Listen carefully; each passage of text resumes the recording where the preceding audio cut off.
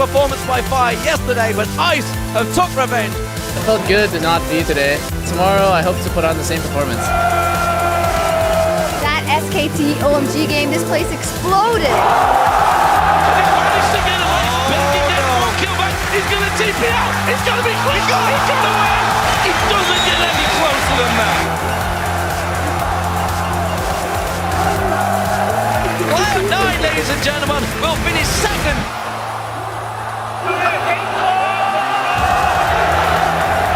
Go for Cyanide. He wants to try and pop him down. Maybe enough. He gets Cyanide down before the power drop. And Fnatic gets through to the semi-finals to face SK Telecom.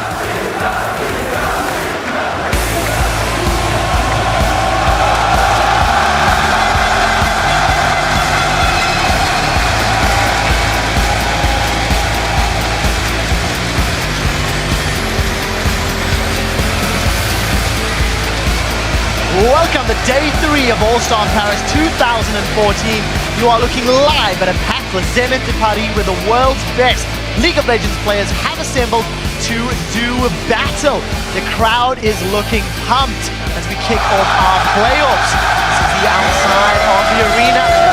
Love the waves and the energy. Hopefully we keep that up the whole day long. Ribbon, that is phenomenal. Love the cosplay. Keep it up, guys. Cloud9 will be doing battle in the first semi-final of the day. Let's hope they're ready. Fnatic will take place in their batch later. Hello and welcome to our continuing coverage of the All-Star event. My name is Trevor Quickshot Henry, and with me are some of the top minds in League of Legends to help break down the blow-by-blow action. Thank you for joining me, Deficio, Martin Deficialinger, of course. And of course, joining us are OG and caster Christopher Monte Cristo Michaels, Mitch Crepo Forceballs from the Evil Geniuses, and David Freak Turley, who was created from the powers of the Trinity Force. Good to have you guys back on the desk, guys. The epic event is being beamed out by our stalwart broadcast crew who have been working hard to ensure a terrific experience for the audience inside La Zenith and to the fans everywhere around the globe. There's a lot of production that goes on behind the scenes. The entire show is broadcast in 16 different languages by 23 different broadcasters, including OGaming's Chips and Noir, who are providing the French language coverage. OnGameNet is here covering the event for Korea. League of Legends Pro League is broadcasting via remote feed in Shanghai. And once again, we have our crew on the ground bringing you all the action, including Joe, Jat, and Kobe over at the caster desk.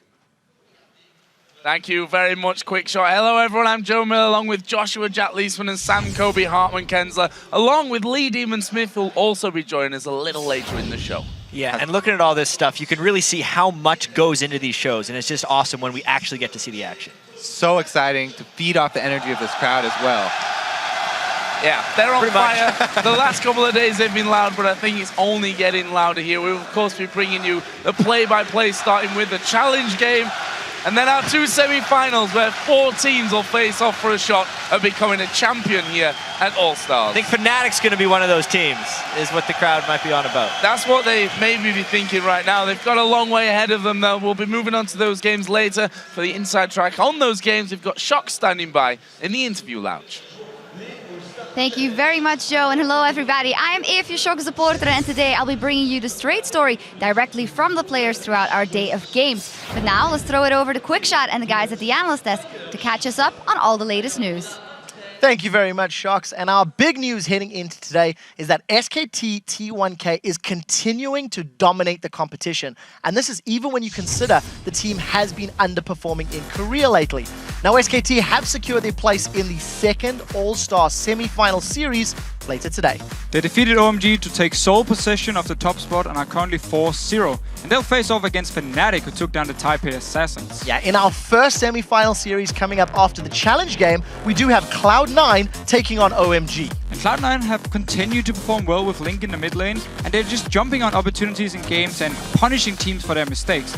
And they have to be feeling good since they defeated OMG yesterday to secure the spot in the semis. Yeah, with the 2 semi-finals locked in, it does mean that the Taipei Assassins have been eliminated after they were unable to secure any victories in their games.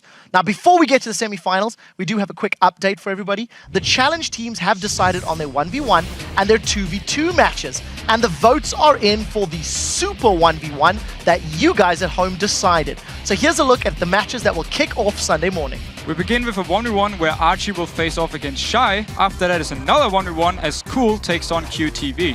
And then a 2v2 between the bromance team of Doublelift and Madlife facing Diamond and Bjergsen.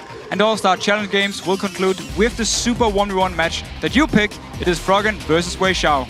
Yeah, definitely looking forward to those individual matchups. So they will take place tomorrow at the start of the day. But today there is a different clash of the challenge teams as they face off in the mode that we're calling Pick 10. Each team will be given a pool of 5 champions that the fans have decided on, and within that champion pool, the teams will then decide who plays what. So for Team Ice, they will be playing Thresh, Vayne, and Nivea, Lucian, and Lee Sin. And then for Team Fire, you vote for Thresh, Ezreal, Zed, Lucian, and Lee Sin. On the line are 2 points for the winners, and with both teams tied up at 2 points each, both will be hungry to take the lead with this game. As we've mentioned, after the challenge game, we will be bringing you those 2 best-of-3 semi-final matchups. The winners will advance and fight for the title of Paris All-Star 2014 champion. And up first, we'll see Cloud9 against OMG, and then it's going to be SKT T1K who takes on Fnatic. Right, now I do want to go around the desk because we've been talking for a while, and I want to get your take on the Twitter question that we are asking. For everybody at home, the question is, which regional team's playstyle have you enjoyed watching the most and why? And let's start this with Freak. Which region is it? OMG, bloodthirsty, fighting all the time, great coordination. China. A little bit pedantic. Yep. Care to chime in on the conversation, Crepo? Not OMG, aka not China, Korea. I mean, the biggest strategic force was SKTT1 so far, so by proxy that will be the Korean playstyle. And I'm pretty sure somebody else on this desk will agree here. I would agree with you, Crepo. As many of you know, I love those rotations. I love the big picture strategy style. It's my bread and butter. I'm going with Korea too. I have to say, NA actually really impressed me. Cloud9, the way they've been playing, I liked it. I especially like Sneaky on Twitch here. Whenever he sets up plays, it's beautiful to watch. And of course, the Europeans yesterday, at least Fnatic, giving us some exciting games. Well, you guys at home, send your answers to us at LOL Esports. Use that hashtag AllStar. In using a time-honored and mysterious process, we'll choose our favorite tweets to read later in the show. Now, we also want you to join in the conversation by offering up your All-Star big plays. Here are some of them from Friday. The first comes from Cloud9 versus OMG. It was at Bave Denvis. He writes, Sneaky and Meteos absolutely demolish OMG around the dragon and come away ahead. Hashtag apple pie. Freak, walk us through this one. So this is basically one of the very big dragon fights where Cloud9 kind of comes in, and it's a great dragon steal, first of all, by Meteos. And just kind of watch what Twitch does here, because he goes in, gets a bunch of damage to the front lines, he gets Shockwave, but he's able to flash away and get a couple of shields, which buys him enough time to rat-a-tat his way through the OMG lineup for a while. And at this point, it's kind of cleanup crew. Link's untouched, Elimination's untouched, and Meteos up top. He's kind of actually just outplays everybody. He lands Cocoon, jumps up, takes a bunch of shields again, the double support combo. Alan, they're all calling Alan. Oh, it's he's going to go down. Oh, it's Steve. Yeah, it might have been Steve. No, it was definitely Alan. I'm sure it's Steve. It looked a little racy. It looked a little racy at the beginning, to be fair. Yeah. All right, the next one comes to us from @Harakos. He writes, I think the Faker sidesteps in SKT versus the OMG game are just incredibly ridiculous. Monty, you're probably pretty used to seeing these sorts of things. I mean, we've all seen the things Faker does, right? And here he comes in again, gets a good shockwave to start things off, and it's just dodging bouncing bomb after bouncing bomb, and then an entire tidal wave here as well coming on in. Allen going to try and hit him, but no, Faker just going to sidestep that and dodge a nice little bubble right there as well. Nice pillar by impact to help protect him, and Faker sadly miscalculates on the flash damage right here, but it's so close on the Pablo. And so greedy. So greedy, Faker. To be fair, I think he dodged 5 bouncing bombs, unless I missed one. So. Okay, so scumbag Faker. Yeah. Anyways, finally, another one comes from SKT. This time it was against Fnatic, and it was at Silky Sam. He writes, 1, kill the Smite. 2, steal the Baron. And 3, resume God status. Crepo, on a scale of 1 to 10, how godly is this status? The play itself was probably like a 7. It was a relatively easy. Fnatic helped SKT a little bit. Although this was SKT's only chance to win the game back from our European team. Actually, no. It was actually kind of sad. Fnatic did make the right play here. A lot of people were discrediting him for going for this Baron. I do think going for the Baron was the right play. Having your jungler close to the wall, being able to be ulted on by Zed and just he doesn't even have to shadow into the Baron pit is a little bit of a mistake. I understand why. I mean, we've all made those mistakes. Like, you just want to clear the vision. but that should be done by somebody else. And then everybody in that pit should try to keep the jungler alive as long as they can. Unfortunate mistake that swayed the game even farther into SKT1's favor, but they were in full control the entire game anyways. Well, very exciting game indeed. You guys at home, be sure to add your contributions by sending them to us at LOL Esports and using that hashtag All-Star Big Plays. Now, guys, it has been an incredible week so far. The crowds have been absolutely enthralling. The stakes are high, and the stage is set for an amazing weekend. Before we get to it, I do want to ask you guys some more questions. Oh, hold up, quick shot. You've been doing a great job, asking questions, really leading the analyst desk all weekend, but do your hard work. Let's give you a little bit of a break because there's a new sheriff in town.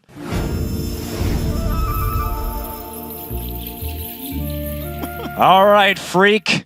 You've backed OMG hard from the beginning, man. Yeah. What do you think they need to correct to come out on top here when everything is said and done in Paris? And to me, honestly, they just have to start actually trying. They started the week out 2-0, and then they knew at day 2 that they would just be able to get out of the group stage no matter what. So against SKT, against Cloud9, they just knew they had it. So they slacked off a little bit, saved their picks, and they've got some stuff prepared. So it's just play their game, and they're fine. Fantastic. Well, let's move on to you, Crepo. You've been wildly fixated on the rotations this whole weekend so far, which it comes as a bit of a surprise to me because I was under the impression that in the Evil Geniuses retirement home for pro gamers, you played more bingo than League of Legends. But that said, what team's map movements have impressed you the most so far? See, now I just don't want to say anything about Korea at all. I can't. No, I feel Cloud9 has probably had really good map movement so far for a non-Korean team. Even in the normal split, they've been really good. So I aspire in my retirement home, known as Evil Geniuses, to one day live up to the level of a CLG with 4 subs. All right, Deficio. What do I got for you? Can the hometown favorites here, Fnatic, we've heard the crowd chants for them. They've been really adamant about the European team getting a win here. Can they shock the world champions and 8th best team in Korea today to pull off an upset? Well, it would surprise me if they did. However, I think the individual play has been okay. And once they get a few kills, if they can focus more on objectives then, get some gold here, maybe even surprise SKT with some picks. Soraka top lane could be an option. Maybe they can beat them and go to the finals. And just as a little bit of a follow-up question for you, I've noticed you've been great all weekend, but I've noticed a little bit of inconsistency in your analysis. You've been calling, Bjergsen an American, a Dane. You gave him that compliment as an American, but which one is he? Where are you landing on this? So the thing is, it's actually not in my power anymore to decide. The Queen of Denmark and history lesson, she's very important in Denmark. She decides pretty much everything. She follows League of Legends very closely. She's actually going to be the one to decide. From today's game versus Double After Mad Life, if Bjergsen does well, he can remain Danish. If not, we have to ship him away and keep him away. Ooh, strong words. So do I get a question? No. Well, first off, you just asked your question, so you've run out on that one, man. And besides, what's the name of this segment, guys? Monty asks the questions. I do have an extra question though for Kobe coming in here. You've got that great engineering background, Kobe. You've been talking about rotations versus translations.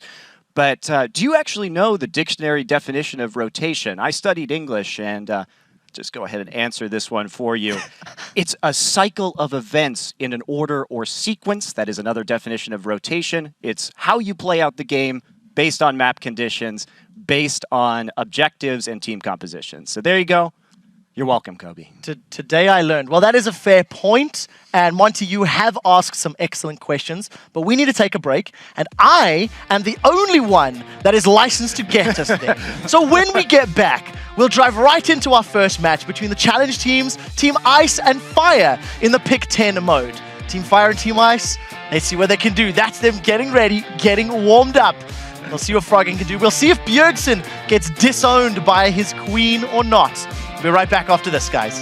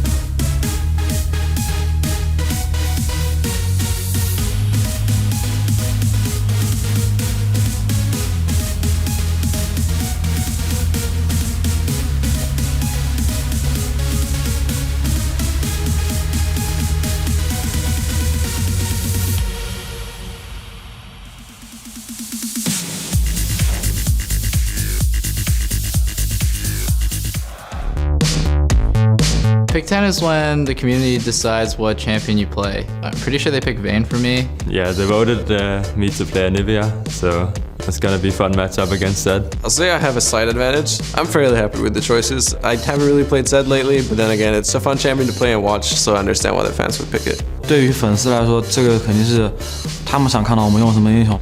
OP 챔피언이죠 지금. 그래서 이 대회에서 그 챔피언 할 수 있게 돼서 굉장히 영광스럽고요. 뽑아주신 만큼 그만큼 멋진 플레이 하도록 노력하겠습니다. Yeah, I'm really excited to be here. I'm always excited to play in front of an international stage because that's when I play my best. Like, even if I'm not playing that great in the regular season, then I always step up in front of an international crowd. I'm not sure how it's gonna turn out, but hopefully it will be fun.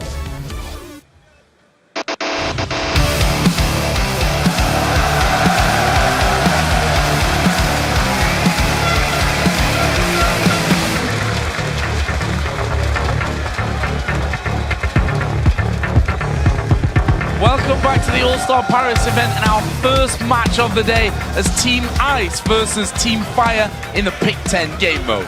Okay, before we do get into this mode though, you know, Monty got to have a segment on the analyst desk. I'm sad I didn't get to be on the analyst desk this year, but I do have a rebuttal. I'm so happy, Monty. Thank you for your English lesson here, and I agree that language, spoken language, is an inherently flawed way of communicating ideas. It's always open to interpretation. Jad has been so kind as to open dictionary.com for me here, and under the #1 definition of rotations, it is the act of rotating, turning around an axis. And as you know, Monty, as the ceremonial master of rotations, the Earth is currently rotating around its axis from west to east. Not to mention the literal map movements of tectonic plates. All right. I am actually currently rotating right now with no effort at all. Congratulations. So that's just how easy rotations are. Yeah, well, now that we're through with the rotation lesson, it's time to remind the fans how Pick 10 works. So they voted on the champions for each team. Then the players get to decide amongst themselves who's going to play which champion. So for Team Ice, they'll be playing Thresh, Vayne, Anivia, Lucian, and Lee Sin. And for Team Fire, you picked Thresh, Ezreal, Zed, Lucian, and Lee Sin. Well, let's get on with it. Let's check out the starting lineups. On the blue side is Team Ice. They are, of course, from the European LCS Alliance. It's Froggen. We have then CLG's Double Lift from the North American LCS. Korea's Mad Life from CJ Enters Frost. Cool from OMG in League of Legends Pro League in China. And finally, we have Archie from Southeast Asia's Saigon Jokers in the Garena Premier League. And on the red side is Team Fire, captained by Gambit and Europe's Diamond. Bjergsen is also from North America on Team Solo Mid. Obviously, the crowd is behind all these guys. Shy from CJ Antis Frost, Team WE's Wei Xiao, and of course from Southeast Asia, it's QTV from the Saigon Jokers. So we've got a different pick and ban pre-game talk here because we've kind of already got them. Pick 10 kind of does what it says on the tin. You guys pick the champions that they're going to be playing. Where's the focus going to lie in this one? Yeah, I have a feeling, well, the question is going to be, is Double Lift going to play Vayne in the bottom lane against Lucian? Which, if he did, they'd have to move Lucian to a solo lane. Then the question is Lucian going to solo against Ezreal or Zed? And is Froggen going to want to play against Zed on Anivia? Those are the main questions. So I'd say he probably does not want to play Anivia versus Zed. That's a pretty bad matchup for Anivia. And, you know, it's not his fault that he was voted into that situation. But we'll see what can they do to rectify this situation. That's what it's all about. League of Legends is all about adapting to the situation. Can they actually adapt to these matchups? Yeah, he said there in the pre-game video, you know, guys, thanks for choosing Nivea. It's going to be a fun matchup against Zed. I detected a slight note of sarcasm in his voice from that one because that's not a lame matchup that he's going to want to actually end up playing. So, it's, as you said, the interest here is whether we see Double Lift on Vayne, what they actually do positioning-wise for all of these players. Double Lift is currently on Vayne, and he's immediately locked it in. Well, that settles that. It basically means Archie is going to be playing Lucian, probably in a solo lane. One thing I noticed when these lineups were announced is generally how squishy all of the teams were, which is meaning it's probably going to be a pretty explosive game, much like the previous two Hexakill and Earth modes we saw. We also have Team Fire being very attack damage heavy, and they don't have a support like Zyra that can build a lot of AP and influence the game that way. So we'll have to see. Maybe it will be an AP Ezreal or something. They do have those two AD carries that they can switch around. That being said, Lucian here on Team Ice, not the worst of AD carries if you have to go to a solo lane. He has a dash. Plus, on the side of Ice, they don't have a true jungler, right? So that means Cool is going to be jungling Lee Sin. He's formerly a mid laner of OMG. And you'd imagine that, you know, mechanically, that kind of champion is going to be fine for him to play.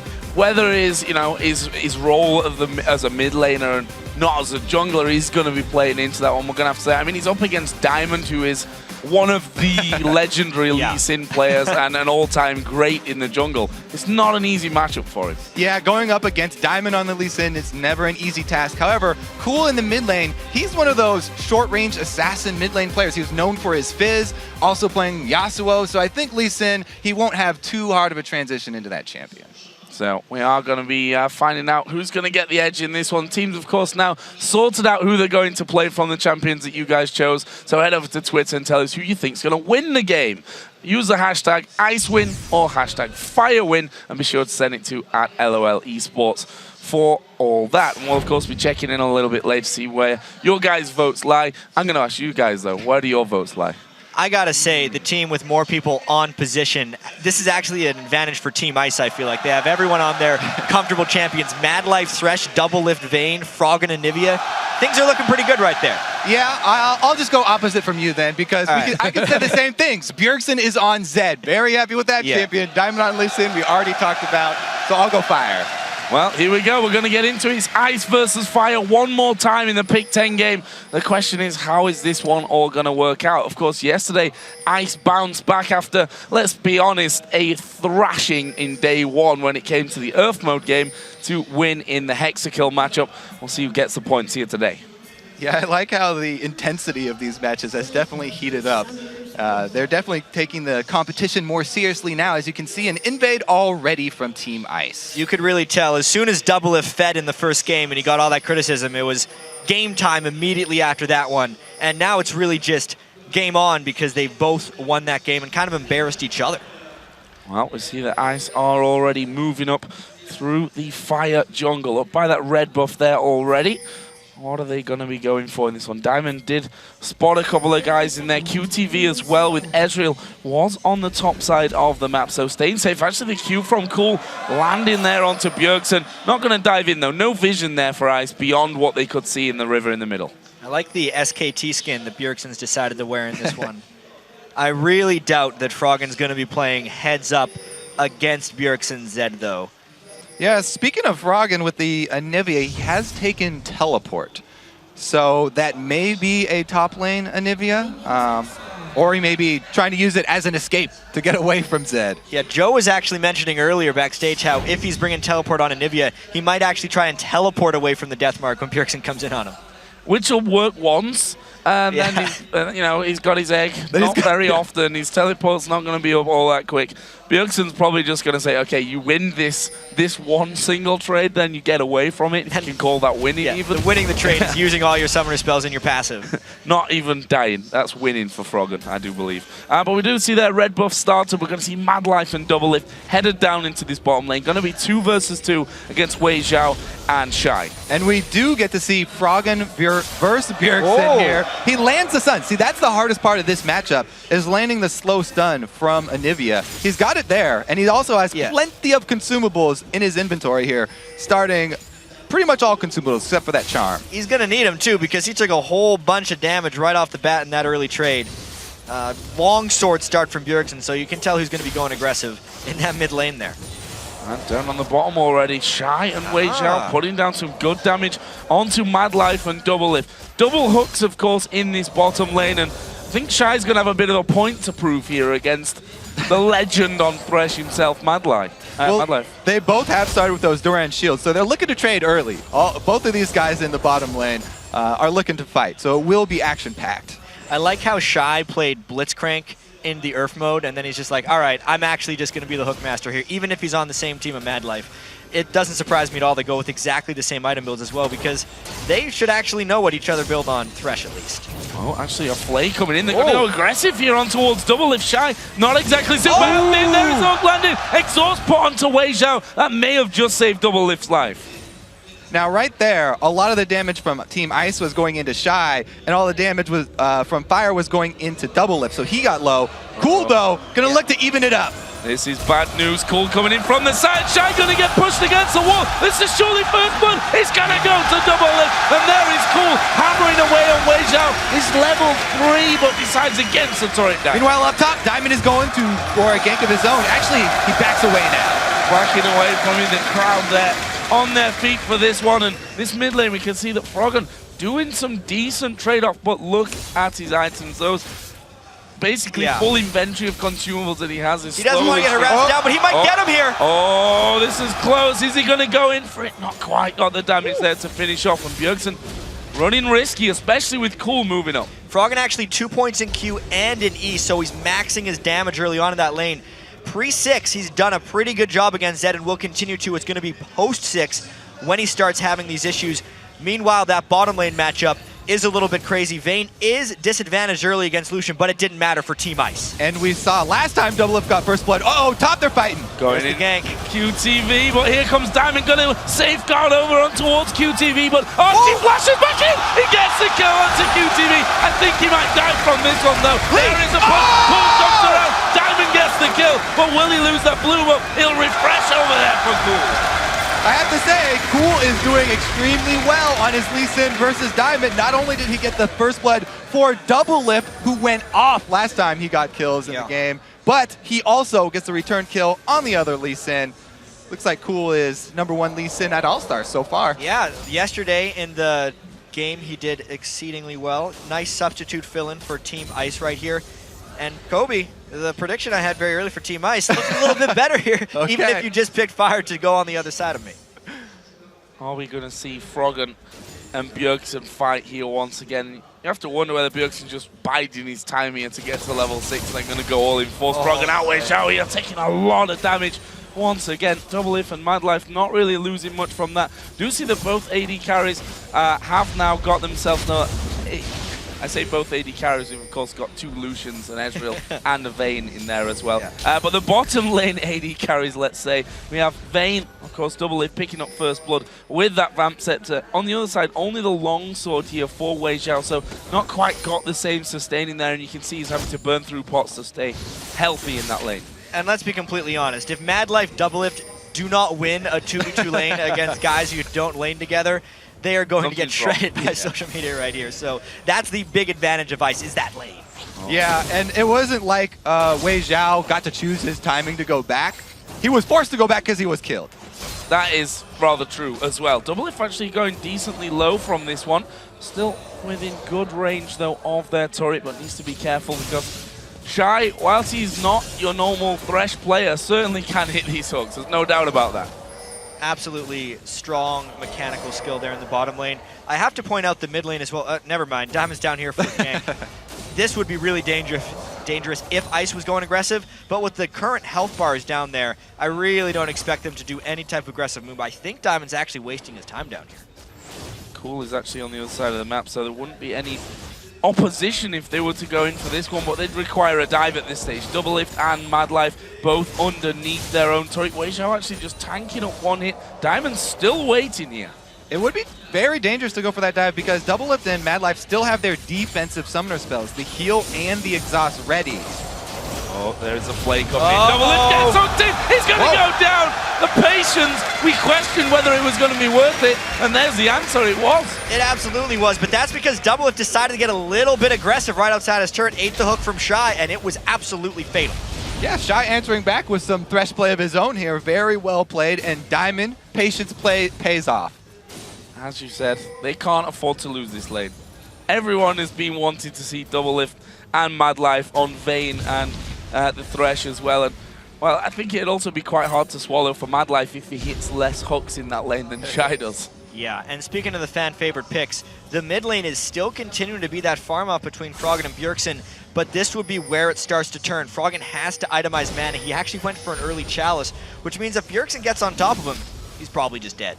Yeah, I think this next Amp Tome, he'll probably be turning into an Arm Guard because he needs some sort of defensive capabilities against the Zed. Already level 7. This is where the kill pressure comes in. He still has Ignite as well. Froggen has been known to build absolutely whatever he wants, though, in these games, so we never know what that could be. He could be building a Ohm Wrecker. He just hasn't started yet. Well, we've seen it in Europe. We're in Europe, so if you add 2 and 2 together, you get 4, obviously, with that one. Bjergsen here is going to be getting the blue buff as he goes into mid lane. Froggen started to move over as well. Cool wasn't quite ready for him, but now Froggen will be getting his hands on that blue buff. Question is, without the teleport, I mean, what does Froggen do if Bjergsen jumps on him? What can he do, really? We were talking about this earlier. He has only really one play, is to put the ultimate on top of him, hope to land the Q, and then E, and that might be enough damage. Double lift. Oh, the lantern disappeared! What? Double lift in the middle of nowhere. Madlife finally comes around the side. He hooks Shy from the corner as well, but double lift wants away. Wei Xiao goes for him. Is he going to finish him off? No, he's not. Madlife going low as well, but he will get back underneath his tower. That was super close to a disaster for Ice. Uncoordinated bottom lane here. Madlife and Doublelift, maybe a little miscommunication there, but Doublelift gets stuck inside the box. It almost looked amazing. It was like he ran all the way around just to get the hook, but they just couldn't trade. Oh, they do it! What? Double golems, not the right time to be doing them right there, Joe. Yeah, not even close to that, but there's all. Oh, Lee Sin! Here comes Lee Sin, and that's a kill onto Shy as well. Cool was there. They had a ward down, so they spotted Cool coming, but couldn't evacuate quick enough. I have to say, with all this action down bottom lane, the winners have really been Wei Xiao and actually Cool coming down for multiple games. Yeah. And it's funny how the 80 carries that might actually be the farmed ones are the guys who got relegated up to top lane, QTV and Archie. They've been completely free to farm up there, and they might actually be the late game 80 carries. So let's have a little look at this one. Double lift's like, yep, I'm taking the golems. Oh wait, no, I get hooked and Colin kills me. Yeah, so the thing about that is, even though Shy is a top lane player, Wei Xiao, he's very used to this. He knows they're going to go for double golems, and they find them at the double golems. But Cool comes in right as they're trying to escape from the kill that they secured. Oh, Archie. Oh, there's a lantern. And the hook as well onto QTV. Box goes down. One turret onto QTV. And there is the Colin coming through. Madlife now going to try and chase down Diamond. Don't know if he's quite got the damage to actually pick up a kill, but what a turnaround. Madlife with the surprise appearance in top lane. I'd be a little bit worried about infidelity if I was Doublelift right now, because he just had success with the other 80 carry when he went to his lane. Well, this is classic Madlife, right? He's got the mobility boots early, he's going up to roam, and he gets a kill. Another roam! Yeah, this might not be the last one either. Is Cool actually going to go in? Oh! Kicks off Bjergsen to the side. Madlife now moving around. Froggen trying to get involved on this one. Bjergsen is going to go down. It's Cool that picks up that one. We have the question, how good of a jungler is Cool on Lee Sin? He's 3-0. I think he's kind of answered that already. He is doing very strong. You can see it in the item lead too. He's putting a lot of this money into vision control so that he can keep Diamond from making plays, because Diamond has been answering. He's been on the other side of the map. He got his bottom lane caught up down there, and now Wei Xiao is actually going to be a really big force. Oh, Diamond gets walled in there, and Cool comes round again and says, thank you very much. Well, that's there you another go. one for me. He's out of turret range, doesn't take any damage, and that's free damage onto the turret on top of it. Cool has really been the beneficiary of some really nice plays by the rest of the team as well there. The fact that Froggen has survived the lane this well, and that wall to help him secure a kill, Cool has a lot of gold that he now has to make use of.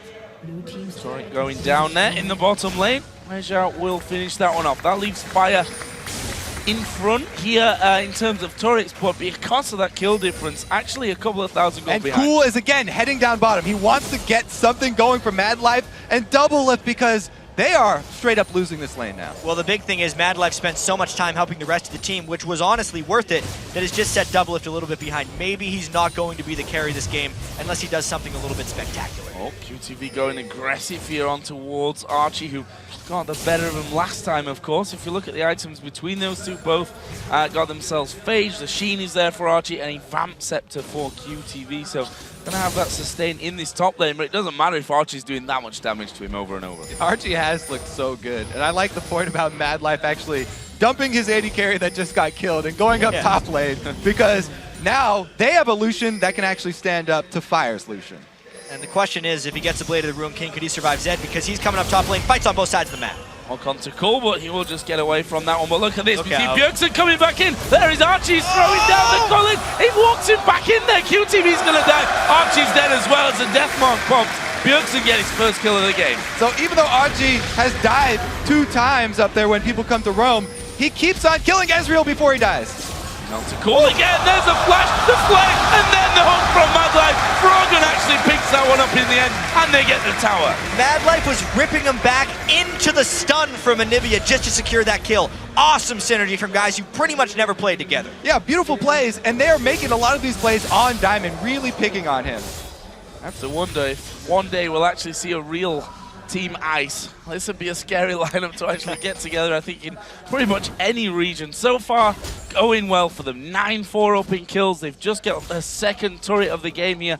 And actually, a healthy gold lead. 3,000 gold it is that they've got on that. Double Lift is now starting to farm back a little bit into this one. I mean, we kind of gave the hype in this match to Madlife and Double Lift for obvious reasons, but Wei Xiao is a phenomenal AD carry player, and we've seen that already here. Yeah, the thing is, we've been talking so much about wave control of minions in the invitational games. It's very true in this game as well, because this is the most normal of the challenge games. Even though Double Lift's turret went down because Madlife went roaming, he now has the creep wave in a more safe spot, and he's gotten plenty of minion farm deep in his own territory. And it's also not like when this game turns into a more standard teamfight phase, they're not going to know what to do. These are the most popular champions pretty much, and they're running double AD, which is a little bit strange now, but was very common at many points during Season 3. This may be a sign of a little bit of lack of vision now from Ice's side. On the bottom side of the map, the Dragon is going to be taken away basically for free by Fire. There is the ultimate coming through. QTV going a little bit too aggressive on this one. He's hooked in and finished off in the end. Cool will be able to lifesteal back up. A catch a little bit too deep there was QTV. Yeah. Froggen chance. QTV trying to make a play by himself. He almost got the kill, but it was going to be a death for him no matter what. He was surrounded. And look at the vision. The teams have basically traded vision. One side of the map for Ice here on the top red, and for the bottom side for Fire. They've continually been trading the red buffs. However, Fire also came out of that with the Dragon. So remember the global gold, because they definitely need that to get back in this game. 10-4 currently. Damage onto Shy there. That's almost going down, but Shy's presence was enough to actually save them. Actually interesting, just want to talk about the... Oh wait, let's forget that because Diamond's coming in here on towards Double Lift. He's going to knock him there against the wall. Where's the rest of the damage? Not quite following through. Wei Xiao gets in position, throws in the culling blade of the Ruined King. Oh, there's back now the Ice Bird is coming down. Froggen is there. Cool is there. The kick is available for it, but they don't really need it. There's one kill, and the wall will stop Diamond from running away so quickly. Björnsson could come down to help, or he could just let Diamond die, which looks like the more likely scenario. That was a little bit off. The Q's landed though, and there is the kill. Cool now, godlike. 7-0-1 on Lee Sin, but once again, a lot of that chase was just done by Froggen, making it so that Diamond couldn't jump away where he actually wanted to. This is just Team Ice dominating right now. I have to say, we need to give the fans more credit. There's a reason they voted Froggen Anivia. Even though it looked like a bad matchup versus Yed, he played it safe, and now he's making plays! Oh, wow, the kick on towards Björnsson. He's going to put his death mark onto Cool, but the rest of the team combined. Double Lift picking up the kill. Shy's in all kinds of trouble now as well. Wei Xiao has come in there. Froggen teleporting out of there. has his egg. Is he going to get away? There is the TP to get away. That's the tactic we were expecting earlier on. Diamond now coming over. Archie in trouble. He will surely fall. Yes, he got over the wall, but Wei Xiao's auto attack already going in his direction. Big fight. The funny thing is, Froggen teleported about 3 feet away, but he still managed to get over the wall. It was his delayed flash, but he got his egg form and he got out with full health. So, strategy successful, I suppose? As I said, he used these summoners and he used his passive, but he basically won there. That's how it goes, and he flashes away. So now he really doesn't have anything left. Yeah, there's his second flash, and now he's under turret. His blue buff ran out, but he still has a good mana pool, so he can try and help with the wave clear here. Could wall them in as well, so they get a more protected environment. Madlife actually tried the hook there onto Shy. Cool's a scary one, though. If you look at him, 7-0-2 already. Yeah, Cool is definitely doing very well, but man, did we just see in that last wave clear from Froggen how insane Anivia's mana costs are. Again, Cool, behind enemy lines, gets the kick in. And this was just such a big cluster back here. Ice just 5-man turret diving, showing how far ahead they are. When they got trapped in between the turret a little bit, Froggen said, all right, I'm out of here with that. And it went through the egg, but Shy caught again. Shy is dead. Froggen picking that one up. He's got his Zonyas now as well, which is another more viable anti-Zed strategy than just TPing out when he actually comes onto you. So he'll be feeling a little bit more safe. There's a nice tweet as well. This All-Star Day is going to be big, and it is indeed. We've got 2 semi-finals coming up after this one, but this has been a cracking game so far. Yeah, I'm interested to see. There's pings going down on the bottom turret here. I think Monty would be proud of Team Ice because they're looking to rotate down there after the kill, but Medlov gets caught. Oh, is he going to go down? Diamond going up there. Here comes the exhaust. A lot of damage from Archie. Well, the death mark comes in. Archie's going to die before the death mark can even come down. QTV that gets a double. He was a little bit slow to start QTV, but you see the damage he's putting out now with the Trinity Force. Pretty important getting those 2 kills right there because, as you said, he was way behind. And that was a little bit of Archie sticking around to try and protect Mad Life. He actually stayed in to try and block Ezreal Qs, but really, it was just awaiting inevitable doom, and he ended up getting himself killed too. Oh, Q landing there on towards Zed. No one following on though. Double if needs to get back with the rest of his team. Shai's trying to come around the side from this one. He's quite wait a minute, let me try that one again. Far forward, but you know, boost of mobility, both copying basically what Mad Life had, and that's all you really need to do. If you play Thresh against Mad Life, just copy his build all day long, which actually he didn't do since Mad Life went a bit more gold generation. Real low on the other side there is Lee Sin going through again. Cole may have gone a bit deep with that one though. Shai actually gets the hook. Bjergsen, is he going to dive in onto him? Is he going to commit to it? He's got no death mark. And now Mad Life comes in. That was not the strongest of boxers, but they catch Shai out of position. He will go down, and they hook into Wage now as well. He'll be falling through one, trying to dash away, but he's going to get finished. What a play there from Ice. That was actually 4 versus 4, but they had superior vision inside the jungle, and they were able to make plays over the walls. Madlife actually just walked straight into the whole team to put his box down. This is why you can watch Madlife play Thresh all day, even though the box didn't immediately hit someone. Oh dear, that too. Teleport out. Oh wait, it's not Froggen. Bjergsen is going to get that one. Actually, Froggen is there at the backside. QTV takes a big blast. Froggen is on a killing spree. 3-0-8 now on the Anivia. And he has also completed his Anyas. Wow. Good reactions there. Actually, he's got the Q back. Will Diamond go in? Oh, he gets away. Oh, through there from Cool. Diamond might be able to have him still. Oh, Froggen comes around the side. Credit to Diamond for actually finishing off though. More importantly, though, Froggen finally got a blue buff out of that. The Lee Sins have been smiting it away, and the fact that Froggen got in there is more important than the shutdown that Diamond got for killing Cool. Push back here in the mid lane for Fire. Things slowed down a little bit for them in terms of success and you know how the kills that they've been having. Let's have another look at that one. Such great reactions. So that was 1 Q that lands, 2 Qs that land. Diamond doesn't want to take it in because he knows Froggen's there to back him up. But this is the 3rd one that lands. Cool has the confidence because he knows Froggen will come there. But as you said, Diamond gets the first KO and Froggen comes to even it out. Getting this dragon as well for Team Fire is actually very important. They're behind in both levels and experience. And gold, obviously, experiences levels, but and gold. So they get bonuses from the dragons since they're behind in XP. It's really important to sneak dragons when they're behind 20 minutes in. And vision. That's why they have to sneak the dragon. They have 0 vision on Team Ice's side because they're constantly on the defensive now. And Team Ice are doing a good job of actually continuing that ward coverage. Looking for some more points here. Fire, of course, winning the Earth game on day 1. If he didn't have Zed in there, Bjergsen probably would have gone with the Ezreal again. I mean, he picked up about 25 kills, I think, in that Earth game on day 1. But so far, yesterday, and of course, this game up until now, 22 minutes in, has all been about Ice. And it's going to continue that way by the looks of it. They're stacking up here for a go on that inner turret in the bottom lane. Yeah, and this is Bjergsen in the side lane trying to get some farm. There's no threat on Ice right there, so it's basically an uncontestable turret. Ooh, flying through, but QTV got the mobility to avoid that. All right, Team Ice will be shoving in 2 inhibitor turrets now. Not much up left on the map for them to take, so it's very hard for them to draw Team Fire out of the base. Listen, Cool is showing off a little bit on Lee Sin. He wasn't even supposed to be he's not a jungler. He was surprised that he was playing in this one, and he is doing an amazing job right now. Right, he is basically the all-star substitute. For OMG, exactly.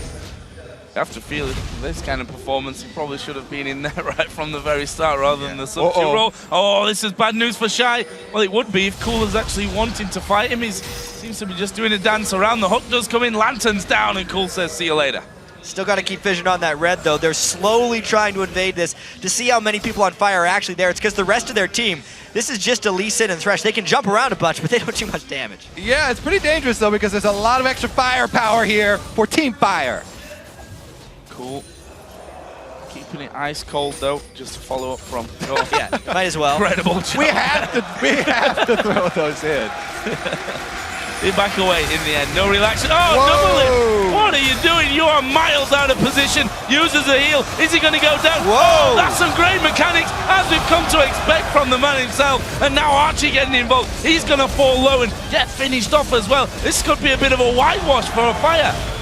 There is just not enough people right here for Ice. They're in trouble, but there's Froggen. Oh, cool. He's trying here. He's doing his best, and he's getting the results from it as well. Froggen stuns up another one. Diamond now slow from the ulti. The wall comes in. He's slowly but surely going down. It's a double kill for Froggen. Froggen and Cool are really carrying this team.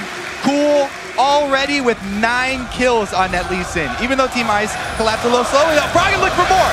He's going very deep from this. That's stun! Oh, he lands a stun. Predicted flash from QTV, who's trying to pick off Cool. He doesn't, though. Froggen is godlike. Gets his 7th kill of the game. And the 7th stack on his Soul Stealer, Joe. He's went for that. Let's take another look at this fight. Kobe, take us through it. Did you see Bjergsen's great use of the Shadow right there? Using his ultimate, didn't get condemned into the wall, avoided the stun, and in the end, Double Lift does go down, no matter how much dancing he does. Everybody came to save him, though, and 3 members of Team Ice go down. But here come the heavy hitters. One thing, though, is Fire used so many cooldowns when Froggen arrived, he meant business. The first ult didn't quite land for him, but just watch the efficiency of his Q stuns. Those are so slow moving, but Froggen always finds a way to get these people in. Wall to shut down Diamond, and then he continued on and actually landed a post-Arcane Shift Ezreal with the stun. That was the most impressive part. There's a reason why you guys at home have picked Froggen's and Nivea, right? We don't get to see it all that often, but when we do, always a little bit special here, and today seems like no difference to that one as Double Lift again, maybe getting caught out, or will it be Bjergsen getting caught out? Cole comes in from the side, Double Lift gonna join in, Deathmark goes down, Double Lift doesn't really care about that one, Bjergsen's trying to get away, the TP from Froggen, he gets kicked away, but Diamond's not got the damage here to finish him off. Froggen puts down his ulti, gets himself another double, and that teleport was all about getting away from Bjergsen. He's turning around and using it to kill him. That was one of the most beautiful alley-oops I have ever seen right there, from Cool to Froggen. It's almost like they were reading each other's minds. They don't have to be able to communicate with English. I mean, the fact that Froggen had to pick into a bad matchup here because of the fans in a game that is the best players in the world from their regions pretty much, 9-0-9 with 11 Soul Stealer stacks on Nivea. Absolutely insane. I hope this means that Froggen would be a little less apprehensive about picking a Nivea in the future. Yeah. Into bad matchups. We'll see about that, but here's that one again. Yeah, this one was just Bjergsen trying to do a little too much. It was a really quick kick over the wall. They just alley-ooped him over the wall into a teleport, as Kobe was saying. And of course, at that point, Ice just overwhelmed them. Easy kills all around. Diamond also got a little stuck in the wall there trying to queue over to Froggen, and Cool was able there to sandwich him. What great team play from this Team Ice here. We've talked about in the beginning of these games where Diamond was the one who was really focused, getting everybody to play on the same speed, but really Team Ice looks so coordinated now. And we do have to mention that Froggen's on about 3,000 health now to make sure he doesn't die with his Soul Stealer up. Warmaw is completed with another Giant Spell on the way. Now he's building what he wants, like he always does when he's ahead on a Nivea. Well, Jad, he's got to protect those stacks and pages in his book.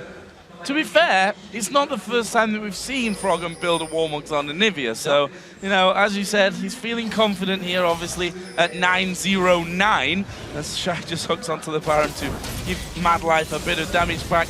Actually, Double Lift's been pretty quiet this game. Everyone's wanted to see him on Vayne. He's ramping up, though, and that's the dangerous thing once he does get there. Yeah, he would be able to split push, but we'll have to see if Bjergsen actually decides to go for him again, because last time we saw Bjergsen was able to use his ulti to dodge condemns, and Doublet wasn't the one to go down in that matchup. The thing is, Doublet has his items. He's at the 3 big main items that you'd actually want to see him in dueling just as much as Bjergsen. A lot of the global gold that his team's been able to give him has put him about 1,500 ahead of Wei Xiao. And generally, people do like to take Vayne into Zed split pushing. Yep. Vayne is one of the champions that you would no. outplay him with. There's some more stacks. Dead. Froggen legendary. 10th kill of the game for him there, along with 9 assists as well. Ice are actually moving over towards Baron. Diamond is waiting at the side. He's just put a ward in there as well, but Madlife is basically just scaring him off from this one. Here is the start. QTV could have a go at trying to steal from the backside. Doesn't have his True Shot barrage up just yet, though. Froggen is basically tanking stuff up. Look at the base, though. The super minions have actually taken down one Nexus turret. They need to go back and sort this one out. No one right now is going back. They've come away from the Baron. They're going to try and stop them getting back into the base. That second Nexus turret is going to be going down quickly. They had to send Thresh back. I don't even know if he can clear it. Cool goes in. Oh, Cool going a little bit too far there, but here comes Archie from the side. Gets one. QTV now going to be slowed up from Froggen's ultimate, and there is the kill. Froggen picks it up. 11-0-10. Nexus turret went down. They're on to the Nexus itself. Shy can't deal with them. He's trying his best, though, playing back the minions. Wei Xiao finally returns to home, though, and he's able to defend the Nexus here. Only one super minion left. You know what's going to happen? Froggen's going to TP in and finish the game.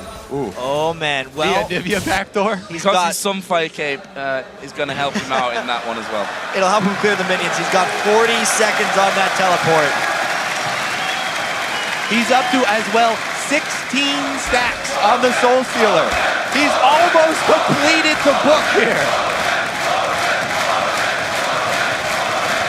Getting maximum respect from the fans here in Paris as well. And look at him, he's edged up towards that enemy jungle where they've got full ward control, and Double Lift says, you know what, guys, let's do the Baron. I'm not sure that Fire can really get anywhere near this one, and if that looks like it'll probably only be Diamond who's stepping forward. Already used a ward there to get some vision back, but Baron's already gone down. This has gotten a little bit out of hand, I think, it's safe to say. Oh, really? That Sunfire Cape, Warmogs, Soul Stealer, and Nivea's What's not your out, job? man. Yeah, exactly. Well, at least Froggen has a good chance of hitting 20 stacks here, which will be an all-star game first. Whoa, he's deep. Yeah, Wei Xiao is going to get taken low. The Cool will finish off here from Archie. Now they're going for QTV. They're going to get him as well. Cool picks up that one. Diamond actually knocking everyone around, but Bjergsen's going to fall. Diamond's going to go down, and he's now all on Madlife. He couldn't defend against the super minions earlier, so he's not going to manage anymore. Double kill comes in. Lucky for them, the inhib just respawns so they can't go onto the Nexus, but this should be game. Hey, they managed to get the ace right there. Froggen got enough assists to hit 20 stacks. His Soul War is complete. Everything is good for Team Ice. Nice victory. Big win for Team Ice, and a big confidence boost as well. Froggen playing the Anivia. He said that he was looking forward to playing that into the Z. Well, apparently he wasn't actually being sarcastic like we thought he was. He actually was looking forward to it. Didn't die a single time in that game. And we did get to see the teleporting egg. That was one of the best parts. He didn't really need it. It wasn't the Zed ulti on top of him, but it worked out well. Top CS in the game, top kills in the game, and still 14 assists without dying. Froggen, captain of the team, and easily the MVP of this game for Big Ten. I can put an argument forward as well with Cool in that one. We had the question of how good is he going to be in the jungle. He was phenomenal. He was spectacular. He built extremely tanky as well. He saw Froggen's Warmogs and decided that was a good idea for him. And in the end, he kept on making plays. He was so tanky, he could get into the backline. He could be that utility Lee Sin. And this kind of just opens up for the games tomorrow with the 1v1 and the 2v2, because that's the final one, I believe, is going to be Froggen against Wei Xiao. So Froggen carried them in this for the 2 points, and that final one that's going to be worth 3 points might actually end up telling it. I mean, if he's going to play 1v1, maybe the teleport Anivia wouldn't be a bad choice going into that 1 versus 1. With Medjai's. Why not? Yeah. Well, I mean, you only need 1 kill, so your stacks aren't really going to get there, but I mean, you can buy it just for bonus points, basically. Style points. Style points. All stylish stuff. Good win there for Ice. Quite a fairly one-sided game. I mean, it started off quite back and forth, but they really got rolling. Let's be completely fair, 35 kills to 14. Early on in the game, it did look a little bit dire. I mean, knowing the lane matchups with Bjergsen, knowing that Diamond was going to be flying around on Lee Sin, and seeing the Lucian versus Vayne matchup in the bottom lane aren't actually favorable matchups for Team Ice. They just had to outplay them through and through. And you have to give credit, while we're talking about that bottom lane, Shy and Wei Zhao actually looked incredibly good. With the help of Cool, we also have to say, but they were definitely not embarrassed by Double Lift and Mad Life. Yeah, they started it out really well, getting that lead and forcing Cool to come down because Shy was the one who had taken most of the damage and he could just play further back at that point. If Cool hadn't come down to zone out Wei Xiao, they would have not been able to get that kill. And it's not often, I think, that you look at a game where Diamond is on Lee Sin against the mid laner that's jungling. Well, that really never happens, but I didn't expect Diamond to be as quiet as he was in this game. It actually seemed like he was trying to catch up to Cool on a lot of those ganks. He was the second one to the party and picking up a few cleanup kills. Interesting stuff. And we'll see if Ice can continue this trend of picking up games, because tomorrow we come down to the 1v1s, the 2v2s. I think that a lot of people are really, really looking forward to. That, of course, all comes tomorrow. We've got a small matter, 2 small matters, in fact, of best-of-3 semi-finals here in Paris. But first of all, we're going to go over to QuickShot and our analysts to break down that last game. Thank you very much, Joe. And what an incredible performance from Team Ice. They managed to bounce back, losing the first game. Bjergsen was able to carry them through ultra rapid fire mode, but Bjergsen, next to non-existent on that Zed, he was in a lane matchup against Froggens and Nivea. Got a fully stacked mage, as Kobe said it himself. He's looking to complete the book. He wrote the book. At the end of the game, tier 1 boots. He had a Sunfire Cape, a Warmogs, 20 stacks of Magi's. Now, as the only member of the old CLG run of this roster that's undefeated on a Nivea, why don't you give me some insight into Froggens and Nivea, Crepo? See, I used to play a lot of Nivea, and then I thought I knew the champion. But then there's some stuff Froggen does that it really shows how much he masters that champion. I just wrote them down in the list, so I'm just gonna go over them real quick. First of all, there's what he calls a teleport, where he actually manages to teleport away in his egg out of like these tricky situations. Then when his spell usage, most people would use the stun, the Q, proc it, wait until they see that it actually hits, and then uses E. Now, Froggen is so confident that he's going to hit it, he sends out his Q. While it is flying, he will follow up with his E, and they will impact at roughly the same time for like a ginormous amount of damage. Then in this matchup, he put 3 points into Q when he had 2 points into E. So at level 5, he had 3 points into Q. Didn't do anything in the wall, so he's going for that wave clear. Just like these little things that he changes in every matchup, it just shows how smart he is. Some matchups against Casten, for example, he would run 15 AD just to harass him out of lane. And then when it comes to his build, yeah, it looks trolly, but that's after he succeeds, because he started with the Chalice for Mana Regen. He doesn't opt for the tier anymore because he wants to build it eventually into an Athenes for more CDR. Then he gets the Zhonya's because he needs that against the Zed. And once these items are complete and he's in full Froggen mode, then there's the variation. I think the Warmugs was a tribute to his old tier Magi Warmugs build. He should have probably gone random instead, but who am I to disagree with the king?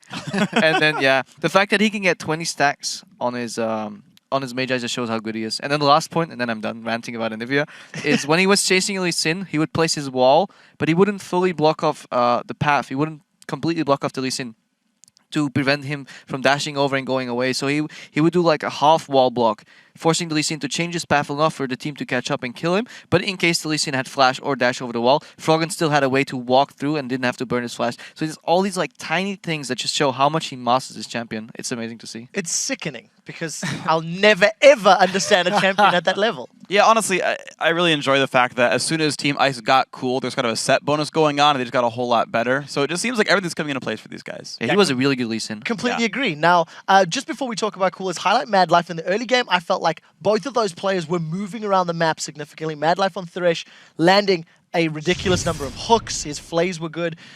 Some of the plays, not necessarily the most flashy, but he was always at the right place at the right time. I really felt like he roamed extensively and helped Ice out in that early game because Double Lift simply wasn't helping his team in the late phase. Well, I mean, that's true in a lot of these Korean supports. It's obviously there's some differentiation between builds, but it's pretty common in Korea to go boots and mobility, even still after the changes to the items.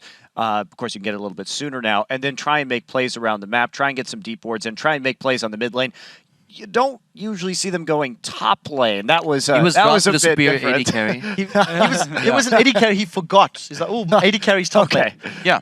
But I thought it was the lane swap. And the one bottom lane was pretty useless. So I had to go up there, as Pepper said. But for Mad Life, I wish I'd written down some notes as well on him. But it would just say Mad Life is a god. And he always knows where to be in the right time. And with mobility boots, Korean supports.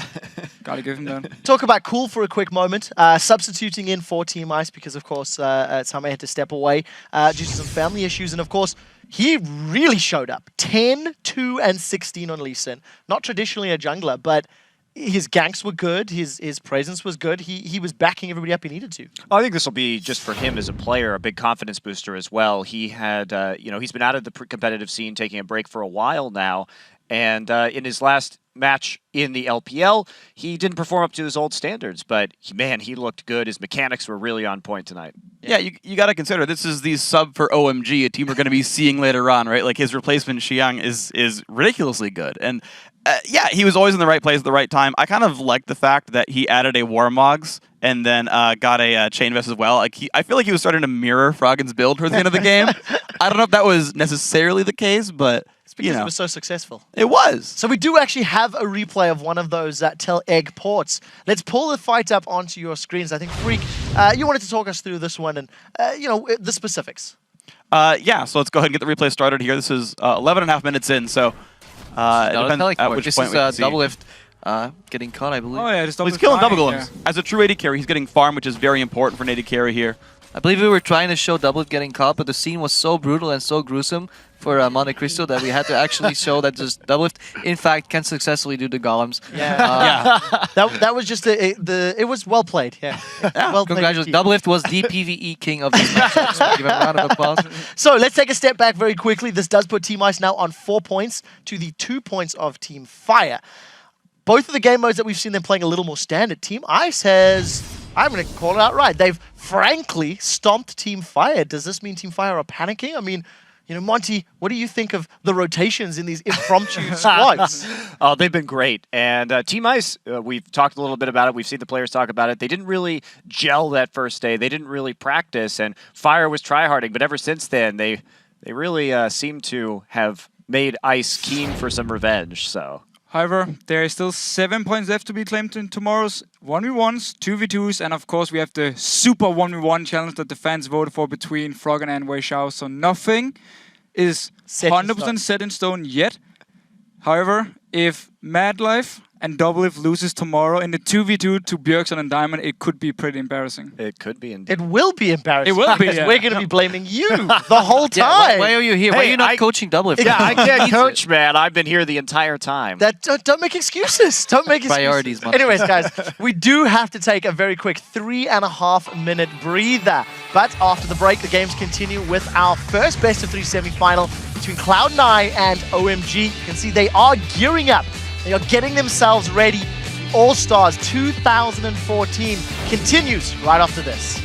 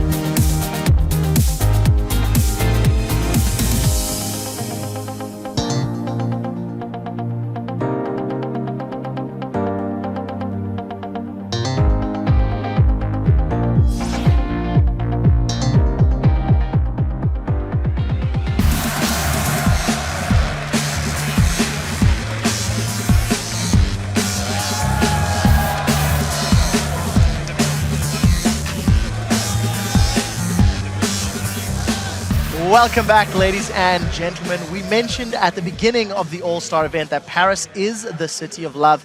And for two very special people in our audience, that is definitely true. I am here on the floor of the Zenith for a fan interview with Eric and Beatrice. And well, normally I would be the one asking the questions, but I heard that, Eric, you actually have a question of your own. Basically I was really happy to come here, and in fact my girlfriend told me, I told her I wanted to give her a Doran ring. I couldn't find anything here on stage, so I found something else. I wanted to ask her if she wants to become my wife for the rest of my life. Yes. And this is all the ring we could have.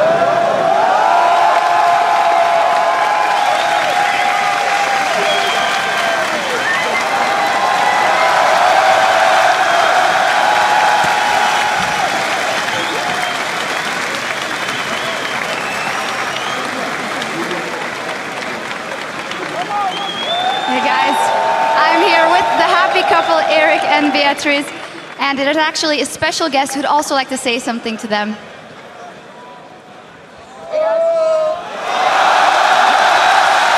I saw what happens, and I'm really happy for you guys. I want to give you guys something. Congratulations first off, and I'm glad you guys found your support. Thank you very much. Really wish you guys good luck. Guys, one more time for the happy couple, Beatrice and Eric.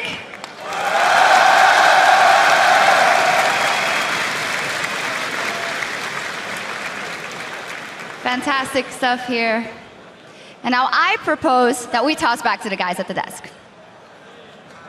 Thank you very much, Sharks. I will accept that proposal gladly. Yeah, see, Doublelift was learning Korean a while ago when I was still in a CLG house, so I'm wondering when he's going to pop the question to MadLife. We'll have to find, I'm not sure MadLife would accept. Welcome back to day 3 of All-Star Paris. We are just moments away from our first semi-final series between Cloud9 and OMG. Now, Cloud9 has taken down World Elite and OMG in the group stages of the last tournaments that they've played in. But this is the first time that they've played a non-European team in the semi-finals of a tournament, or a best of 3 for that matter. But let's not forget that Cloud9 did beat OMG yesterday, and part of the reason was their pick and ban strategy. Deficio, how did it help them? Well, actually on the side of OMG is the one I want to rant at a little bit here, because their bans yesterday, it seemed like they didn't actually prepare them. First of all, they banned away Kassadin, even though Cloud9 have banned Kassadin themselves in the games. They banned it on blue side, still they banned away Kha'Zix, even though Media's been playing Elise pretty much non-stop. Why would you waste a bandit on a jungler? And also the ban away Thresh, even though Elimination has shown he can play multiple supports, and also he favored Morgana. Well, not only that, but I have to say that, in my opinion, Alan hasn't been at his best when he's not on Thresh in this tournament. That's really been his biggest outstanding game so far, so you would think they would place a little bit more priority on that. And also step back, take a look at the side of Cloud9. Link, the substitute that stepped in there, has been playing particularly well. Has adjusted from day 1 to day 2. We've seen a growth in the communication and the level of play, and he's still playing those sort of supporty champions that we've been seeing from the team. I'm glad at least one CLG member is performing at All-Stars. Me too. But the thing about Link, though, is you can say, yes, he's played 3 games on Lulu, but he's, as many LCS teams know, he's a very difficult mid laner to ban out just because of the size of his champion pool. And really, Cloud9 hasn't been challenged particularly on their picks so far. They've been picking a lot of the same champions, and we still have maybe that Soraka coming out from Link, maybe the Rumble coming out in the top lane from Balls. These are very powerful champions on this patch, and they're just sitting inside of Cloud9's pocket. And all the champion picks for Link just fit in with Cloud9 so well, because they don't need him to be like a solo carry. They have so many options with Balls, with Sneaky, with Meteors, so they need to support this guy in the mid lane, and he's been doing it so well. And then with Sneaky, he's actually the only guy, or Cloud9 is the only team where the AD carry has the most damage done overall. All the other teams is the mid laner, but for Cloud9 it is Sneaky, and he's like 14% ahead of the rest of the team, so he's doing so well. That is one thing. If he gets shut down, it does mean Cloud9 may be in trouble. Fantastic. Now, let's talk about the other side of the rift. You've mentioned OMG's pick ban strategy being somewhat weak. I want to focus specifically on their play. They did take part last year at Worlds. They went 7-1 in the group stage. That loss was only to SKT. They do have experience against Western teams again, this international stage. Day 1, they looked fantastic. Si Young was unstoppable. He had a 31 KDA. Day 2, that dropped down to 2.3. Freak, as the resident OMG expert, how do you explain that? It's basically the quality of opponents. Like, when you're beating up on people, right, when you're fighting, no offense, but like dudes like Morning and dudes like Peke, who like, Peke's good, but he's just playing a farm lane. Like, you're allowed to just sit there and get a bunch of kills overall throughout the team fights, and like OMG dumpstered their opponents the first 2 days. Like, that's how it kind of happened. And they started fighting harder opponents, and they went 0-2 the last day. And well, when you lose games, your mid lane is going to do worse. And when a team's built around Young like it is, that guy's score individually is going to very much reflect how the team does. See, I don't know what OMG's coaching staff exists of, but I hope they really had a chance to watch these games and mostly improved in terms of their vision control, because I feel whatever they pick, they know they have a big enough champion pool for what I can understand. Maybe Alan is more comfortable on Thresh and all, but they really want to go for better vision control, and they just don't want to get caught like in brushes like they did. They pink warded Tri-Bush one time, and then they moved to Golems and just sat there, and because they were warded, they lost the Baron. Just because they sat in the bush that they didn't clean. And mistakes like that will get punished in these series. So just another stat here. OMG is actually the team who bought the second most wards, but they're just so terrible where to place them and to protect them as well. That's actually interesting. There was a time where all the outer turrets are gone, and they place 8 wards in the river, and then they fall back to their own base. And you're like, okay, yeah, you can see the entire river, but not your own jungle. And it's just been the issue to know where to place the wards. And then they actually went on to the Chinese Twitter, what was it called again, Monty? Weibo, and said, we didn't actually take the games too serious, you know, yesterday we were already moving on to the playoffs here, so I need to see today if they're just going to change up everything and come in full try-hard. Well, I'm happy you say that, because that is going to lead us to the moment our analyst desk is required to predict who they think will win. Since we've moved into the semi-finals, all of your votes will now be worth 3 points for the correct answers. So, let's get some predictions, guys. I'd like to point out as well, all of these ballots were lodged in secret. I do not know them myself. So, Deficio, who will be advancing to the finals of All-Star Paris? Will it be Cloud9 for Apple Pie and Freedom, or will it be OMG? Well, it's going to go to 3 games, I'm 100% sure. It's going to be very close. However, I will give it to OMG. I think they can come in here, and as long as they've watched the games from the last week, or from yesterday, of course, fix some of the issues, and also ban away the Twitch, I think they can win. I believe in Apple Pie. I'm going with Cloud9 here just because we've heard OMG say things in the last day. We're going to fix our strategy. We're going to do this. We haven't shown our picks, but that doesn't really matter. As long as Cloud9 can ban out the bully lanes, they will continue, I think, to make better decisions, to protect wards better, to win the vision game, and I think that's going to give them an edge, and I do think it's going to be a 3-game series.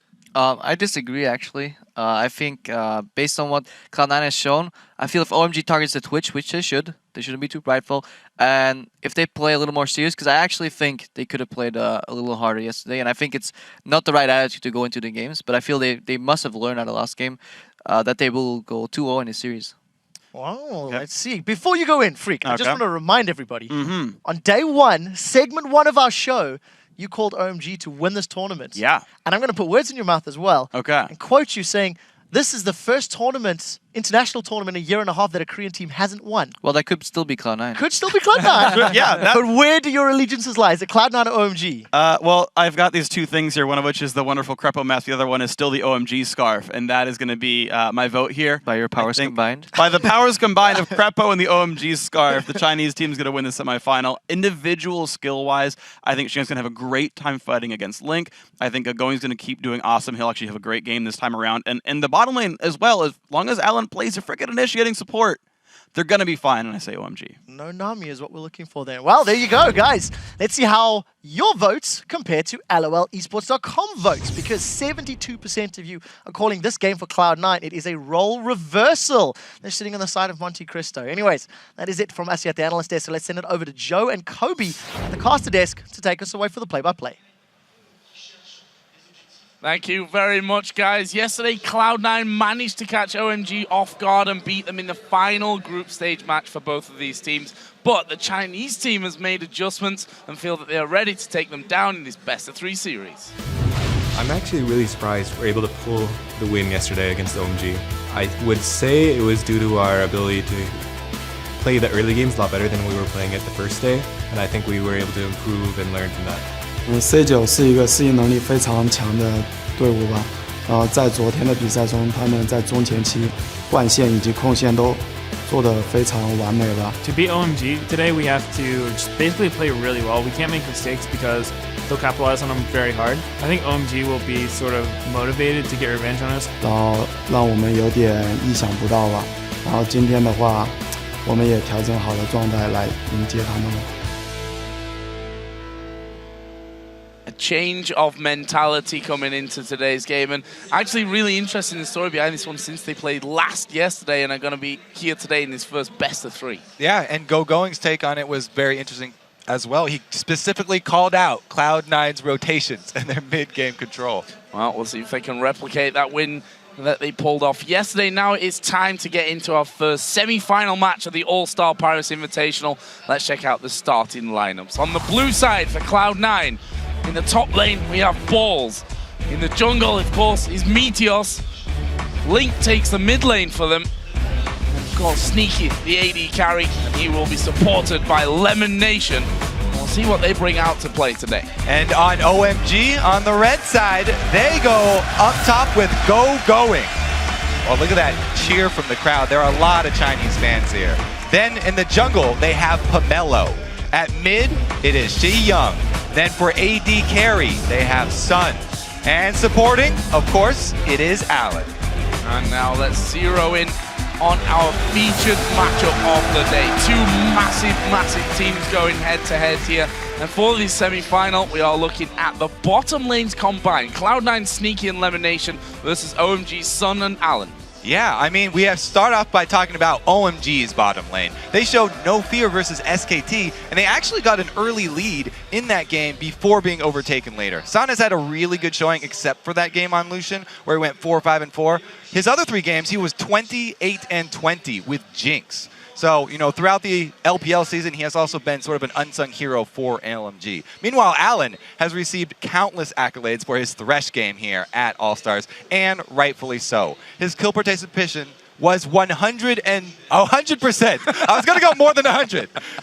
It was 100% kill participation there for Thresh, while also initiating for his team, going 1-3-19. And the bottom lane for Cloud9, though, we have to talk about this. Obviously, it is an integral part of their team. Sneaky has been huge as the AD carry, specifically with Twitch versus OMG. And the last time these two teams met, he had the confidence to make several very aggressive engages versus OMG, as well as being able to win the lane 2 versus 2 after just a single gank from Meteos burned both of OMG's bot lane flashes. And with all of Sneaky's aggressive ambushes, the other half of Cloud9's bot lane has not been getting enough attention. Morgana is one of Lemonation's favorites and a key part of their long-range CC combo with Elise. Lemonation has been 5-7-25, 75% kill participation on Morgana, extremely good as well. And he brings a ton of cooldown reduction. And with Lemon mastering his aim on those dark bindings, he keeps Cloud9's opponents constantly on the defensive, trying to dodge all of these extremely long duration crowd controls that they bring with that little combo that they have. Yeah. And Cloud9's favorite picks are very obvious because there have been a team to pick the same things over and over. They've got that Twitch. They've gone back to it. Twitch and Morgana, 3 out of 4 games, and it would have been 4 out of 4 if it wasn't banned. Yeah, it definitely would be. And that makes you wonder, is it going to be then easier to ban them out? But you've got that trend almost across the map for Cloud9 as well. You know, Lulu in the mid lane, been a big pick for them. In the jungle, they've gone with Elise every single time, apart from when they themselves, of course, banned it out. And then Balls in the top lane had his Trundle at the start of this tournament was the big one for him. I think it's very hard to ban Cloud9 out just for the simple fact that you don't have enough bans. And even if you know what you want to ban about Cloud9, their story has always been, we will use exactly the same champions over and over and over because they work over and over and over. Yeah. And people get this false sense that Cloud9 have limited champion pools. But they have deep champion pools. They have multiple strategies that they will bring out. They just won't bring them out until they're forced to.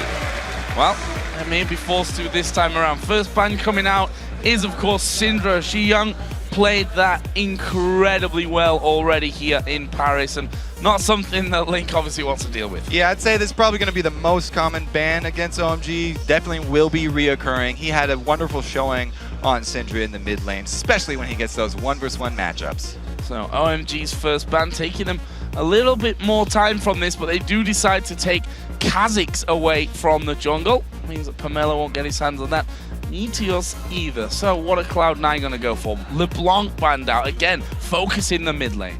Yep, they're definitely going to target Xiyang, and as Freak keeps saying, you know, that's a big part of the team there, so a good thing to focus for Cloud9. However, OMG have made a good adaptation here too. Not only banning out the Elise that Meteos has been going back to over and over, but also making sure that he doesn't back that up with Kha'Zix, because Kha'Zix is also just an all-around amazing jungler for everybody.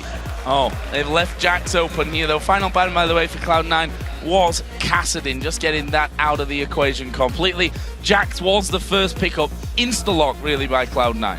Yes, as I said, Cloud9 have multiple strategies. They've themselves banned out Jax on blue side just because they were trying to run that poke-heavy team, that cooldown reduction, long range, hard CC. But they definitely have the ability to play Jax, and Balls has proven himself to be a world-class top laner. He definitely has the ability to carry a game himself, and Jax is one of the best champions to do that on. And played it in recent memory, of course, in Game 2 and 3 against TSM in the playoffs and against Curse as well in the first semi-final. But let's move on to OMG, because they've picked up their bottom lane here, something that we focused on before the game, taking the Thresh and the Lucian straight away. Yep, featured bottom lane here. They lock it in early. I like this pick because they're taking away the Lucian from Sneaky. Even though Sneaky has been going back to Twitch over and over and over, they know that they actually got the upper hand against SKT when he had Lucian, and they went for an early trade, and they got the Twitch behind early. So we'll see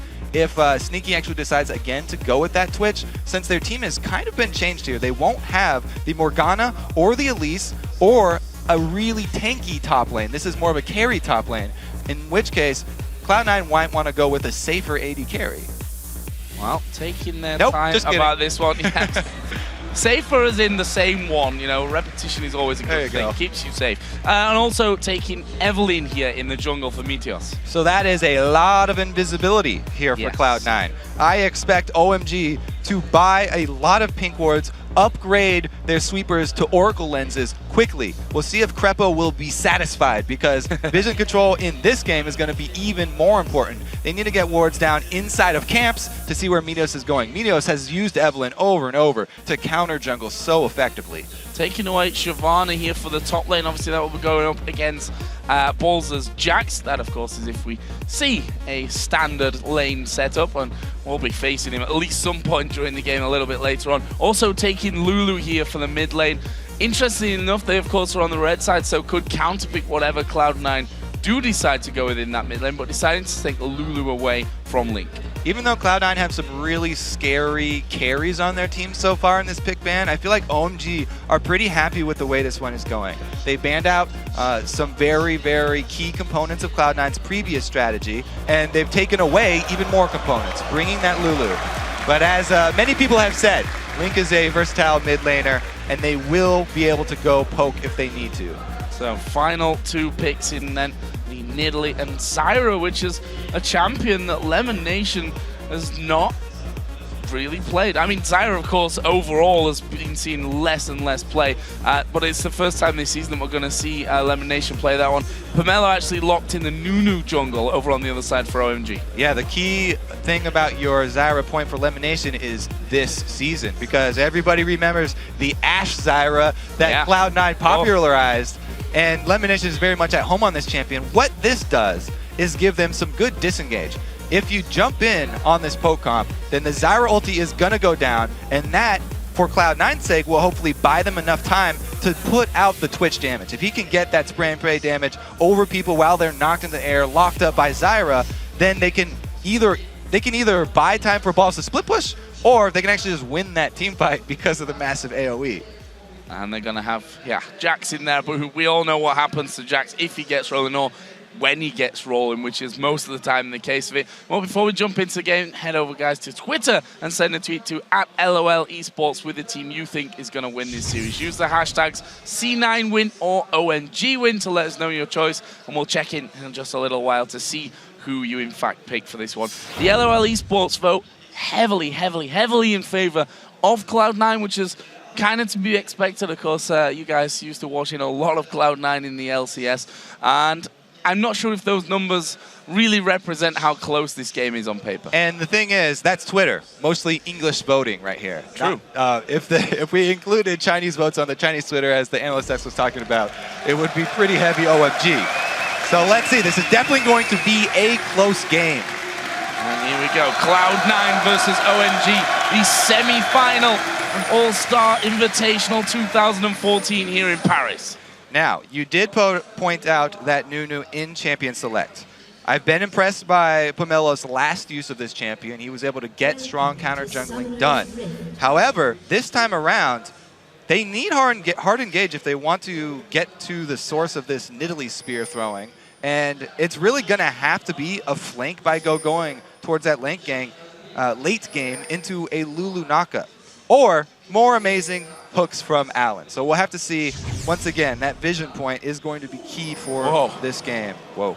So yeah, you weren't far wrong, Kobe, actually. The numbers actually getting bigger from the LOLesports.com vote from earlier, 79 to 21% in favor of Cloud9. We'll see how true that rings out. Of course, a best of 3, a marathon rather than a best of 1 sprint like we saw yesterday. I think that makes it a lot harder to achieve 2 or maybe even 3 times in a row here for Cloud9. And it also increases the importance of adaptation, which we always say is the most important thing for League of Legends teams, and what going cited as one of Cloud9's biggest strengths.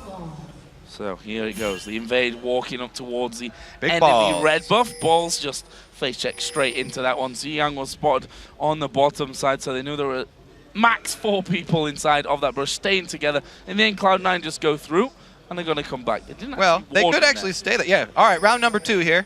And again, another face check straight in. No vision being put down. Balls has Counter-Strike. Of course, those... Oh, he's going to get the stun off here on towards Shyvana, but he's actually going to be separated by the rest of his team. Allen coming in from the side. Spear going to come around as well. They've managed to hook him towards Meteos. Ball's being focused on the backside, and a lot of damage being done across the board. No kills there. As the trinkets come into play there, we see a lot of vision being put down. Now, let's see where Meteos goes, because it's pretty much impossible to steal away from Nunu level 1 if he starts off with Consume, but he did start off with Ice Ball, so there was a possibility of a Smite War there where there normally wouldn't be, but he doesn't even stick around to try and Smite, and he goes to steal away OMG's blue. Allen's throwing out a... Let's see if Shi-Young can actually see him here. He's got a ward, got a so ward yeah. there. Yeah, can't actually get in and do anything about that one in the end, though. Shi-Young was spotted with that ward that was put down by Link just a moment before that all happened. So in the end, we see blue buff taken by Meteos. Pomelo started his own red, and now he's going to go for the Cloud9 red. So this is as expected. Both junglers, both junglers stealing away blue buffs to try and even it out. Both of them want to start too. Cloud9 know that Nunu is probably doing this, so the top lane duo putting down that ward pretty early there. As you can see, Lemonation places in the bush. They don't want to get this dual lane turned around very early because this is crucial for both teams. It's in level 2 there by the pickup of that blue buff, going a little bit low, but, well, when you get that Consume in there, not really going to be a problem for Nunu. In the end, we did see the lane swaps coming in, but for both teams, 2v2 left in the top lane this time. Right, and that will be a focus probably for both teams. Meteos is level 3, slightly ahead of Pomelo right now. The 2v2 up top, though, is shoved pretty close to the turret, so it's hard for him to gank there at this second. However, he has shown a propensity for ganking for that dual lane early on to try and get them going. Once they get a little lead, then they can handle themselves. A lot of damage put down by Link there on towards Shi-Young. Already forced him to use both of his pots. Link still has his own, and, well, he's Nidalee as well, of course, so he has that heal to keep him topped up this entire time. Junglers up until now not making their presence felt in either of the lanes, but as you said, this top lane pushed up, and we may see Pomelo actually head that way in just a moment after his golems. So both junglers on the top side means that this bottom lane still left to their own devices, and Balls has accrued a very nice early lead here. shoving the wave to get the experience advantage, that gives you the option in those 1v1s to shove your opponent off of the creep wave. And it's showing in the CS right now, which is very, very important because late game, if Jax is even with Shyvana, then he will be able to bully her in split pushing once he gets his blade and he has kill potential. Here comes Pomelo though, just with a speed up onto Allen so he can get in position for a hook. Trying to get through there, was a little bit blocked by the minions as he weaves himself through there. In the end, not quite getting close enough. Meteos did come up to that top lane just to wait around in case anything happened. Didn't really do anything though. Now look how much that gank accomplished. Cloud9 have to completely back off. They do not have much vision. It was a cannon wave for Cloud9, so it pushed against them. And they had to play very safe until the last possible second for them to go in for CS. Just walking by, Pomelo created a bit of pressure there for this OMG duo. Nice slow start to this one. Pomelo just doing his Wraith camp, but he's going to keep on farming this one up. Actually, we can see that Pink Ward was picked up by Meteos. Does he want to get that into that top lane tri-bush? We'll see about that one in just a moment. He is headed towards that top side of the map. And the lane now will be slowly pushing against Cloud9. So it's going to come closer and closer to their territory. This is what Meteos was waiting for. Pomelo looking for a counter gank though. Yeah. This could be dangerous for them. Plant's doing some decent damage on towards Allen. Actually, Meteos is now backing away from that one, funnily enough, as OMG step forward once more. Cloud9 staying behind the minion liners to not get hooked by Allen. We said it before that he had 100% kill participation in the first game of All-Stars where we saw him. And now, look at that. Meteos has seen Xiyang going towards his top lane. That's a signal to back away. The hook comes through. Lemonation flashes it. I love how Pomelo keeps giving the speed boost to Allen, because Allen can capitalize with hooks, as we saw there, earning himself a flash from Elimination. They will need to time that so that they can return to the bottom lane, as they've been focusing it pretty heavily here at the beginning. Whoa, Link going very aggressive here, just jumping over the top of the wall, having to go at Xiyang, and Xiyang almost getting hit there by the spear. Good little dodge from his side of things. Just shows you that Link not afraid to go a bit more aggressive. Does have himself boots and the chalice compared to just the chalice of Xiyang, and well, we see that comes from that CS lead. There's the solo laners, this time usual top laners that are down the bottom this time around, using their TPs to get back in lane. Yeah, and as I said, this is going to be a power point for Cloud9. Ball's got a great start in that lane, and he has the advantage of also having Evelynn as his jungler. So just having Evelynn means that Going has to spend money on pink wards or play extremely safe and back off of those minion lines. Oh, going all in here is Link on towards Xiyang. Meteos still hanging around. Is he going to go offensive on this one? That's the constant danger with the Evelynn. You never know if that's just a bait from Link or whether he's actually alone and bitten off more than he can chew. Now, speaking of adaptations, we do have an adaptation here from OMG. They recognize that this Jax will get out of hand if left unattended. They make the call to switch lanes here, sending the duo down bottom and transferring Going up top. Going has actually saved his teleport though. Balls used it to get back to lane. So Going actually has the teleport advantage, even though it was a shorter cooldown for Balls teleporting to the turret. Yeah, and the interesting one with that one is that you see Sneaky in the top lane. OMG sees Sneaky in the top lane. Not going for Dragon just yet though. Zyra had already come down towards this bottom side of the map. Jax, of course, is still there. Evelynn is on that side of the map, so wouldn't be a clear-cut decision now if they were to go for Dragon. Evelynn has still not been able to clear out that pink ward though, so the one that was placed down bottom will still protect them. The thing is, Zyra has actually come down to support Balls for a little bit, and they're actually going to be probably switching off. Yeah, Balls is starting to recall and go back to base, so they're going to answer that swap down bottom, and they want to retain their advantage. By the way, Balls got this advantage by going full attack speed runes on Jax. He does not save any lifesteal quintessences, which people used to run on Jax quite a lot. Oh, Linky are going to take a lot of damage from this one. Not quite going to finish up, but they're going to dive in there. Going, using his ultimate very late in that encounter. The reason GoGoing went for that gank is because he recognized Cloud9 are answering the swap, and he does not want to face up against Jackson top lane again, so he decides to make some use of his time. However, because he burned his ulti, it's going to be harder for him now, even to match up against Jax. And Balls is probably going to continue to gain a lead up here. I mean, GoGoing did a good job catching up because of the switch, but Balls is actually going to be able to push this wave into the turret now. So in the bottom lane, that Pamela had also come around there to maybe get involved with things. No real damage done to turrets anywhere on the map at this stage.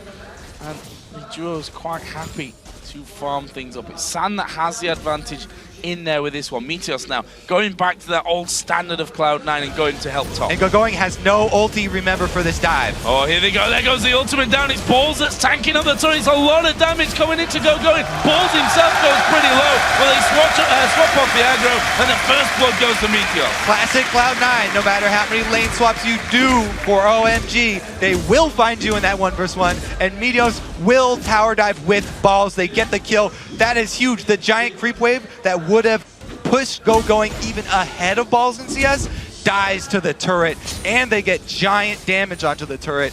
This is going swimmingly for Cloud9 so far. And they should be able to finish off that tower as well. We saw Balls just going through, Meteos and Pomelo just meeting up. And there is the first turret of the game going down in favor of Cloud9. Leaves them with a 2k gold advantage.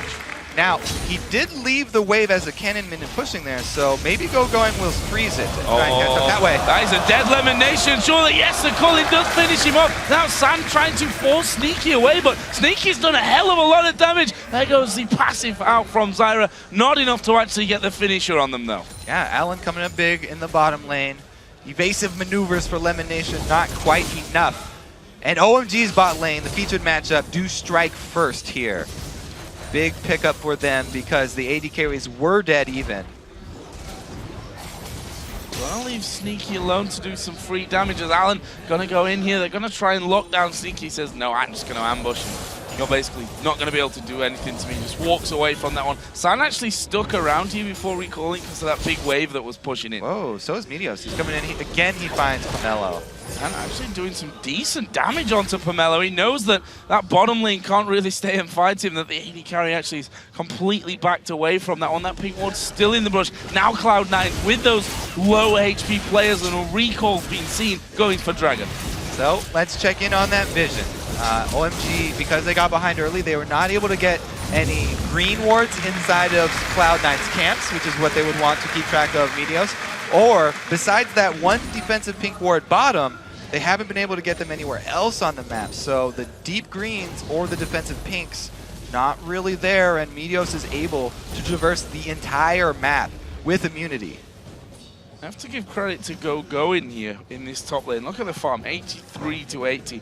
Was looking like it was going to take a bit of a nosedive for him earlier on when he started to fall behind on that front, but he's really picked up that farm nicely and is only a couple of CS behind. Double Doran's Blade, Ninja Tabi for him, plus that long sword. Of course, on the other side, Ball's going straight in towards that Blade of the Ruined King.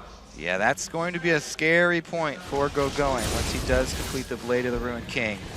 At least GoGoing has been able to catch up in CS, and he does have the auto attack damage reduction for his Tabe.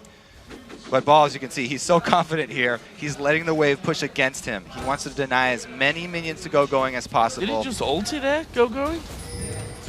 He's still got a full red bar, so that's how you can tell if Shyvana is ulted up. Yeah, he didn't, yeah. Haha! Aha. Did you know? I did. I just didn't look. Meteos gets actually caught. He does not have immunity. This is really, really bad for them. Sandwiched in. There's the ultimate from GoGoing. Can answer my question a second time.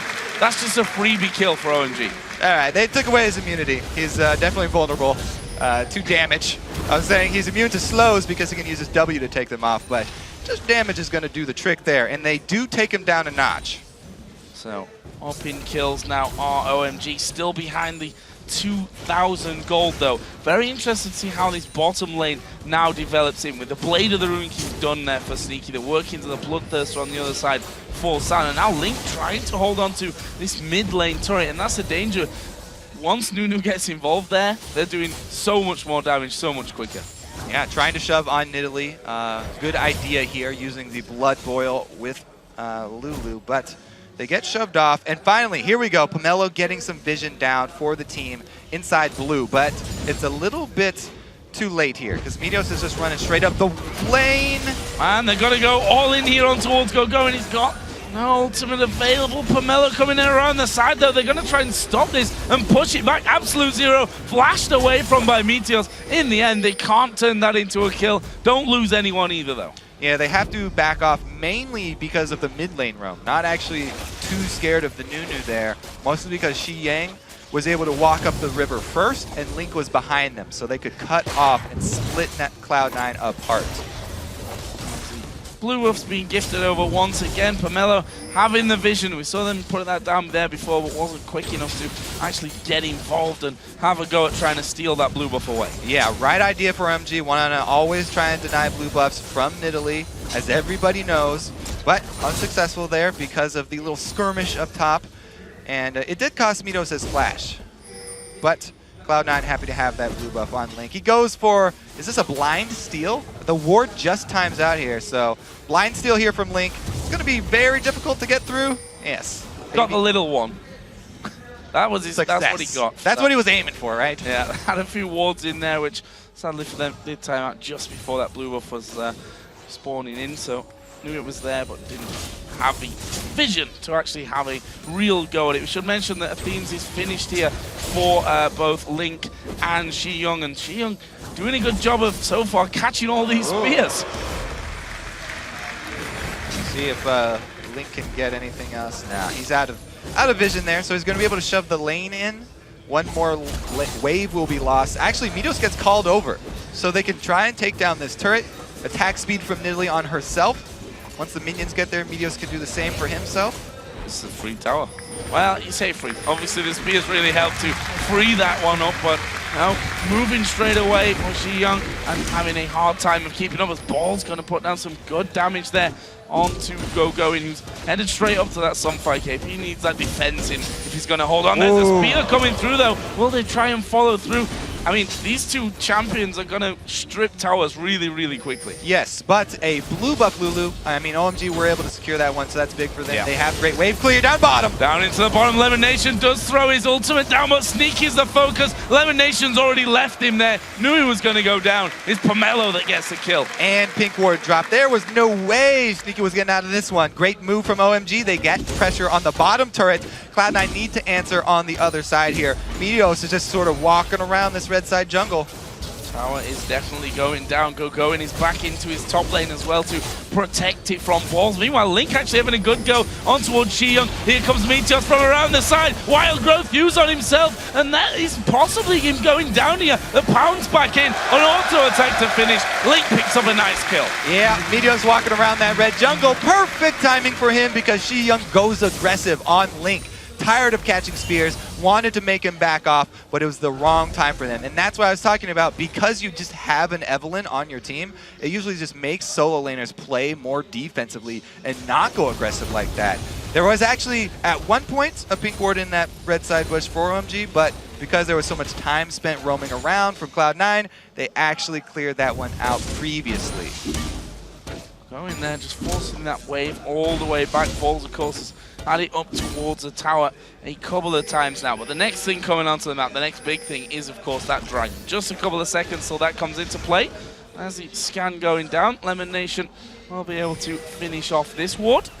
And that gives a little bit less sight for OMG. But they've got Nunu just walking back and forth in that area. Two top laners both have teleport there. Yeah, Jax could come down here, and they snag him. Teleport on the plant. There we go. Teleport coming in from that side. Alan realizes it and has to jump completely away from that one. But that gives Cloud9 now 5 men down at the bottom. To be honest, Go-Going has to get involved. He is going to be TPing in. He comes into the top side. We see the Collie coming from the bottom. They hook in balls. Can they finish him off though? Half HP as he leap strikes away. Go-Going goes right in there. There's a disengage from Cloud9, but there's a lot of damage coming out to Sneaky. He's been enough more than he can chew. He's going to go down to San, and they keep going through as well. Alan got the hook, but he'll pay the price with his life. They're going to keep chasing this one through, and they get Zyra as well. That's a double kill for Ji Young. And the dragon for OMG. That should be an easy take for them. Even though Meteos is still alive, it would be suicide to go for this steal. That was a costly mistake from Cloud9. How many times have we seen teams within Italy going for these mid-game dragons? It's very curious. They should have been counting on the teleport coming from Going, and they really overextended there. Sneaky actually gets sectioned off from the team here, which is probably the main reason it didn't work out.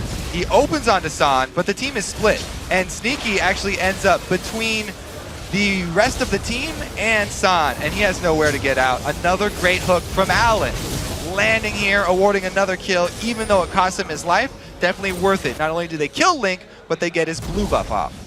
Getting that blue buff, always a nice addition to all those kills and the dragon that follows straight up afterwards. So let's check back in with the gold. We said earlier on about 2,000 was the lead for Cloud9. That is considerably shrunk with the kills and the dragon gold as well. Oh, Balls is in trouble. Anything. Balls actually going up aggressive, but if you notice the minimap, Alan off to the side. I think in the end they were a little bit scared of going for Balls. That Blade of the Ruin King is in there for him now. Look at this vision though. I mean, Alan's done a good job. He's got a lot of wards down here. They will see the spawn of this blue, and they definitely want to contest it. Everybody from Cloud9 is down bottom. If Link can get this, it would be amazing.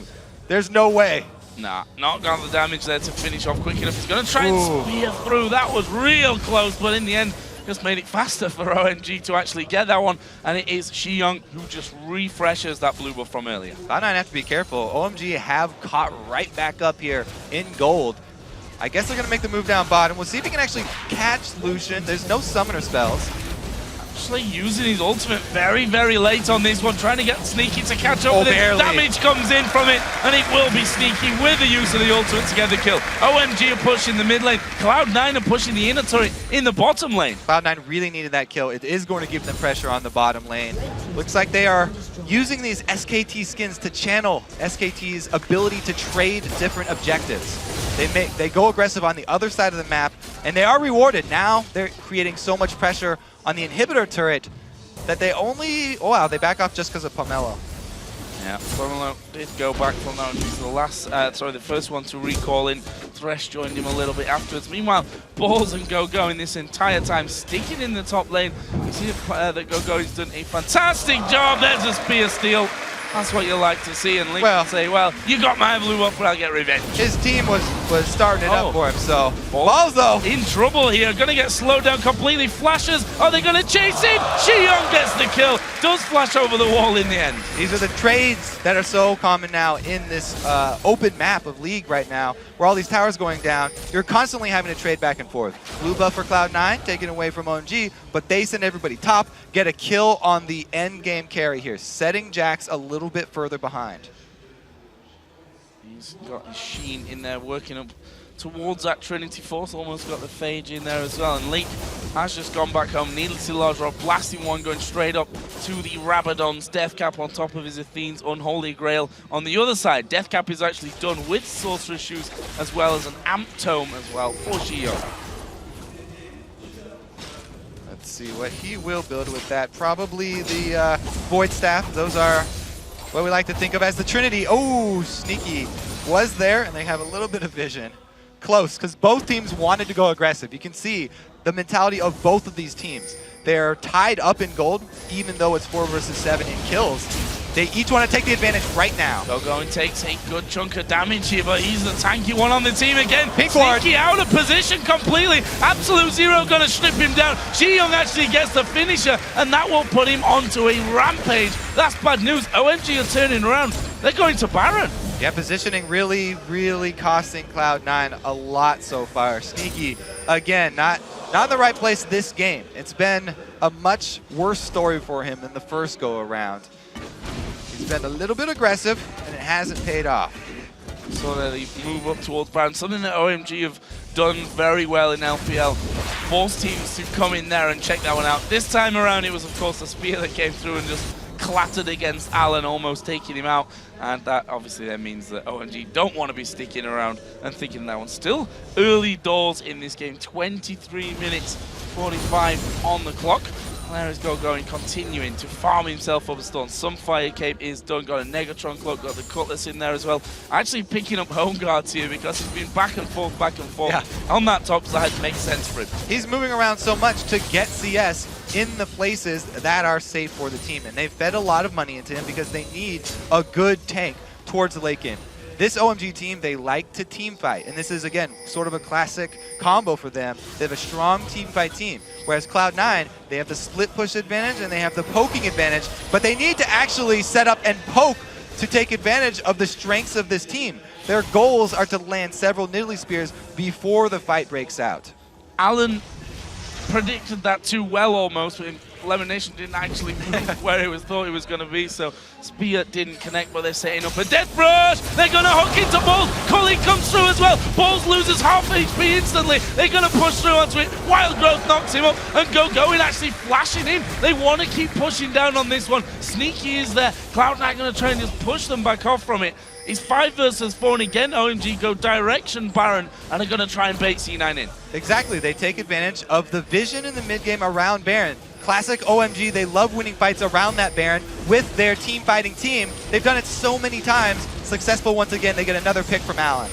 Alan waiting off to the side on this one. They pick up the kill onto the Zyra plant. Baron is going pretty low from this one, but those spears from the backside gonna be a problem. Has flash. Yeah, he has his flash, he has his ultimate, he's got his smite, he's got everything to really make an impact on this one, as we are going to see the TP in as well. Ball's now going to join the action, but it's already done. OMG have picked up the Baron. San actually right in the middle of the team. They're doing great here, Cloud9. OMG are trying to run away from this one. Pomelo gonna flash over the backside. Link needs to make the jump, does make the jump, needed a run up to it, and it's all going to be whether it can land a spear. In the end, they get out of range. They lose the one man for it, but they get Baron. Huge win for OMG right there. They get the Baron only for one guy. Just Alan going down. Really big pickup for them. Cloud9 trying to answer, though, again, the trade of objectives. Because you get so low after that Baron, they're going to get the consolation prize here. Dragon will help a bit as far as the gold and catching up. But definitely, it is Cloud9 going to be a play a little bit more defensively here. Hopefully, from their side of things. We have seen another European LCS team that won't be named. There's only one, not that hard to figure out who did fight up a Baron team for other objectives around the map. Not going to happen here for Cloud9 though. As you said, 4 minutes, sit back, defend a little. There are no more objectives on the map for Cloud9 to fight over, so hopefully they do not get too ahead of themselves, and it looks like they will go defensive now. Let's take a look here. Xiyoung has almost completed that Void Staff. So they'll probably wait for him to actually finish that off because it's he should have enough money to complete it. Okay, there we go.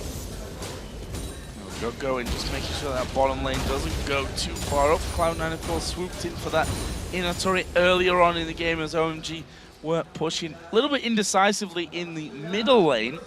And in the end, cut them off before they got on towards that inhibitor turret. Sun trying to get himself as much as he can here before going in. Berserker Greaves added into that Bloodthirster, the Trinity Force done. And a bit of defensive statistics in there as well, starting Negatron Cloak here. Yeah, he has, well, let's see, what was it, TPA. They had a Negatron Cloak pretty early on BB because they wanted him to carry. OMG, a lot of their damage comes from San, so a Negatron Cloak on him going to help out if he does turn out to be the unfortunate recipient of any spears from Link. They can't afford to have San go down because late game they will not have much else as far as damage is concerned. Right now, bottom lane. I was going to say, Sneaky's got a friend in there. Meteos was waiting inside of the brush. Going coming through, but he is really, really quite tanky here. Banshee's Veil in there for him. And OMG, with that two-man distraction, get the inner tower. Yeah, that gank is going to cost them a lot of pressure mid. They have to immediately recall. Oh, Pomelo going very, very deep on this one. They've managed to force Link to back away. The turret not being focused completely just yet, but we see as San and Xiyoung turn their attention to it. They strip off half of its health. They've got enough time here. The inhibitor did not go down. That does regenerate slowly over time if Cloud9 can protect it. They also got a turret with their split pusher balls. Again, Cloud9 trying to play to the strengths. The goals of this team are to use that Jax for split push and have the disengage of Zyra buy them enough time for the rest of the four-man squad. has worked out for the first round, but still Baron buff on OMG. Cloud9 cannot afford to even go into their own jungle right now. All walled up here. OMG doing a great job on that front.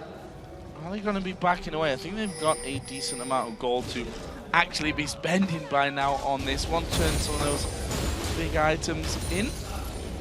Still going pushes in the top side as well. So lane's pushing on two fronts. Dangerous here for Cloud9. It looks like OMG are not forcing anything right now there. They're just doing a split push for all of the lanes. They're getting a lot of experience. They're getting all 3 lanes worth of experience and gold though. So they are making use of the time of their Baron buff, but it's just not translating into pressure on top of turrets at the moment. Now, I talked about the damage for this OMG team. They actually have a really good combo here, which is Blood Boil plus Pix onto an AD carry. Not only does Pix add the damage for the AD carry, but also the attack speed bonus will get even more out of that. And San is just so crucial for this team to hype him up as the mid-game teamfight powerhouse. He's also going to start needing some armor penetration, so I think he'll probably get that before he even makes something out of that Negatron cloak that he's got. Link being absolutely hammered there by the Culling. The rest of OMG going to start to move down, and I think if Cloud9 actually spot him, they could well end up just backing away completely from this one and letting the tower go. Yep, they have secured this bottom turret. Jax is split pushing up top, and they want to force him to do something. His teleport's not quite up right now, so he's not going to burn it. He's going to try and shove into the inhibitor turret. So it's pretty much just a 1 for 0 here as far as objectives are controlled. Looking at the items, though, there's not a lot of armor even on Cloud9 right now, so maybe he won't run into that Last Whisper as quickly as I thought. He's upgrading the boots first, then going into pickaxe. Where that leaves us then. The overall picture, we've gone past the half an hour point on this game. The goal, as it currently stands, is almost bang level, 48.2 thousand to 48.1. So really the slimmest of leads in terms of that one. But see that the items coming in, that Void Staff on Lulu, we already saw how much damage actually Xion can actually do right now, and he's working his way up further in the item builds. Meanwhile, OMG moving now in position to start preparing for the next spawn in this Baron. Get more walls down, try and clear out as much as you can. Looks like they've chosen top side. Alan doing work, trying to clear out wards. Actually leaves the pink one there. Yeah. Didn't walk into it. The sweeper will not reveal things that are already visible. Oh, coming through. They pick off Lemon Nation, but not really got the rest of the team there to help out. Meteos has to pop his speed boost there as the pressure comes in from the side. The Culling, a little bit out of aim, let's just say there, and actually just cancelled that one off, realizing he wasn't actually going to be hitting anything. Tower is already down to half HP, and this is the last turret outside of the base now that's up for Cloud9. Yeah, they're having a really hard time defending anything that is not inhibitor turret. And going and OMG get one more turret down, the last outer turret. Plus a blue buff steal, great for them. Keeping it away from Link. Now, the Xion build that you mentioned here, he's adding in the Lich Bane as 4th item, so that will actually add more late game damage, more scaling to him. Adding on another AP scaler to Lulu is very good for them, adding another strong damage source for the team to back up going, and San, oh, balls in the middle again! Kontumi is going to have to jump away. Going, trying to chase around Lemon Nation. Gets separated from the rest of the team, but it's Meteos now that they actually end up focusing on. Balls are getting hooked in by Alan. Balls is going to go down. San gets that one. Sneaky damaging him. Meteos has been bullied by Pomelo and going. It's not a fast takedown, but they will get it in the end. Lemon Nation somehow still alive and running away from it, but San will continue to chase here. And Lemon Nation, what's he going to do? He's going to try for the recall. And he seems to have completely fooled Sun into this one. Is he going to be able to get in? No! Oh!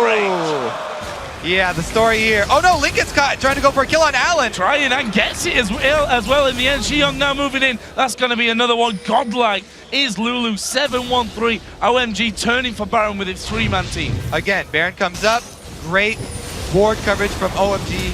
force Cloud9 into a situation where they don't want to give away Baron, but they can't see very well. They are forced to sporadically invade this Baron from different sides, and you can see Lemon Nation's ulti that they want to be the main part of their team and knock everybody up actually gets spread out by OMG, and they pretty much all avoid that knock-up. From that point, there's nothing for Cloud9 to do.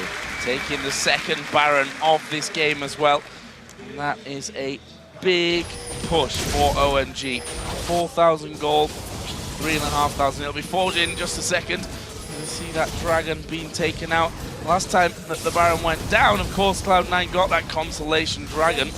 They're not going to get either of them this time. And we see there as the wave in that bottom is now pushing up. They're going to back away. Probably use this time to spend a bit of that gold that they've just got with all those kills and the Baron pickup. C9 may be going for a Fnatic-style bush camp here. Only 3 members, though. It would be dangerous, and they would need to just catch a single person face-checking this bush. Meteos was the only one able to get this far into lane. And they just backed away. No problem there for them.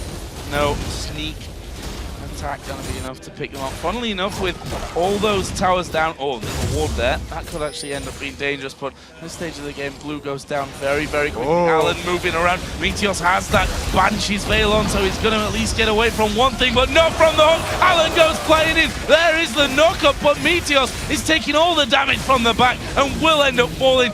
Going now gets himself the killing spree. Alan again on Thresh has been outstanding for the team. This is a 7-1 Shi Young as well. OMG are steadily rolling toward Cloud9's base right now. Let's see, Meteos was just getting caught because of the blue steal. Great ulti from Going as well as hook there from Alan. And there's no escape for the Cloud9 jungler. And they used Lemon Nation's ultimate as well. Not the longest cooldown, that's for sure, but they could need it in the following moments because OMG are already pushing that bottom lane out towards the inhibitor turret. And look at the position on the map. Sneak is in the mid lane. Jack's up on the top side. If OMG move fast here, they might have the damage to just finish off the tower. Yeah, and even in the top side, Going is such a beast. They've gotten him so far ahead that it's not a problem for him up there with Balls. And they can go toe-to-toe right now. They're actually exchanging. Balls is chasing him, but the OMG whole team are getting the inhibitor. They've got one down now.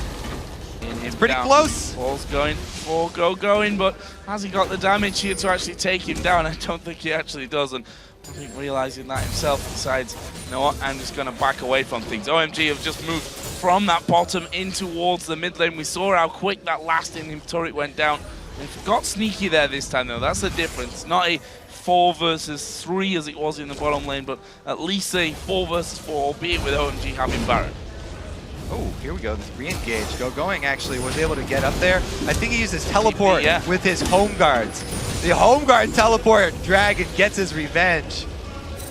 Gonna finish off Balls, though. He's having a big run, but there's a big team fight breaking out. Meteos trying to focus onto San, but he's running into all the culling damage. Does get the heal, but he's gonna fall. That's a double kill now for Sun, and Sneaky is on that bottom side. Actually, Shi Young went to the top to finish off Jack. Sneaky trying to get away, does get into the ambush. There is the pulling onto Link. Is he gonna go down? Yes, he is. Sun on a rampage. That's 4 kills for 1. For OMG. OMG just cleaning up. This should probably be the game for them. They can run right into Cloud9's base. They've got over 30 seconds. I guess Lemon will be coming up, but we've seen how ineffective so far the Zyra disengage has been. It's going to at least be all 3 inhibitors. Yeah, Sun going to take down that mid one. The top one already being worked on as well. Pomelo just helping out with his blood boil. And this may be the finisher. 30 seconds for Link, 17 seconds still left here on Balls until he comes back into the game. And there's the push through. San just destroying Lemon Nation. Even gets the kill there on the fountain at the end. And that surely will be game. First Nexus turret's being focused and going down. And there we are, on to the Nexus itself. OMG pick up game number 1 here in the semi-final. What a strong showing from OMG. Every member on the team doing what's required of him. Going was able to get farm the entire game. He got extremely tanky towards the end, and he plays so smart. Taking the exchange with Jax, he knew he couldn't win it straight up 1 versus 1, but he gets him down to half, and then uses his home guard TP to re-engage and get the advantage, actually killing balls up there with the help of Shi Young, who, by the way, ends 8-1-5. A huge force from the mid lane. And as well, our featured matchup, the bottom lane, obviously going to OMG. Alan coming up with his big thresh plays, and San definitely doing that carry role.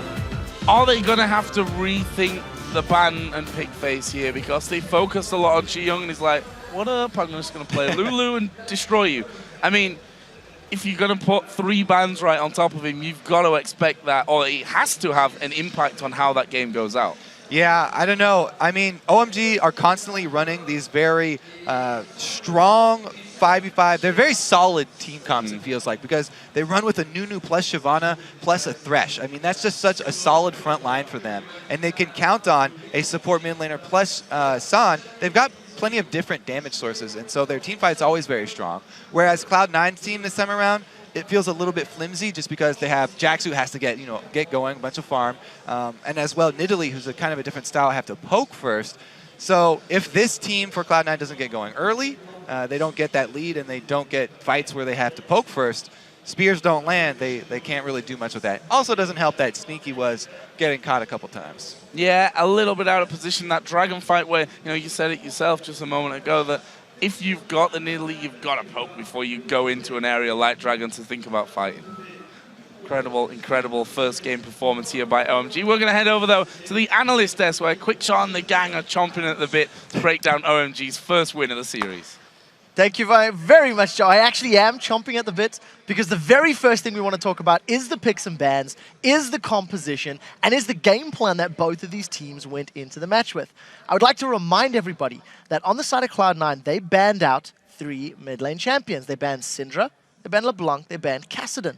On the other side, OMG made Meteos their very strong focus. They took out Kha'Zix and Elise, and his jungle as Morgana. well as Jungle Morgana, of course, denying that from elimination. But a clear strategy. I want to actually talk about the pick order. If we can pull that graphic up onto your screens right now, what we're going to do is break down the picks and bans of each of the respective teams. Monty, you were not completely sold by the Nidalee pick. Crepper, you were not completely sold by the Zyra pick. Monty, kick us off. Yeah, the Nidalee pick is awkward. I'm never a fan of Twitch and Nidalee in the same composition because you just can't siege with Twitch, and that's what Nidalee is best at. So basically, you have to set up for a hard CC onto a target so Nidalee can hit with the spear, and then you can set up the pick. I think here also, Link did get an advantage in lane because Xiang didn't play that well in the laning phase, but Twisted Fate, I think, would have been much better for this composition because you want to split push here. You want to create the picks with Twitch and Jax on the side lanes, and they could have used that Twisted Fate mobility to just continually pick up kills and never even allow the team comp from OMG to group and team fight in the first place. One thing also that they could have done in a different sense is when we saw the team was actually break out, OMG forcing the 5v5s, CLG taking a dragon they shouldn't have. They had every opportunity to, instead of grabbing Evelynn on Meteos, take the Lulu here for Link, because Jax died at the beginning of basically every fight without having real support there, and like Lulu would have worked in that situation. The fact that they went early Evelynn, like, I know Cena always just like pick the same champion over and over again, but what if Meteos champion pool is actually only 3 champions and he had to get that one?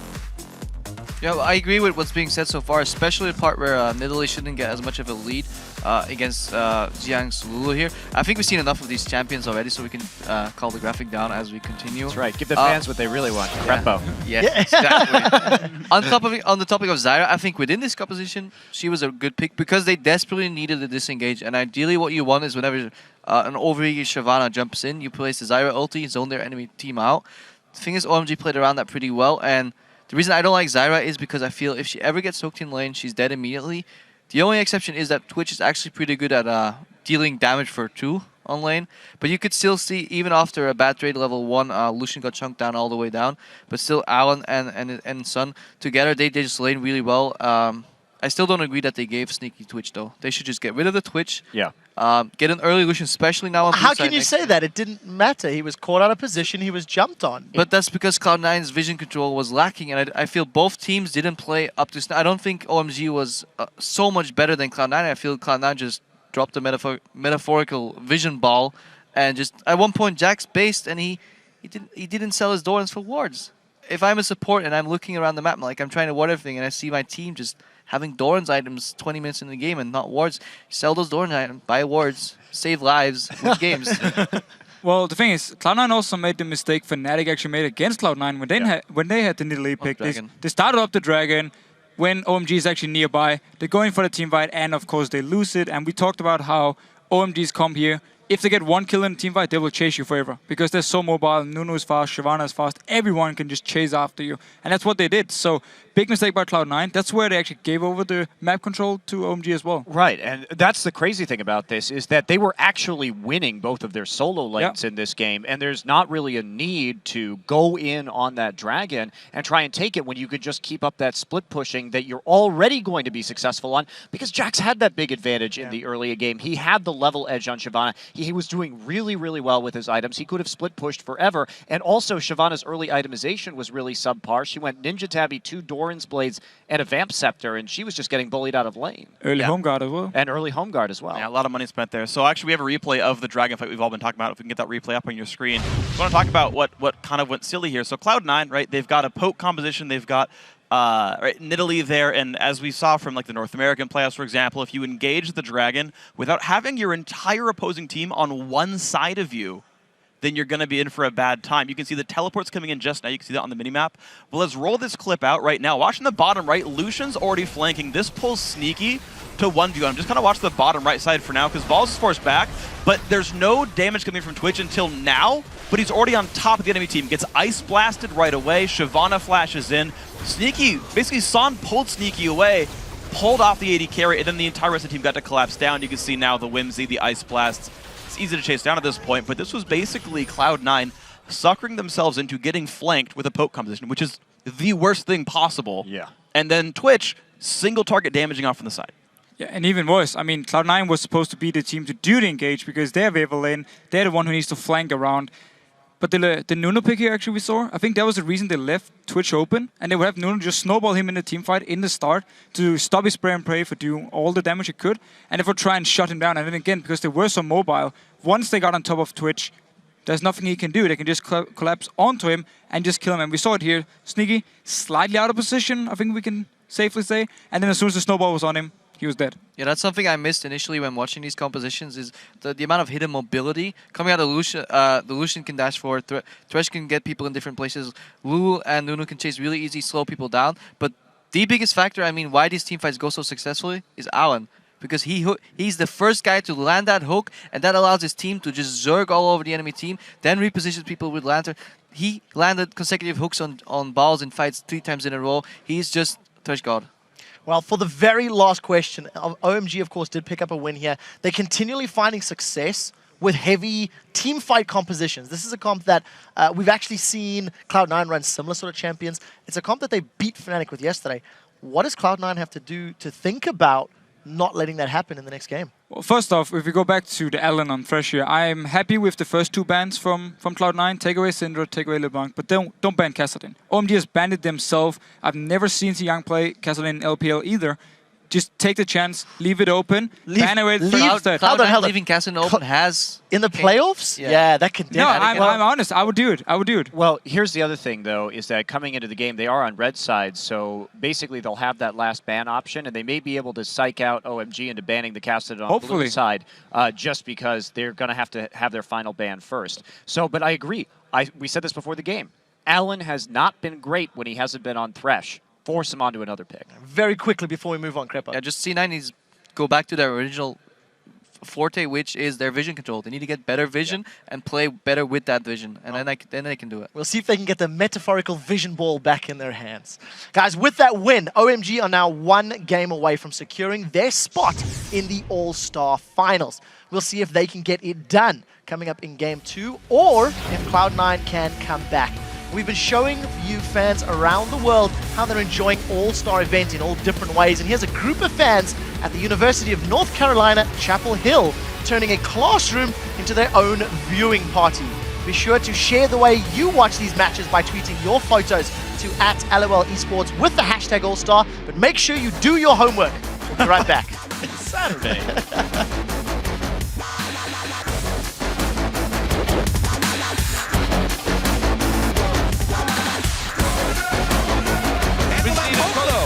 bottom. They hook in balls. Can they finish him off though? Half HP as he leap strikes away. Going goes right in there. There's a disengage from Cloud9, but there's a lot of damage coming out to Sneaky. He's been enough more than he can chew. He's going to go down to Sam, and they keep going through as well. Alan got the hook, but he'll pay the price with his life. They're going to keep chasing this one through, and they get Zyra as well. That's a double kill for Ji-Young.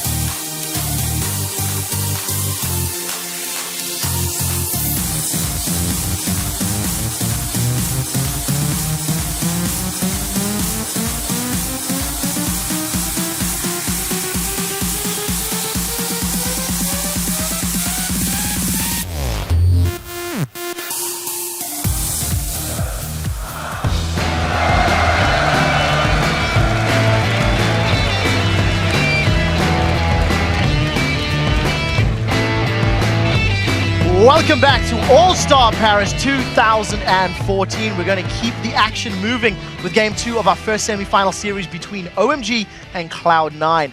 After the first match, OMG has one win and the momentum, and we'll see how Cloud9 counters here. I'd like to highlight all the players are in the lobby, so let's keep this one brief. I want to talk about OMG very quickly. They will be on the blue side. I want to highlight Alan.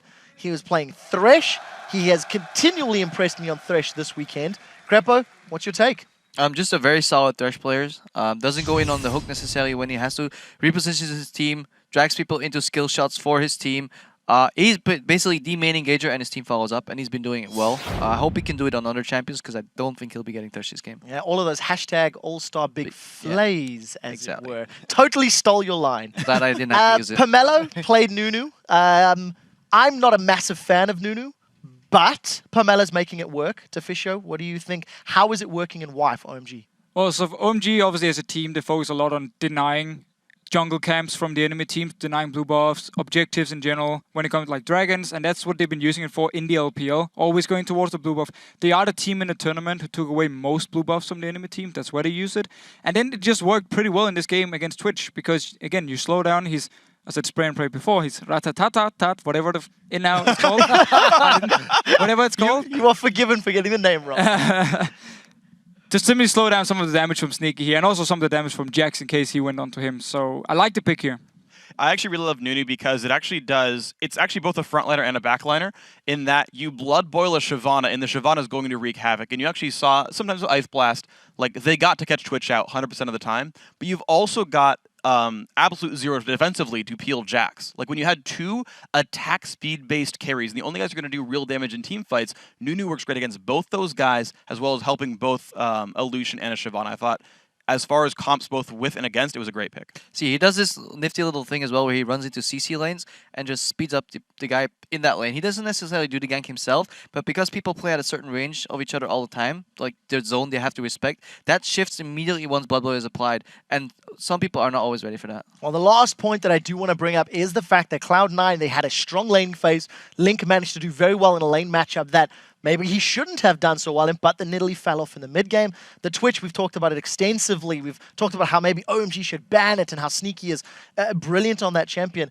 What's your take on the Twitch in particular going into Game 2, considering, Monty, you picked Cloud9 to win the series? The Twitch pick was fine for Cloud9. And yes, he did get behind a little bit early, but that came at the price for OMG of those other two lanes getting pretty far ahead. And it was especially surprising to see the Nidalee get ahead. But in that situation, it was just Cloud9 not playing their pick and split push properly. Yep. And it was silly. They didn't have the good vision, and they just fell right into OMG's game plan to have those team fights. They should have just enforced the tempo of the game, kept on split pushing while they had the advantage, and it was just a pretty big strategic error. Well, we'll have to see if Cloud9 can rectify those mistakes. As we said, the viewers at home, you voted for them to win the series.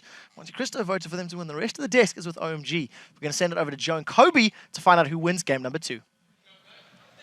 Thank you very much, guys. Let's jump right into Champion Select to see what these two teams have up their sleeves for Game 2. Kobe, let's talk about it quickly here. Bans and picks. Do we see any changes? So I was really impressed with OMG's changes from yesterday to today. I think they set Cloud9 off guard. I mean, Cloud9 looked like they were going multiple directions at once here, trying to go split pushing, trying to go poke, no wave clear, and yet then they also felt like they were a dragon fighting team. So yeah. Cloud9 need to refocus. And I think that stalling out that last game, maybe buying some more time to think about this game, may help them, because they are a team that can adapt very quickly and they can refocus. So they'll definitely make a lot of changes this time coming around. Focusing on that Twitch kind of heavily, even without the Lulu and Morgana to back it up, definitely hurt them. They didn't have shields for Sneaky when he was out of position, and he could not recover from either of those times where he was caught out. Well, we're going to find out if the bans and the picks change at all in this game as we go into set number 2, bans and picks between OMG and Cloud9. And so far, it stays the same from OMG's side of things. They're not going to give that Morgana over to Cloud9. Cloud9 also sticking to the plan from Game 1, going towards Xiong so far. Okay, so this time around, if Cloud9 are still focusing bans on mid, well, I would expect maybe a Lulu takeaway or something like that. Oh wow, they force OMG to come in with a Lulu ban, actually, because they don't want to give it away. They know that those shields are really important to the Cloud9 Twitch. The Morgana plus the Lulu, without that support, Sneaky's super aggressive style actually does cost them. Cost him his life a couple of times in that last one. LeBlanc was the final ban for Cloud9, so they're very much about Xiong this time around. They've allowed Thresh, of course, to come through. For Alan. Alan! For Alan. Alan will be on Thresh. It's hard to deny, right, that Alan is a big playmaker for this OMG team. Yeah, you'd be crazy to deny that. He's had his 2 best games on Thresh. and he is a consistent playmaker for his team. It's definitely 100% unanimous that this is a huge pickup for OMG right out of the gate. So what are Cloud9 going to be going for then? Their options limited here. Elise, of course, banned out for the second time in a row along with Morgana. Last time it was an Evelyn jungle for Meteos. Is he going to change things up? So all top laners still on the board. I feel like they won't tunnel on that. Wow, they are going to get Jax and leave it again to OMG for the counter pick. This time around, the Kazakhs did sneak through because of the Lulu ban, trying to keep away the shields.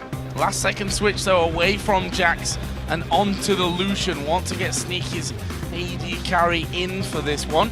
Opting away from the Twitch despite it not being banned out. That's interesting considering I do like that. Those shields that they've usually got with this comp that they've been running for are gone from the ban. I think it's a smart decision. It's a safer decision this time around. Even though a Twitch can still work without those, you just have to actually have the first couple ambushes work out in your favor, be a bit more careful about it. But Lucian, all around, super strong AD carry. He will be very comfortable on this champion. Even though he's been playing so much Twitch, Lucian is a favorite of his. So we'll have to see him and Meteos both with very, very comfortable champions this time around. See Pantheon the pickup for Pomelo. Gonna be man dropping in from this one with the Shyvana again on going. Cloud9 now obviously got their jungler in there, they've got their AD carry. What are they gonna pick up in this next round of choices? Running things definitely a lot later. This ban phase and where the bans have gone to, I think maybe have contained a couple of surprises for Cloud9. Yeah, they have been surprised in the past. This time around, Pantheon looks new, but this is a staple for OMG. They are able to use a Pantheon in the late game where they control vision around Baron, bait you into Baron, and then use a Pantheon ultimate to cut you off as you try and run away. So if OMG do the same thing again, they get an early lead and they can control vision around Baron, it's going to be very, very bad for Cloud9 because this is something that OMG have used many times before. And San also a fan of Twitch here because Cloud9 has sort of been scared off of the pick. They are the ones to receive it. It feels once again like OMG are very comfortable in the pick spans once again. So next one's coming in for Cloud9. Orianna for Link in the mid lane along with Trundle for Balls. Again, two returning picks for Cloud9's lineup.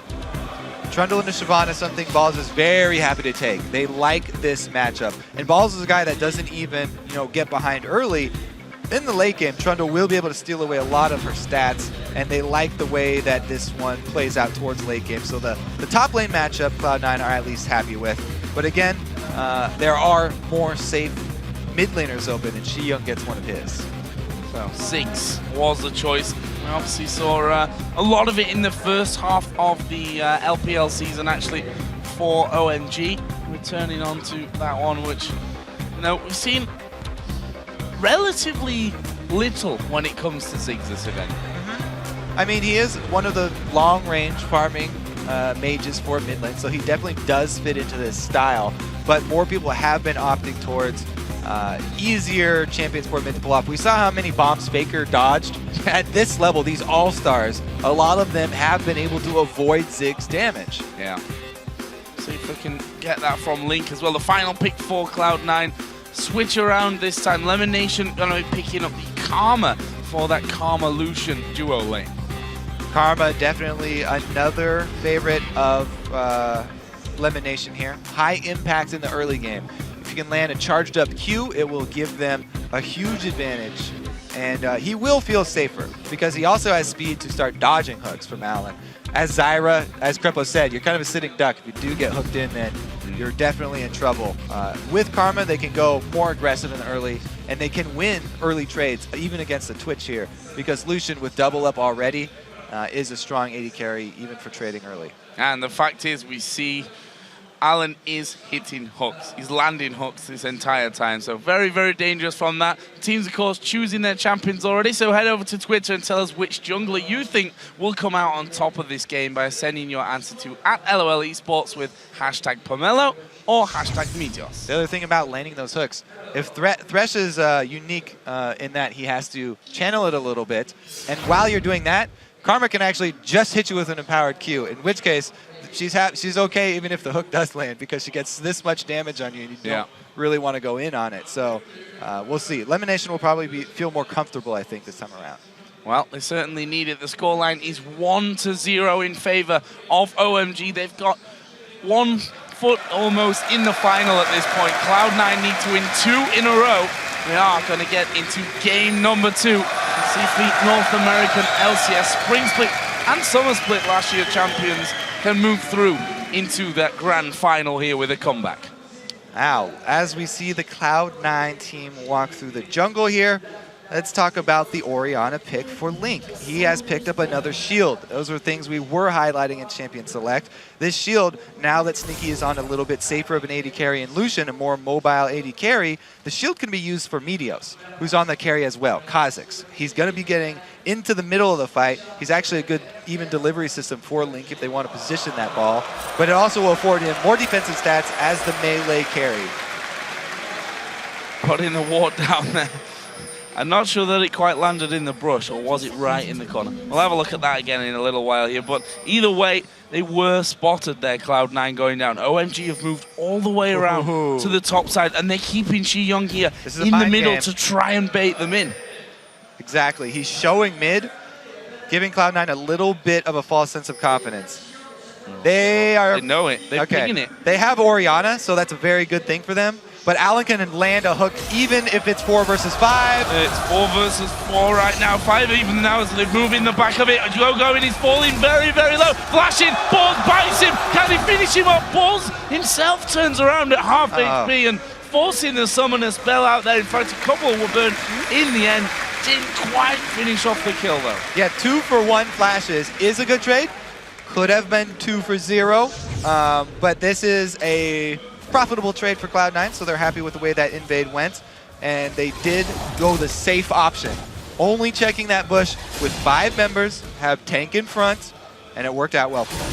See that on the Twitter vote, 80-20 in favor of Meteos here on the Kha'Zix up against Pomelo's Pantheon. Very interesting start here. We see that Cloud9 actually going to give the early blue buff over to Sneaky, and they're going to take their own blue buff here. So they're going to get 3 buffs at the start of the game. Again, another one of these 2 set of jungles. AD carry and support taking 1 buff, jungler top laner taking another. Meteos and Balls have actually shared experience on the Wraith camp as well. So they are going to do a 4v0 split push here, sharing some more experience on the white, and it will be fast pushing from Cloud9.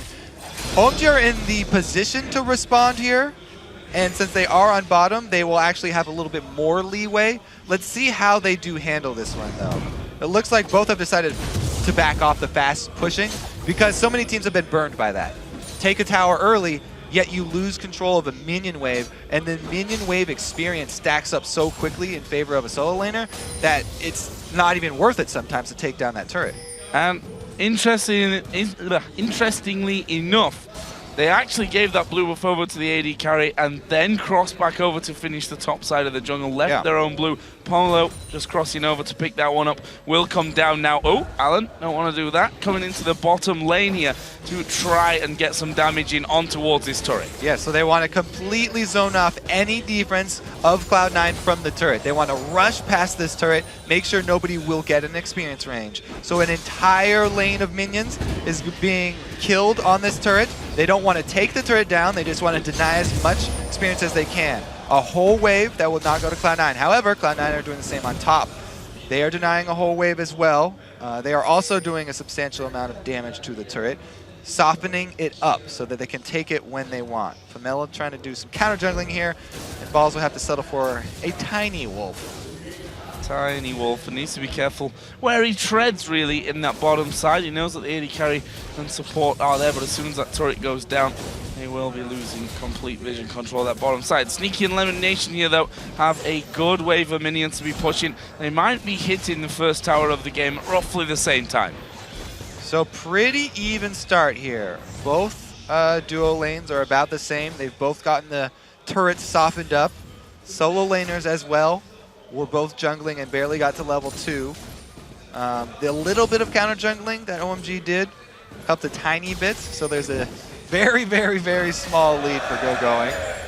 but 5 members of OMG down bottom means it could be dangerous here. Let's see if they can execute a tower dive, because they have Pantheon and he can block multiple tower shots.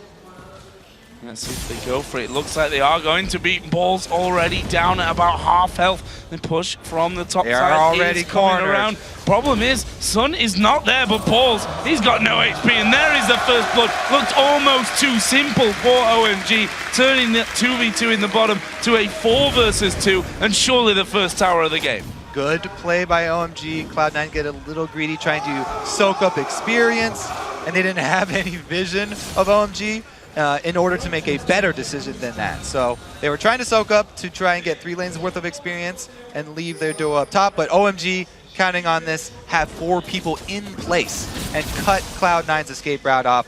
Very well played from them, and they get the first blood, and second, no. Not quite getting the second there. Xiyoung actually is pretty close to hitting level 6. He won't get it though before Link actually is able to just back away. Meanwhile, speaking of Xiyoung, he needs to watch out just a little because both Kha'Zix and Karma are headed up towards this mid lane. He's got no vision of that bottom side, and as he realizes it, he's at half HP, and this may be too late for him. Last second away as well. Xiyoung making a run for it here on the top side. He's pinging the inner tower. He wants to try and kill himself, but there is the slow. The void spikes coming out. Meteor brings one back from Cloud9. Great display of skill though from Xiyoung. Even though he does end up going down, he does draw a little bit more time from several members of Cloud9. Sneaky also had to delay his back there because Sneaky wanted to head him off as well. Every few seconds in these games where people are constantly trading back and forth waves and objectives, they do mean everything. Even a small mistake where you're walking the wrong direction for a second can cost you against a team like this that will punish you for going that way.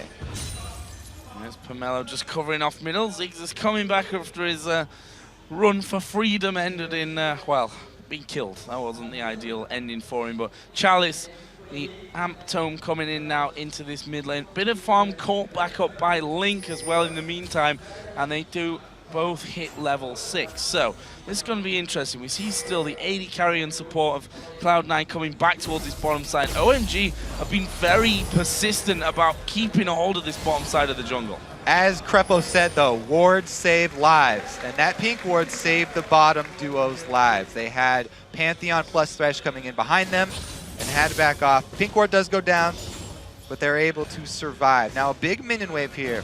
We always like to see what the team will do with that. They sort of call Meteos down, but he backs off to get Wolves. And it looks like they won't get anything accomplished with this minion wave.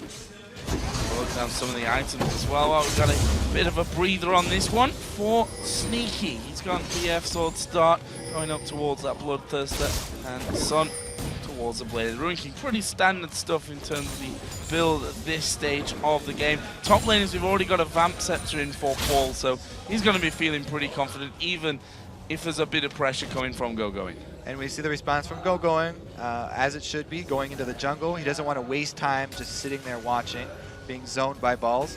So at least he's getting some sort of income. It is also costing him consumables, though. He's just waiting for this wave to get to his turret.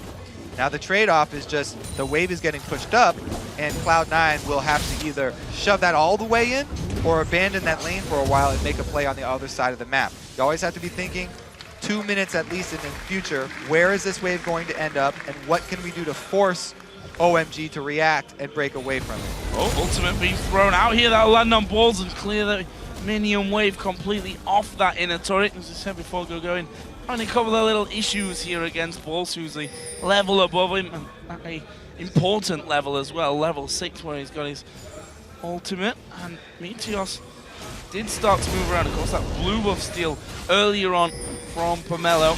On this side of the map, there are wards in position, actually, from OMG, so they have complete vision over Meteos. They know he's hanging around in there. Some very smart wards from OMG.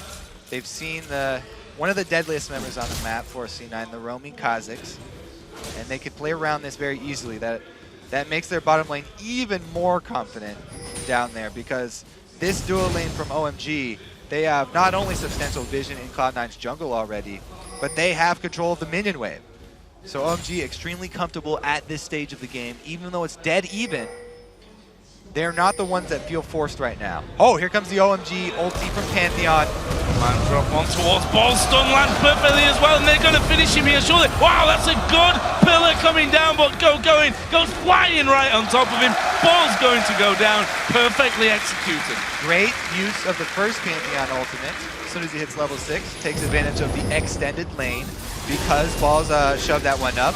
But answer from Cloud9, it's all about the give and take. Teleport comes in. This is a bad for Cloud9. 4 versus 5, and they took dragon damage. This is terrible. Here we go, Bombs in and Sneaky gonna get hooked down by Alan. He's got no chance, surely. He will be finished off. It's Alan that collects the kill, and they're gonna turn around and say, thank you very much. Dragon now for us as well. Thank you very much. OMG playing this mid game out so well. They just won everything, all areas of the map. There was no give and take here. They knew we're going to make use of our extra global here, the Pantheon. As soon as he hits level 6, we take advantage of the extended lane. Ball's pushing up, goes down, and we bait Cloud9 into the dragon. Perfectly baited. They already had wards to teleport in on, and Alan, as usual, comes up to start the fight off. They get the kill, they get the dragon.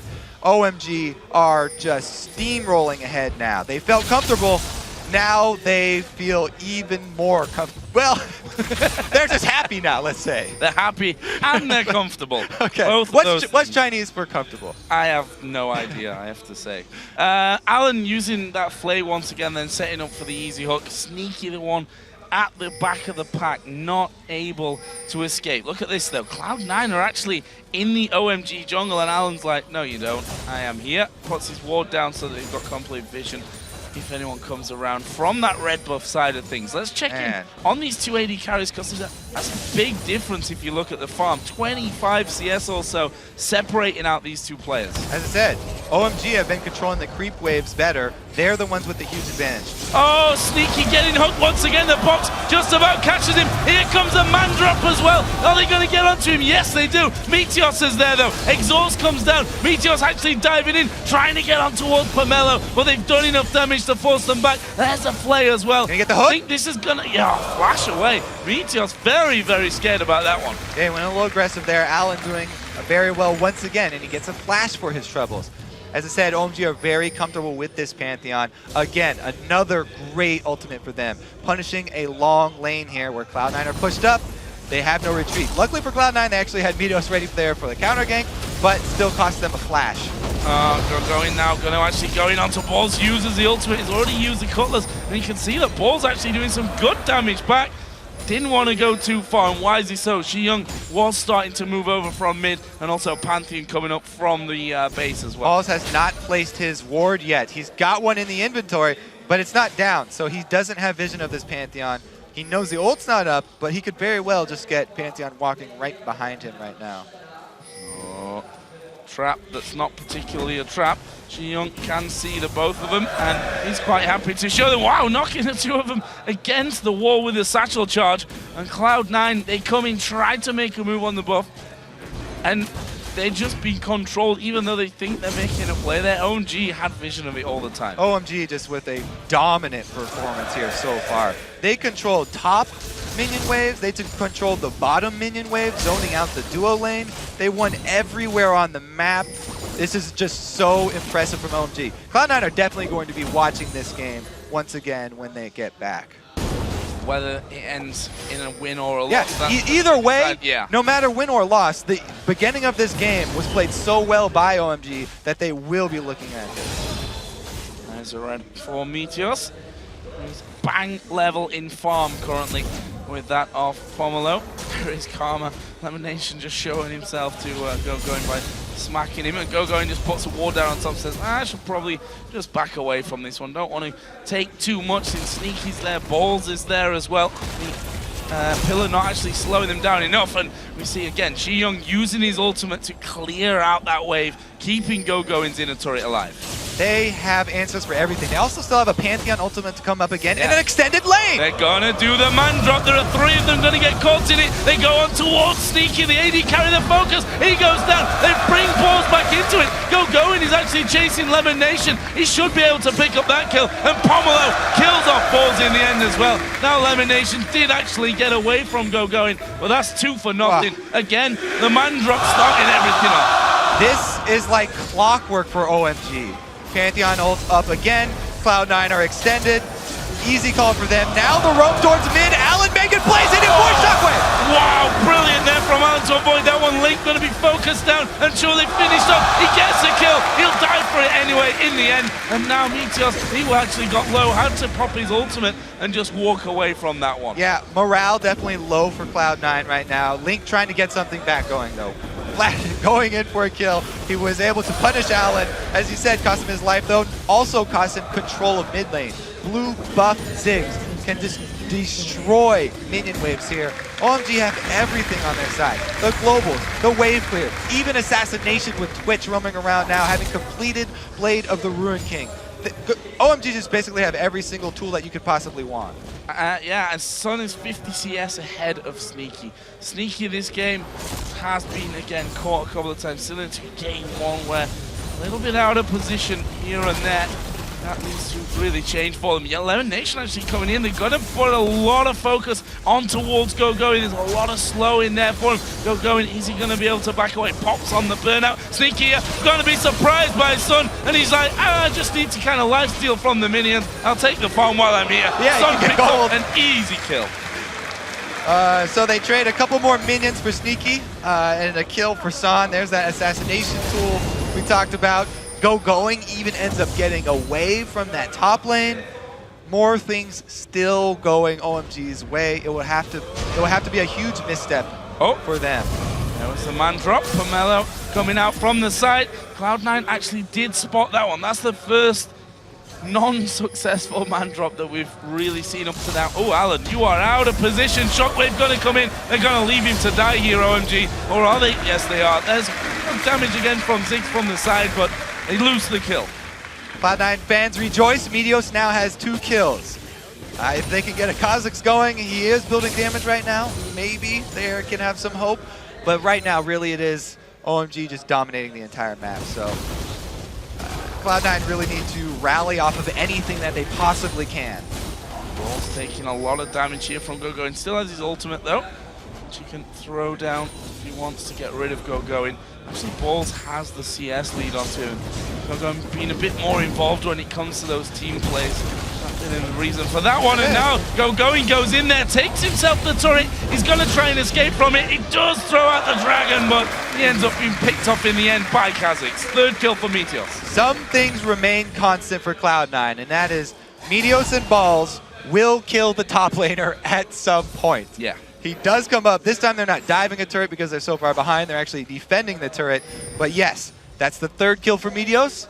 Rally caps on for the C9 fans. Maybe he can make something happen. But this entire OMG team just looks so beastly right now. All right, let's see him come in. There was no ward in the Tribush, by the way, so he's easily able to walk in there. This is just a kill for an objective, though. GoGoing was able to take down the turret before he died. So OMG don't even feel bad about giving that one up. Getting close to 5,000 gold here. We're still not at the 20-minute mark. See that Sneaky trying to freeze things a little bit further up the lane. He's already been caught out once by Sun, and that may happen again. But look at this, Meteos. Alan coming in as well. Alan is there to the side. Meteos needs to make a move now, otherwise Sneaky's just going to go down. In the end, he lets him go, picks himself up the white. Oh, the hook almost led him. Here comes Xiyoung from the side as well. Meteos pops his ultimate. He's going to get slowed, turns around the damage. That's how it happens when he's going to be flat from the left second. And Xiyoung survives. Pomelo picks up the kill, and now they're going for Lemon Nation. Sidesteps the hook, but look at the damage coming from Sun. He's now on a killing spree. Cloud9 are just getting dunked on now. And there's still a Pantheon ultimate up, so there's more possibility of engages in any of these lanes where someone's not directly next to a turret. And even if they are directly next to a turret, it avoids the hook. Yeah, Shockwave actually pulling GoGoing in from that one. Alan trying to do some damage. GoGoing, he's going to go down. Here comes Pantheon from the side. Is he going to finish him? Alan's going to finish him. There is a damage as well coming out of the back from Sneaky. And the shutdown finally as Sneaky picks up his 1st kill.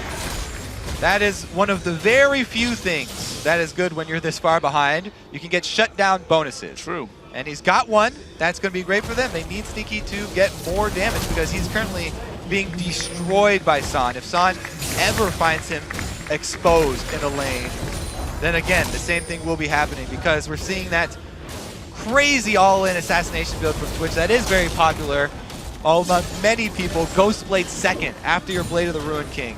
Just blades for everybody. When he pops out of his ambush, also popping the Ghost Blade, insane attack speed to go along with the damage from his spray and pray. It's very, very difficult to get away from something like that. Plus, flat armor penetration against another AD carry is a death note, let's say. Not death sentence, because Alan's not always there. He pretty much has been, though.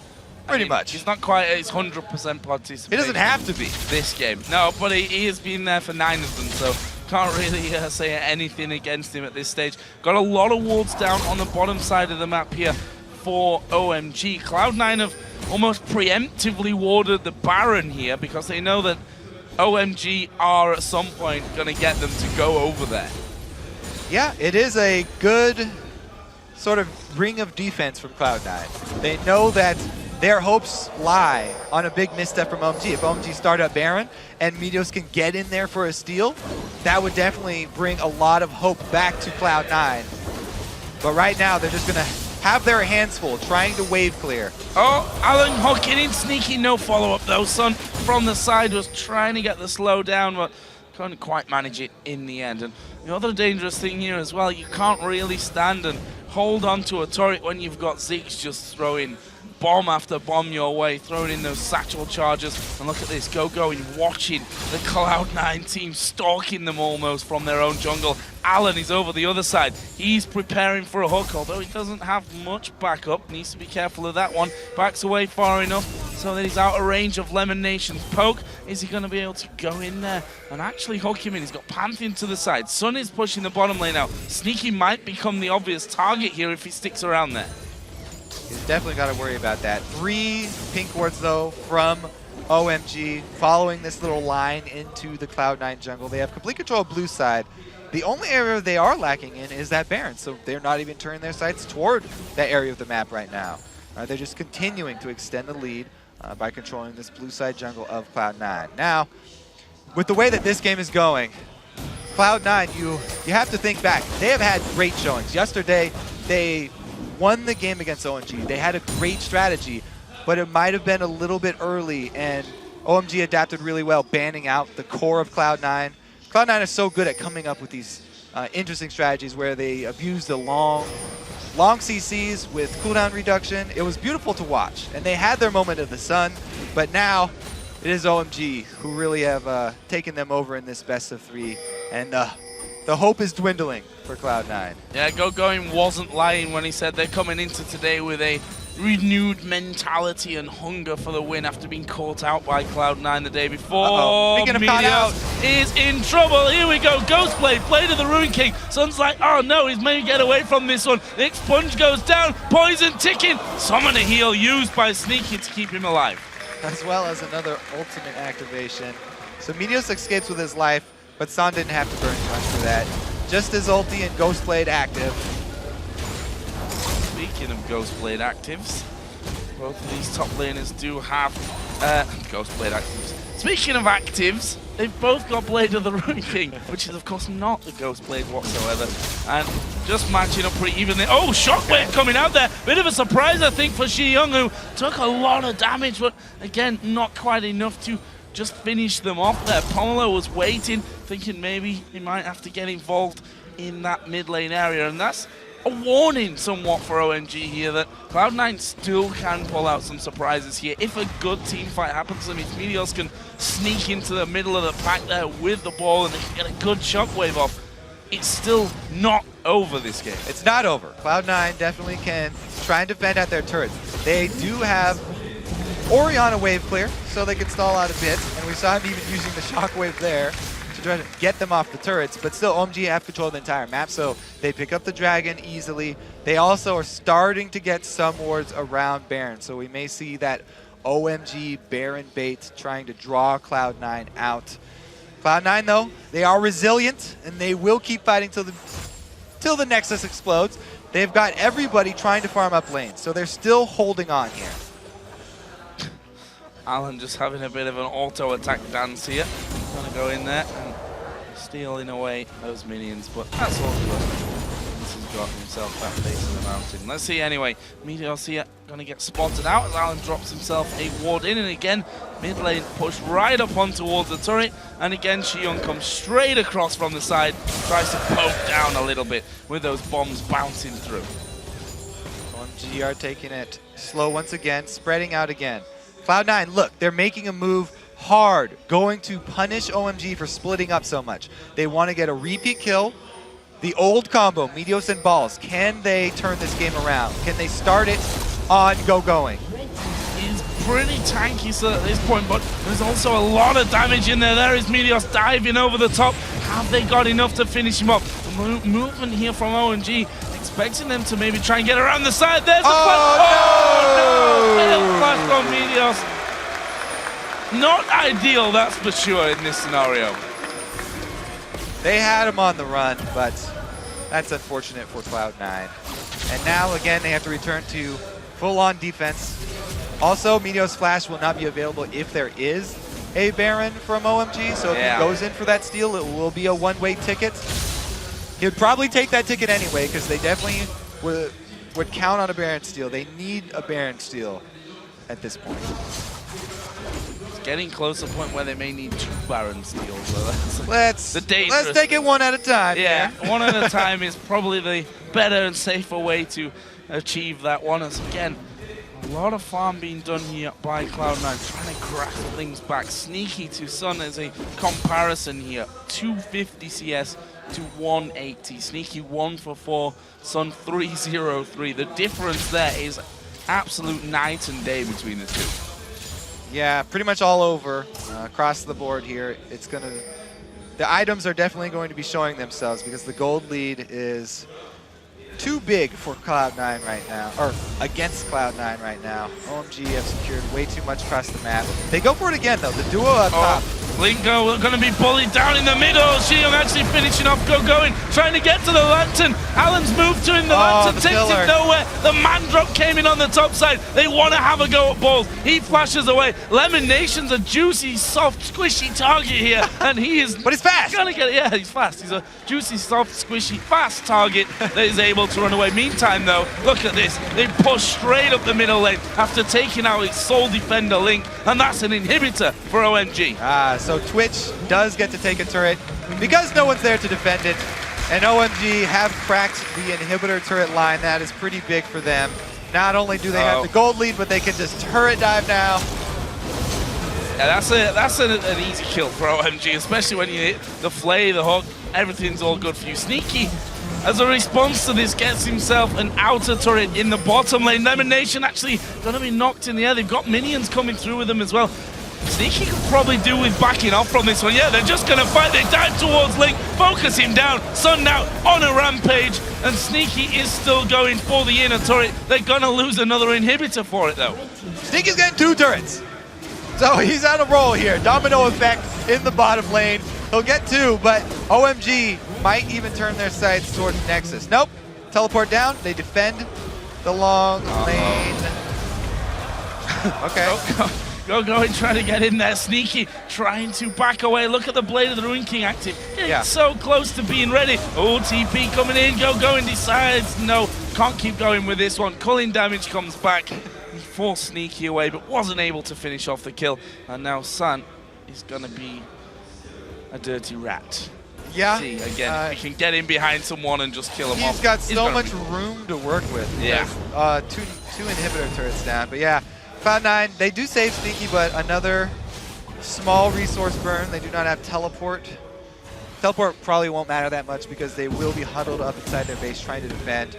You can see it's reflected in their builds. Meteos is not transitioning to damage on Kha'Zix. He's going, or not transitioning to tank. He's going full damage because he's behind it. They needed to make those plays to catch up. They needed to try and kill someone from OMG by catching them out. They tried repeatedly, and it was a valiant effort, but OMG have secured 2 inhibitors.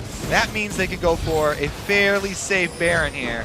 Balls not safe for Balls. Balls. Out. They're going to follow in as well. Knocked against the wall with a satchel charge. Sun comes in. It's Alan that actually gets the kill there in the end. 1 for nothing. Baron didn't reset itself. Down at half HP. This will be an easy Baron pickup for OMG. After the Baron 2, they have a clear path. The base for Cloud9 wide open. Yeah. Their main tank is down. Expect this to be the push. Oh, Son gets Lemon!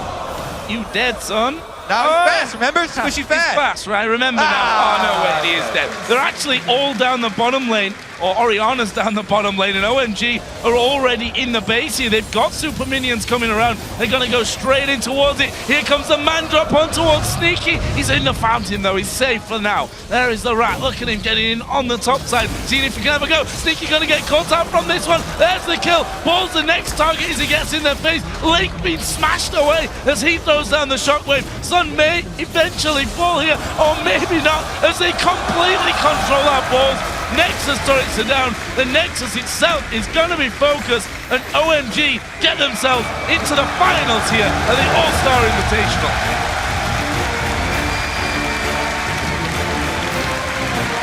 GG's from both sides. Cloud9 had the better yesterday. OMG ban out their strategy and come back extremely strong. My goodness, the beginning of that game was played perfectly by OMG.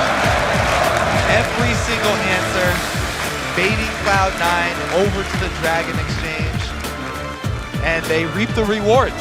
They move on, and they are going into the finals. You've got to give every credit to OMG as well in this scenario. As you said, a complete stark contrast between what we saw at the end of yesterday, what we saw today. OMG yesterday also, Kush, and over the past 2 days have shown us moments of brilliance, but how controlling they were here on Game 2, I think that's the best we've seen them play so far. It was beautiful. The beginning of that game, like I said so many times, I mean, Cloud9 are going to go back and watch that one. That was perfect, the beginning. Well, it's bad news for Cloud9. They're going to be headed off home, but of course for OMG, headed into the final. The question is whether they're going to be going up against Fnatic or SK Telecom T1K. And the team, or the matchup maybe that everyone really wanted to see at the Season 3 World Championship still could happen. But Fnatic kind of stand in their way. There's a lot of people here that want to see a matchup of Fnatic versus OMG in the finals. Yeah, there are. In fact, I think every single person in this place does, in fact, want to see that matchup. But that's another big best of 3 that's going to be coming up later. Just to touch back here on this game. Perfect performance in Game 2 by OMG. For Cloud9, I don't think they can be too unhappy. I mean, let's be honest here. Yeah. They're playing without their normal mid laner, not just their mid laner, but their shot caller, their single shot caller that they have in their team. Yeah. They don't use the duo lineup like other teams. They have to still be proud of what they've achieved here. Yeah, they showed off a great strategy here. They brought some new things to the game. The low cooldown reduction for their CC. They had Link stepping up. Link was making some good calls for them. For parts of the games we heard listens in yesterday, and they made a good showing. They did. Unfortunate for Cloud9 it's him, but OMG are going to be moving on. We're going to send it, though, over to the crew at the analyst desk to break down the game.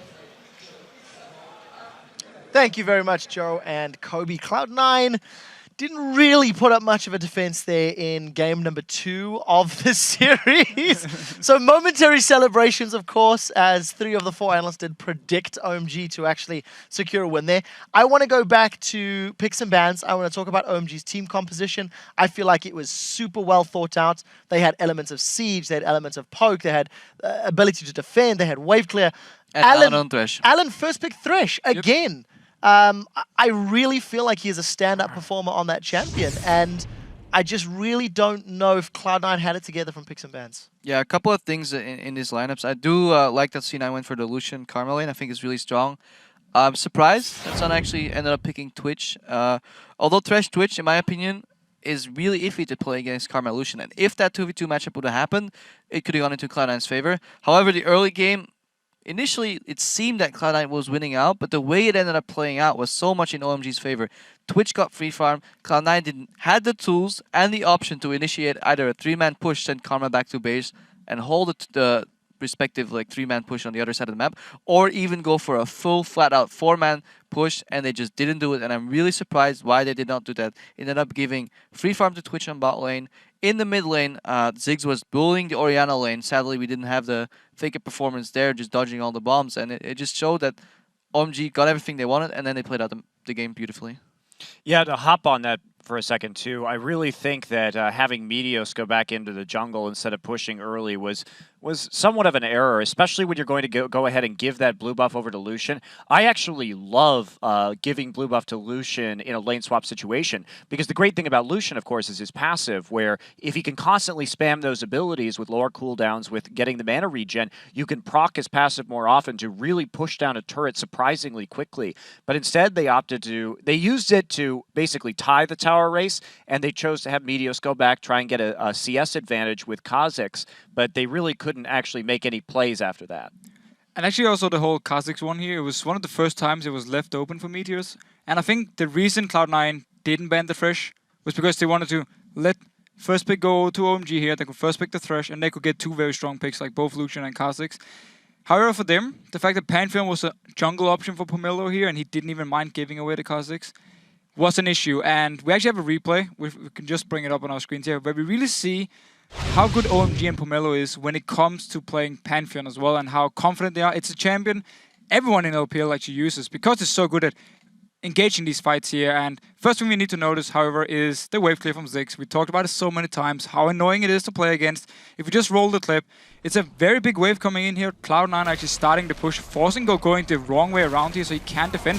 Ziggs ultimate though, everyone has to back away. It's very annoying and very effective. However, though, here's the thing. Notice the Pantheon ultimate. There's 3 members from Cloud9 and only Go going and Pomelo going down. They're 2 versus 3. But they're so confident in this. And because Sneaky has no summoners at this point, they just go straight for him. Ziggs then joins in. Alan joins in. Link here, if you notice him down on your minimap in the end, he should actually just stayed mid lane and taken the tower. Miniwave already hit down to the tower. He tried to move out and help his team. Didn't work, though. You brought it up a little bit already, but I do think the cornerstone of this composition, aside from Alan's Thresh, really is the Ziggs. It's so C9's bread and butter is rotations, and the normal laws of rotations don't apply in a game with Ziggs in there, because I've had this happen to me. You force them in a lane and then you rotate to the river and you said, I'm going mid, and then you realize Ziggs has infinite amounts of wave clear. Then you go back to your bottom lane and say, let's siege this tower. No, he'll just throw his ulti out. It's so impossible to play against it, like rotation-wise. Maybe that's the reason why C9 didn't want to go for this lane swap situation where Ziggs would end up like evening it out, but it's such an annoying champion to play against. Great picks and bans from ONG. Great decision making. Cloud9 unfortunately not delivering in the semi-finals. Freak, can we get some closing thoughts now about OMG, knowing they are in the finals, potentially looking at an All-Star Paris 2014 title? Yeah, so basically it's interesting because they pulled so much attention onto Xiang. He got 3 bans, both games, still got Ziggs a champion he plays a whole lot and did a great job with. And then of course it just left open the rest of the team. And I know you guys have talked about SKT saying, well, you can shut FLICKR down, but the rest of the team will excel. Well, we saw the same thing here. You focus your bans, you get some picks away from Xiang, and well, Alan gets gigantic. Or Going goes into a bad top lane matchup both times. Jax versus Shyvana, and Shyvana versus Trundle, and both times he comes out ahead and makes the team fights work. So you've got a whole all-star crew of great players, and when you let them play a team fight composition where they show up as dudes and fight you, it works out for them. And just credit to OMG as well for changing up the things. The last game here, even when they ganked top lane, Pomelo instantly moves down to the Dragon. It's actually where they baited out the fight, which gave them the big lead. So in general, it's just good to see them change up the things and not just run around the map, focus on getting kills, but actually really going for objectives as well. Well-deserved victory by OMG. I believe that we are ready for the post-game interview. Shox is waiting with Sun from OMG. Thank you very much, QuickShot. I am indeed joined by OMG's AD carry Sun after that series win, and once again assisted by Fen, who will be assisting in the translation. First off, congratulations, amazing win here, OMG in the finals. Let's break down the games. Obviously, yesterday you guys did lose the game versus C9, so what was the main adjustment and strategy going into this game? 所以说昨天你们和 C9 打的时候输了，那么你们今天是如何调整心态和战术去战胜他们的呢？吸取教训吧，然后保持平常心。We learn from our mistakes and we keep positive attitude. Keeping a positive attitude, and then coming into the first game here, Cloud9 actually started out really strong. How did you guys react to that and got the game back in your favor? 在第一场的时候 ，Cloud9 刚开始打的时候打得非常好，也非常的 aggressive， 非常有进攻性。你们是如何应对他们这么强势的打法的？就争取比他们发育好。we try to farm more and get more advantage over them. Yeah, you're absolutely farming very well. And just your lane in general, together with Alan, fantastic play. What did you guys make of the Cloud9 bottom lane to play against? Where were you guys stronger? What are they good at? 你和 Alan 在下路的和 Cloud9 的下路对抗打得非常好。你们在一起的时候有没有一些对抗他们的一些策略、心得和方法？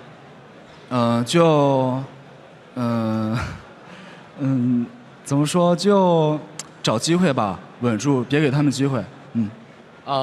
It's hard to say. It's more like we play safe and find their mistakes, then take advantage of that and take the chance. And take the chance, and you absolutely did. In the final tomorrow versus or Fnatic or SK Telecom, who do you think you will face and why? 明天会面对 SKT 或者是 Fnatic 中的一个，你觉得明天的对手会是谁？我觉得都有可能，这两个队伍的几率都差不多吧。I think both of them has a chance. He thinks that it's kind of he doesn't know. 为什么你觉得两个就是差不多呢？你觉得？分析一下。SKT One 他们各个就是各方面都很强，但是 Fnatic，他们的理解吧和我们有冲突吧，他们的理解和我们的见解不一样，所以还不一定发生什么呢。So SKT is very strong. It's very well-rounded. They are good at basically everything. But Fnatic has a really good and advanced understanding of the game, so they may come up with something really cool and different. So he thinks that both of them has a chance. Both of them very strong. Well, one thing is sure, we'll be seeing you in the final tomorrow. Congratulations once again. Thank you. And now we're going to send it back over to the big brains over at the analyst desk. Thank you very much, Shucks. That is one semi-final series that has been decided. So let's take a look at the All-Star bracket. With their win over Cloud9, OMG have secured their place in the finals that will be played tomorrow. They will face the winner of the next best-of-3 semi-final between SK Telecom T1K and Europe's very own Fnatic.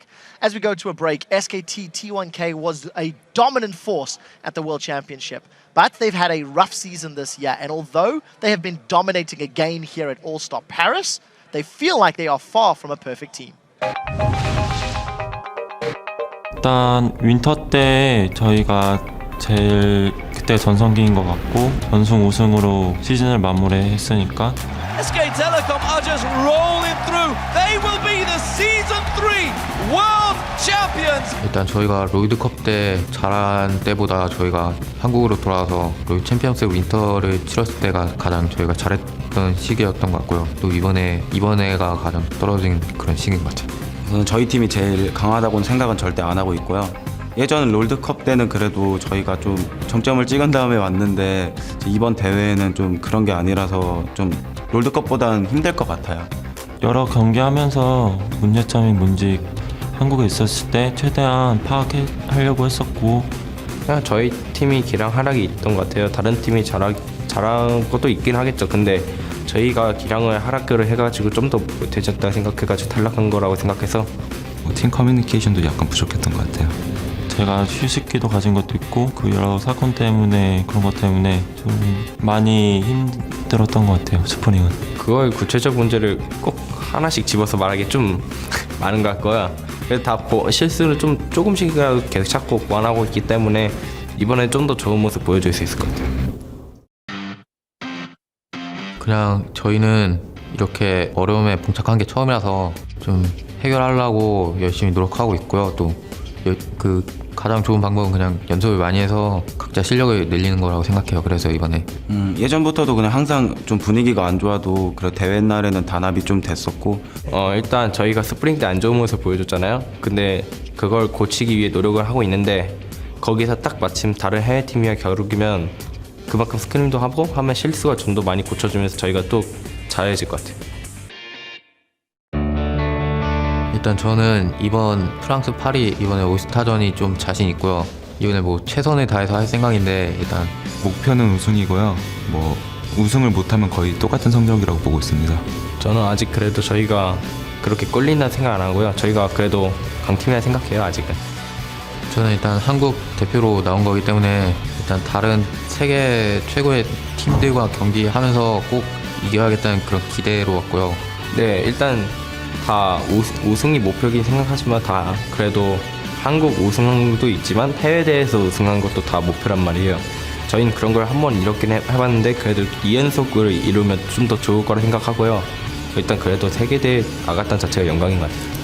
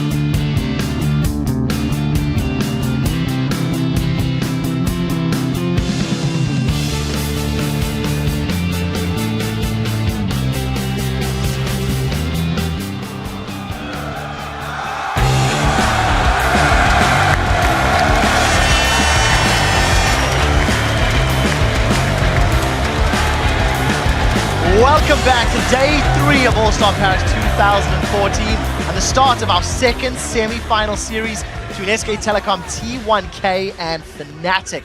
That crowd is crazy and they're looking forward to this series. Let's start with SKT. They are undoubtedly the strong favorites. They've delivered in every single one of the games that they've played in thus far. They have been the strongest team at the All-Star event in, I think, every aspect of the game. You've never felt like they were at risk of losing their match. If there has been one weakness, though, I do feel like Piglet and Pumandu have shown times when they can get control, times where they can get put into negative situations. Fisher, what's your take on SKT and them in particular? So the laning phase for SKT when it comes to solo laners has been very strong. Also, Bengi has been showing up this tournament.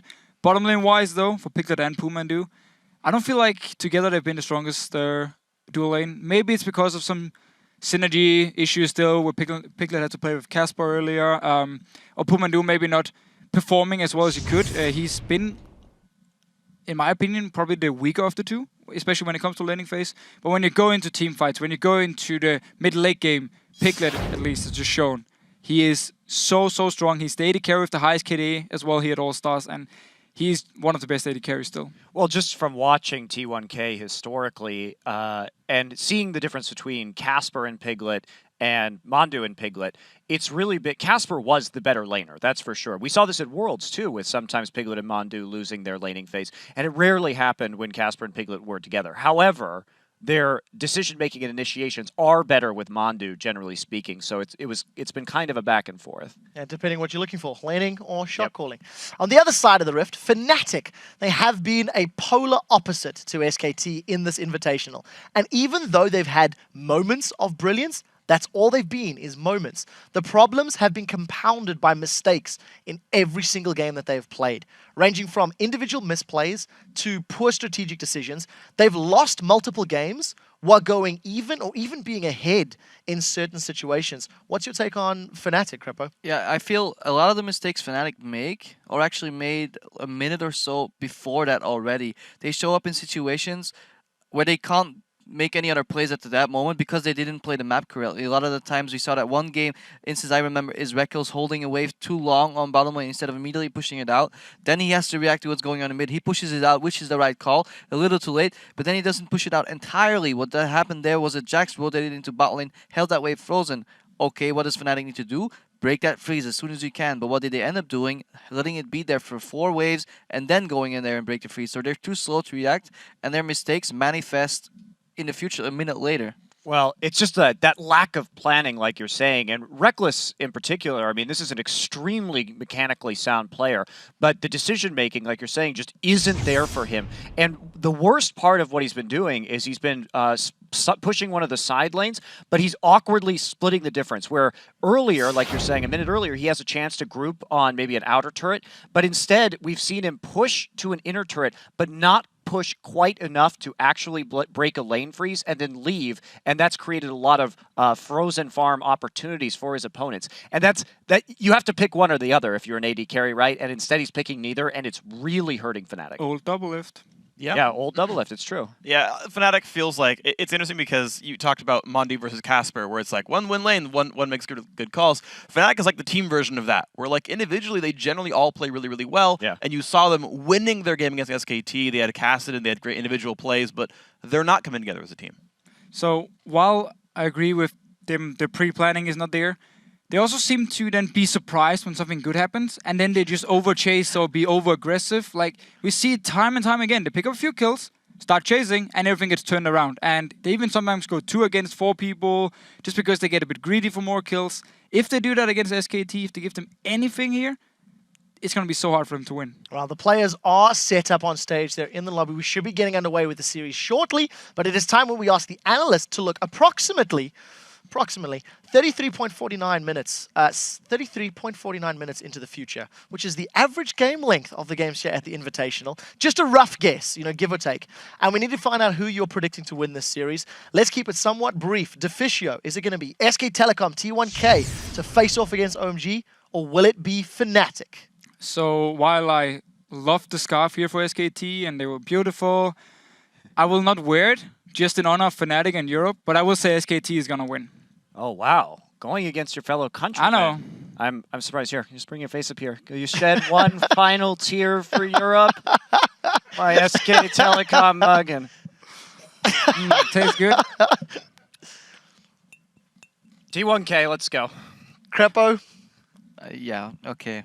Well, I don't have any fancy props, scarves, or tears. I'll just savor them on these tears from the previous prediction. Just stay at the same height. But yeah, I don't think SKT is going to win this best of 3 in 1 game. I feel they'll need at least 2, so it'll be a little longer than 30 minutes. But yeah, SKT T1K. Yeah, for me, Monty, I think your sense of predictions are better than sense of geography, being that there's no Danes on Fnatic.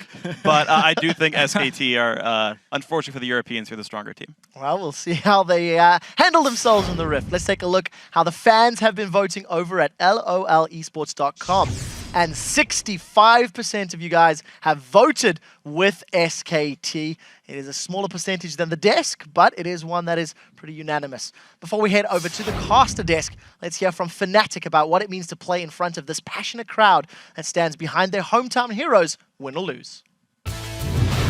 We've been traveling all around the world to play, but I believe this is the first time I actually feel that the whole crowd is behind Fnatic. You win or you lose, doesn't matter, you still go out there, still scream your name, and that kind of cheers you up. Every time is awesome, and this time is even better because there is so much more people than usually. The crowd has been really insane here, so when they're cheering really loud, it's really good to like demoralize our enemies. 그거는 저희가 로드컵 때 TSM 팀과 좀 겪어봐가지고 그 로드컵 때도 많은 팬분들이 TSM 외쳤을 때도 그냥 저희 경기만 열심히 하자라는 생각을 했기 때문에. Hello, ladies and gentlemen, and welcome. So, SK Telecom, you just heard them. They cheered, but from TSM, they were against last time around. That was the home crowd advantage. That was a much smaller crowd than they have here. You can hear them. Fnatic are ready and ready to go. I am, of course, Lee Damon Smith, and for the next semi-final series, Joshua Jack Leesman will be joining me at this caster desk. What do we think is going to go on here? Because this was a crazy game yesterday. Honestly, if anything would take SKT out of their groove, it would be the noise of support against them, which even though it did happen a little bit at Worlds in the group stage, it was nowhere near this level. I feel like that's one of the only hopes Fnatic has. Well, let's check out the starting lineup. So, starting out, the #1 team in the groups, it is SK Telecom T1K. In the top lane, of course, is Impact. He has been a monster. Bengi in the jungle, questioning him, but FLICKR, is he the best player in the world? Who knows? Piglet, the AD carry, and of course, Pumandu in support. That is SK Telecom T1K. Yeah, I don't know if you'll be able to hear me for the introduction of Fnatic, because I know the crowd will go crazy. On the red side, it is Fnatic right there. Top lane is Soaz. Jungle is Cyanide. Mid lane is XPeke. AD Carrols is Reckless. And of course, support is Yellowstar to make up Fnatic. So they are clearly the hometown favorites. But of course, we want to talk about... In a second. It's pretty clear which way this team is. However, they're big underdogs. So we want to talk about our featured matchup for this matchup, the semi-final series. The Clash of the Titans is, of course, the mid lane. It is SK Telecom's FLICKR versus Fnatic's XPeke. Yeah, and FLICKR looks to be completely back in peak form, if you can ever really say he was in a slump. But it's more impressive yesterday when he destroyed Shiyang 1v1, because Shiyang had previously destroyed everyone else in this tournament. FLICKR is back on his game, and Bengi is helping him out a lot more than he was in Champions. Meanwhile, XPeke has looked extremely inconsistent and seems to be playing with kind of that lack of confidence, which used to kind of define him as a player. They played really safe against TPA as well in their only win of the group stage. There's no way he can play safe against FLICKR and expect a victory. Yeah, absolutely. So what do we think is going to realistically happen here? Because if you were to look at yesterday's game, it kind of wasn't really telling the full truth. It was kind of mind games, honestly. Or more a fan service, I think you could say, from SK Telecom. Yeah, absolutely. Because in that game, it was SKT trying to pick all their skins. I feel like that's why they let Kassadin through, which was Peke's big bread and butter champion, and they still weren't able to win, which is a real tricky thing for Fnatic. Close. Yeah, they did come close.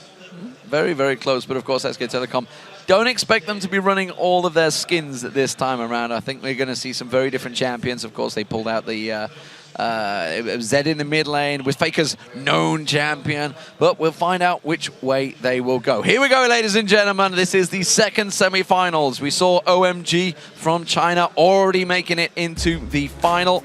Who will join them? We'll find out over the next best of 3. So SK Telecom starting off the bans, and and they will be coming in. Jack's being taken away. We just saw him being played in game 1 for Cloud9. Not going to sneak through this time around, and that immediately stops those skins dead in the tracks. Yeah, and the Twisted Fate ban for Fnatic is a little bit surprising. FLICKR did have a good Twisted Fate game at the very start of this group stage, and if that signals anything to me, it's that Fnatic is going to be going with a either heavy poke strategy or a split push strategy, as they always do, obviously. But Twisted Fate is best against both those things. Well, you can see the final bans coming through. There's already a Twitch locked in. Leona already taken away. Kassadin taken away. Quick fire picks and bans. LeBlanc was the final choice, of course. FLICKR not going to be able to play that one. But you already see a Lulu and a Kha'Zix on the board as well.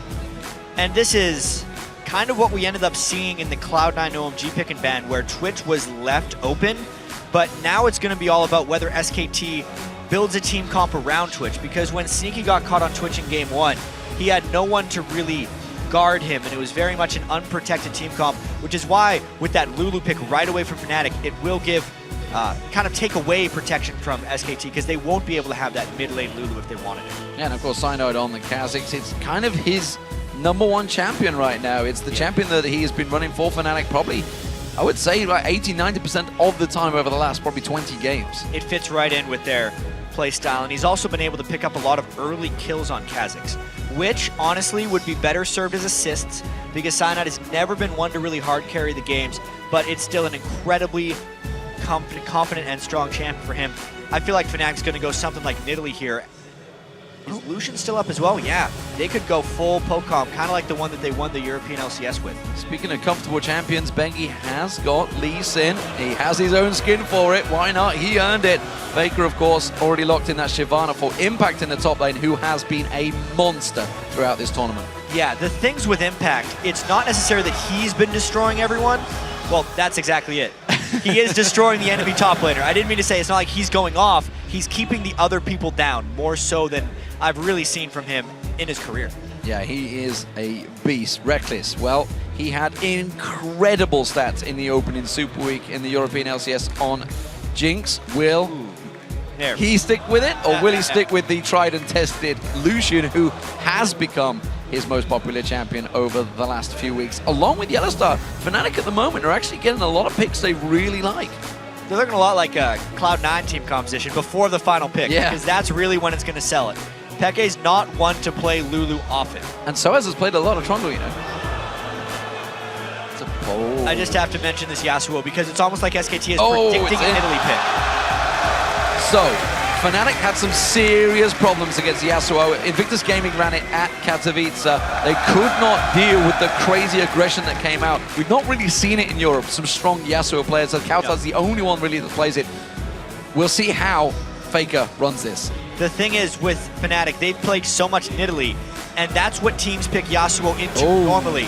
But this is the kill pick. Here's the thing. Right when Yasuo released, he does not block the auto attacks from Kayle. He blocks all the other ranged champions' auto attacks, but not Kayle, because it is not a projectile, so it will go through the wind wall. Even though Kale's been nerfed down, that is a great pick against Yasuo. But this also answers the question. Soaz and Shy were having this discussion. Who's the best top lane? Lulu, Shyvana, Lulu, Shyvana, Lulu, Shyvana. We're going to see them together. Whether they're actually going to face each other at any point is a matter we'll have to find out in the game. But Fnatic honestly have got a team comp that they enjoy, and I feel SK Telecom have as well. Yes, I absolutely agree. The Zyra from Pumondu is a little bit of a throwback. Yes, he did play it again in the group stage, but that was mainly to use the skin. This is serious. There's no way that SKT is going to be taking this match lightly or as a fan service. Absolutely. They're taking this to win. This is all about representing Korea. You heard it there. They was talking about how they are basically coming to this tournament, not only representing SK Telecom T1, they're representing the whole of South Korea, and they absolutely want to win. So, the match is about to get underway. We're going to head over to Twitter and tell us which mid laner's play style generates more big plays. Pretty sure you know which way this one's going to go. Hashtag FLICKR or hashtag Peke. Don't forget, Peke has some of those big, crazy backdoor moments. Send your tweets to @LOL Esports, and this could be a crazy game. It's going to be all about whether Peke can play with a lot of confidence against FLICKR, or whether he's giving him a little bit too much respect. Even though Fnatic is an absolutely monstrous underdog, no one would be surprised if they lost this game. But if we think back to the group stage, even though Fnatic did go 1-3, every single one of their games were winnable at some point. Yeah, absolutely. I mean, the Baron, that was the difference. Cyanide stepped out of line just a little bit. He went to clear the ward instead of staying back to clear that Baron. Could have turned the game, could have turned the competition on its head, but it wasn't to be. We'll see if it is this time, ladies and gentlemen. The semi-finals is getting underway. SK Telecom as the blue team up against, well, you can hear it, it's Fnatic as the red team. Right off the bat, I have to wonder if we're going to see standard lanes or if we're going to see a very roam-focused game. It's actually kind of funny. When Fnatic plays to their European LCS championship level, they're pretty low-kill games. They do not like to engage the other team. They like to just run all around them, never have true fights. And this is a very much their type of team comp. No real tank. They have a lot of support for Cyanide, but he's actually free to build damage. It is a very difficult strategy to pull off, which is why you actually see them in position to win a lot of games, but then they just make some type of misplay and end up losing. I think soaz is going to try and bait Impact a little bit closer. You can see Yellow Star hanging in that bush. Not going to happen, no, not falling for it. They're happy to just go in, get that deep ward placement. They have actually warded out not that deep. No. In all essence, they are just going to go straight for the full invade. So this is actually a reverse, though, because they're in the blue jungle. Cyanide is going to have to solo this blue. It's going to be a tricky one for him. You can see him down that bottom lane, but it would be an even trade if they can make it count. Yeah, I really wonder if Cyanide would have the gall to go into that jungle pretty much blind. He doesn't know where anyone could be, and that's actually what teams with Zyra generally do early game, is wait for someone to invade, because it allows someone to walk into the grasping roots if they decide to check. I think Cyanide is just playing defense and is going to be looking for a standard jungle start. He actually is a little bit late to his buff, and a late invade from Fnatic. Late invade comes in, Dark Binding lands on Impact. They didn't actually notice it because it was in there, but Bengi is forced to flash away. Impact caught out with the Glitterlance. Is there enough damage coming through? I'm not too sure. One more Glitterlance will come through, but they're going to force them away from the blue. Even so, this is absolutely huge. There's actually another contestant going on the other side. Fnatic steals one blue and secures the other. Wow, great start by Fnatic straight away. It does mean, of course, we're going to have some lane swaps coming in as expected. Peke and Faker in this mid lane. This one will be an interesting one, because if they do go with the 4-0, if they do go with some sort of stacking system, Faker versus Peke, it's going to be all or nothing between the two, because Faker's going to have the confidence to know there's no jungler coming towards him. Yeah. He can just go all on Peke. And also, there's not going to be too many ganks coming in that early because of all the time that got spent during the jungle invades. But this is very heavy counter jungling going on from Fnatic. SKT actually took 2 Cloud9 buffs at the start of the game, going 3 for 1. And this is Fnatic giving SKT a taste of their own medicine, actually. Well, soaz hasn't backed away. He has got that blue buff, remember. He's going to put damage back down on Impact. He wants to keep Impact around as long as possible, because the longer Impact stays, the better soaz is. It means he's going to try and keep him low on levels. Rekkles is freezing the lane. He's not really, well, he's not freezing it, it's just not going to push heavily. He's not fast pushing in towards there, which actually SK Telecom are doing down the bottom, I feel. We're seeing much more starts like this in the All-Star here, where it's not the 4-man stack, but instead it's a more denial focused of lane swapping. They're really just getting secured farm for their 80 carries. They're only taking 1 turret, and it's more about jungler denial and mid lane isolation than it is about fast pushing. Oh, Peke goes aggressive. Faker turns it round, but he had a big stack of minions hitting him in the back, which actually laid down a lot of that damage, and Peke using that exhaust early on, though. That could actually be pretty big. He's going to need that exhaust if anything comes at him, especially a Bengi jungle gank. That's one of the big reasons that Yasuo was so popular in these heavy lane swaps places, because he's able to use his dashes offensively in lane, bait summoner spells, and have no force of, retaliation from the other team. So this is what we've seen a few times now from Fnatic. soaz actually he's literally just roamed all around the jungle, and now he's looking. Faker goes aggressive. soaz is just over the side now. Glitterlance does not land. A fantastic wind wall from Faker to stop that Glitterlance in his tracks, and he gets away. It forces the flash, and the ignite was also burned from Faker. That was very timely roam from soaz. He has just been a jungler slash ganking Lulu right now. Not exactly what you're used to. He's behind on farm. If soaz doesn't make something happen, more so other than burning a flash, that will cost Fnatic in the long run. But for now, it gives Peke breathing room in mid. Block of that wind wall, that would have been the death. It would have absolutely slowed him down. He had the flash still available, but it would have been a very, very slow move. And of course, Peke sitting on that flash still could have chased. Impact only just hit level 2, has had to come in and try and clean up some of those last hits to steal them away from FLICKR. You can also see Bengi moving in now. We haven't seen Bengi around that mid lane because they were focusing on taking that turret, which actually Fnatic only just did. So both turrets now down, top and bottom. And we're going to see the duo lanes going up against each other. Yeah, and after all the trading, or will we? Even though it seemed like Fnatic would have a nice lead from that, they ended up just getting even gold. What's so funny about this is the whole debate between Soaz and Shy when they were talking about Shyvana and Lulu, what's better? Soaz is like, better in lane, better in lane. This isn't the lane game. Soaz caught out, he's not going to get away from this one. It will be first blood. That was a quick kill from the duo lane of Piglet Mandu. And that's exactly it. It's not about the laning phase for her. She just got camped in one of those side lane rushes and taken down.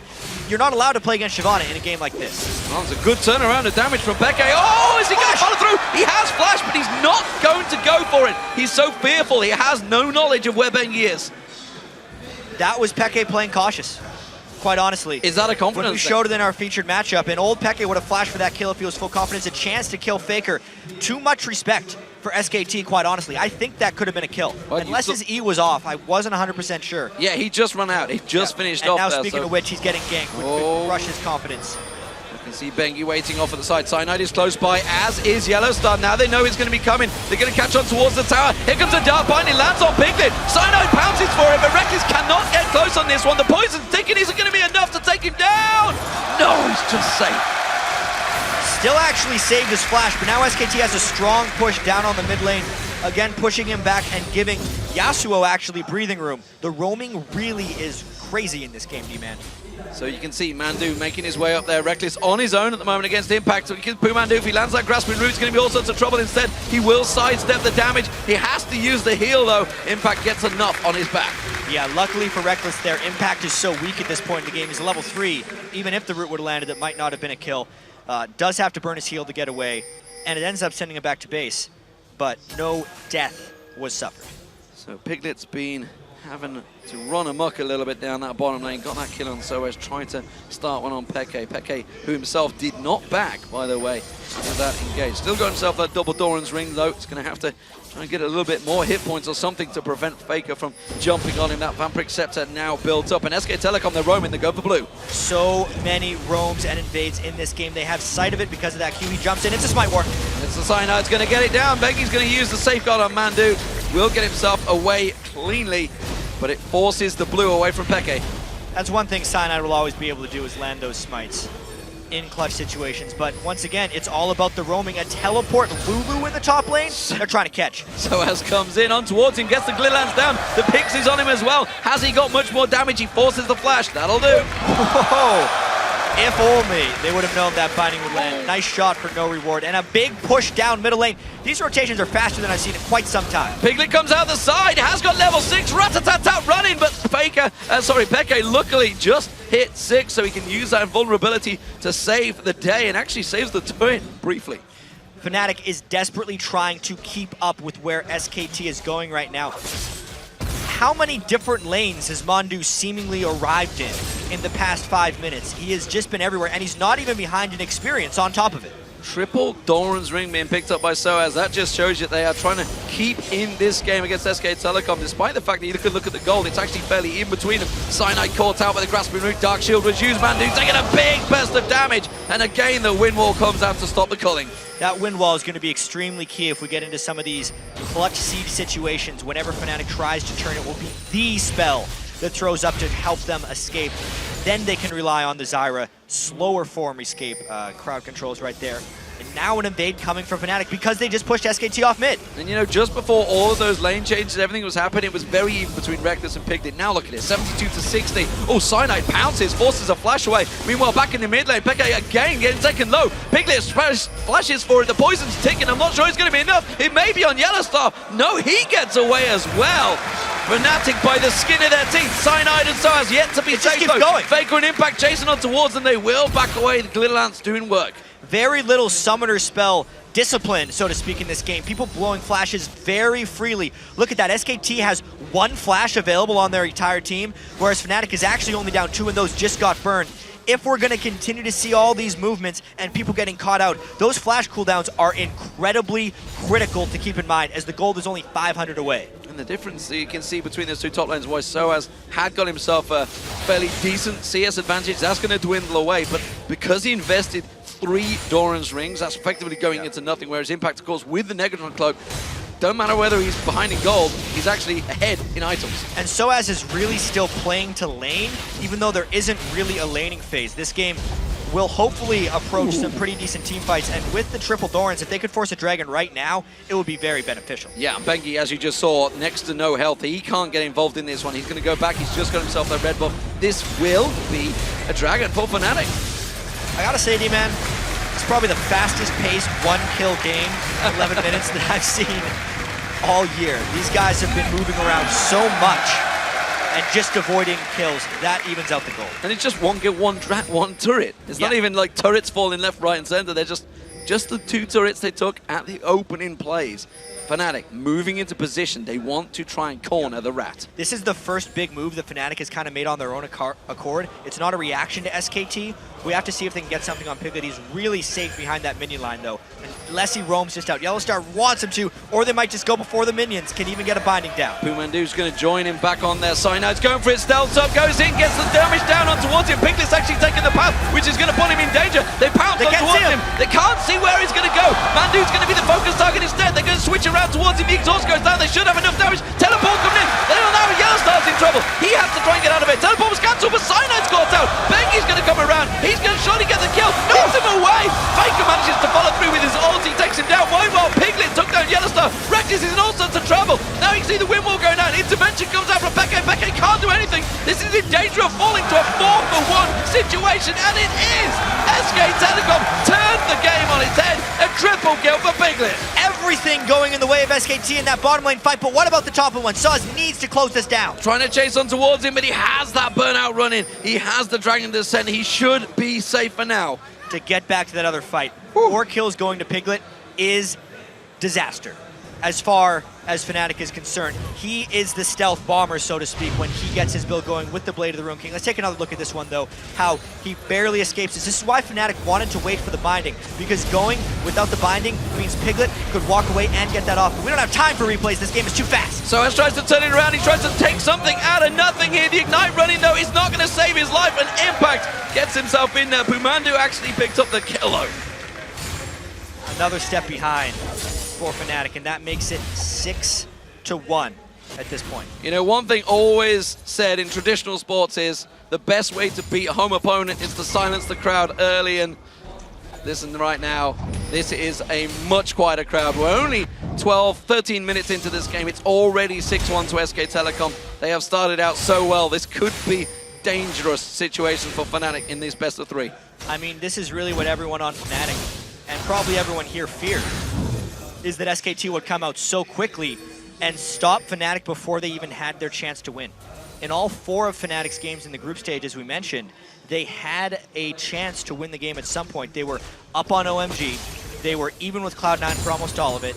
The SKT game, mind you, because they had the SKT skins and they gave Pekka Kassadin, they had that Baron play that very well could have won them the game if executed properly, and of course they beat TPA. They haven't had an opportunity in this game because SKT has been so fast, roamed around so well, and really just beaten Fnatic to almost every punch. You know, focusing on how much they've invested in those Doran's rings. The Doran's items which obviously never progressed into anything. SK Telecom never went down that path. They only ever had 1 Doran's Blade a piece, and they've all continued to invest in items. Now that they're ahead in the game, that is giving them an even bigger advantage than that 2,000 gold shows. Yeah, you're absolutely right.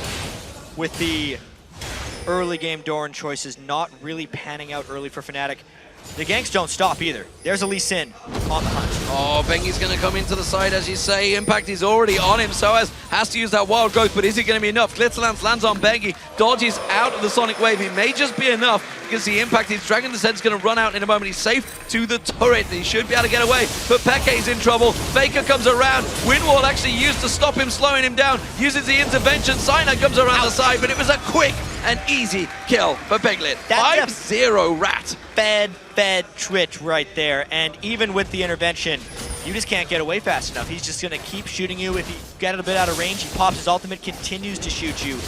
this SKT team came to play today. And with everybody basically melee damage, AD damage, those turrets will go down so much faster this early on. 15 minutes into the game, that mid turret already down. Yeah, normally a team without Twitch doesn't have good sieging power. It's fine if you kill everybody first, then you can take down turrets just fine. That's for sure. Soaz now in trouble. 3-man gank team coming towards him. Make that a 4 because they backed off at the side. Grasping Root does not land. He's dodging just about everything he can. He's going to try and turn this on towards Bengi. Can he get the kill? Not in time. And that's another kill for Piglet.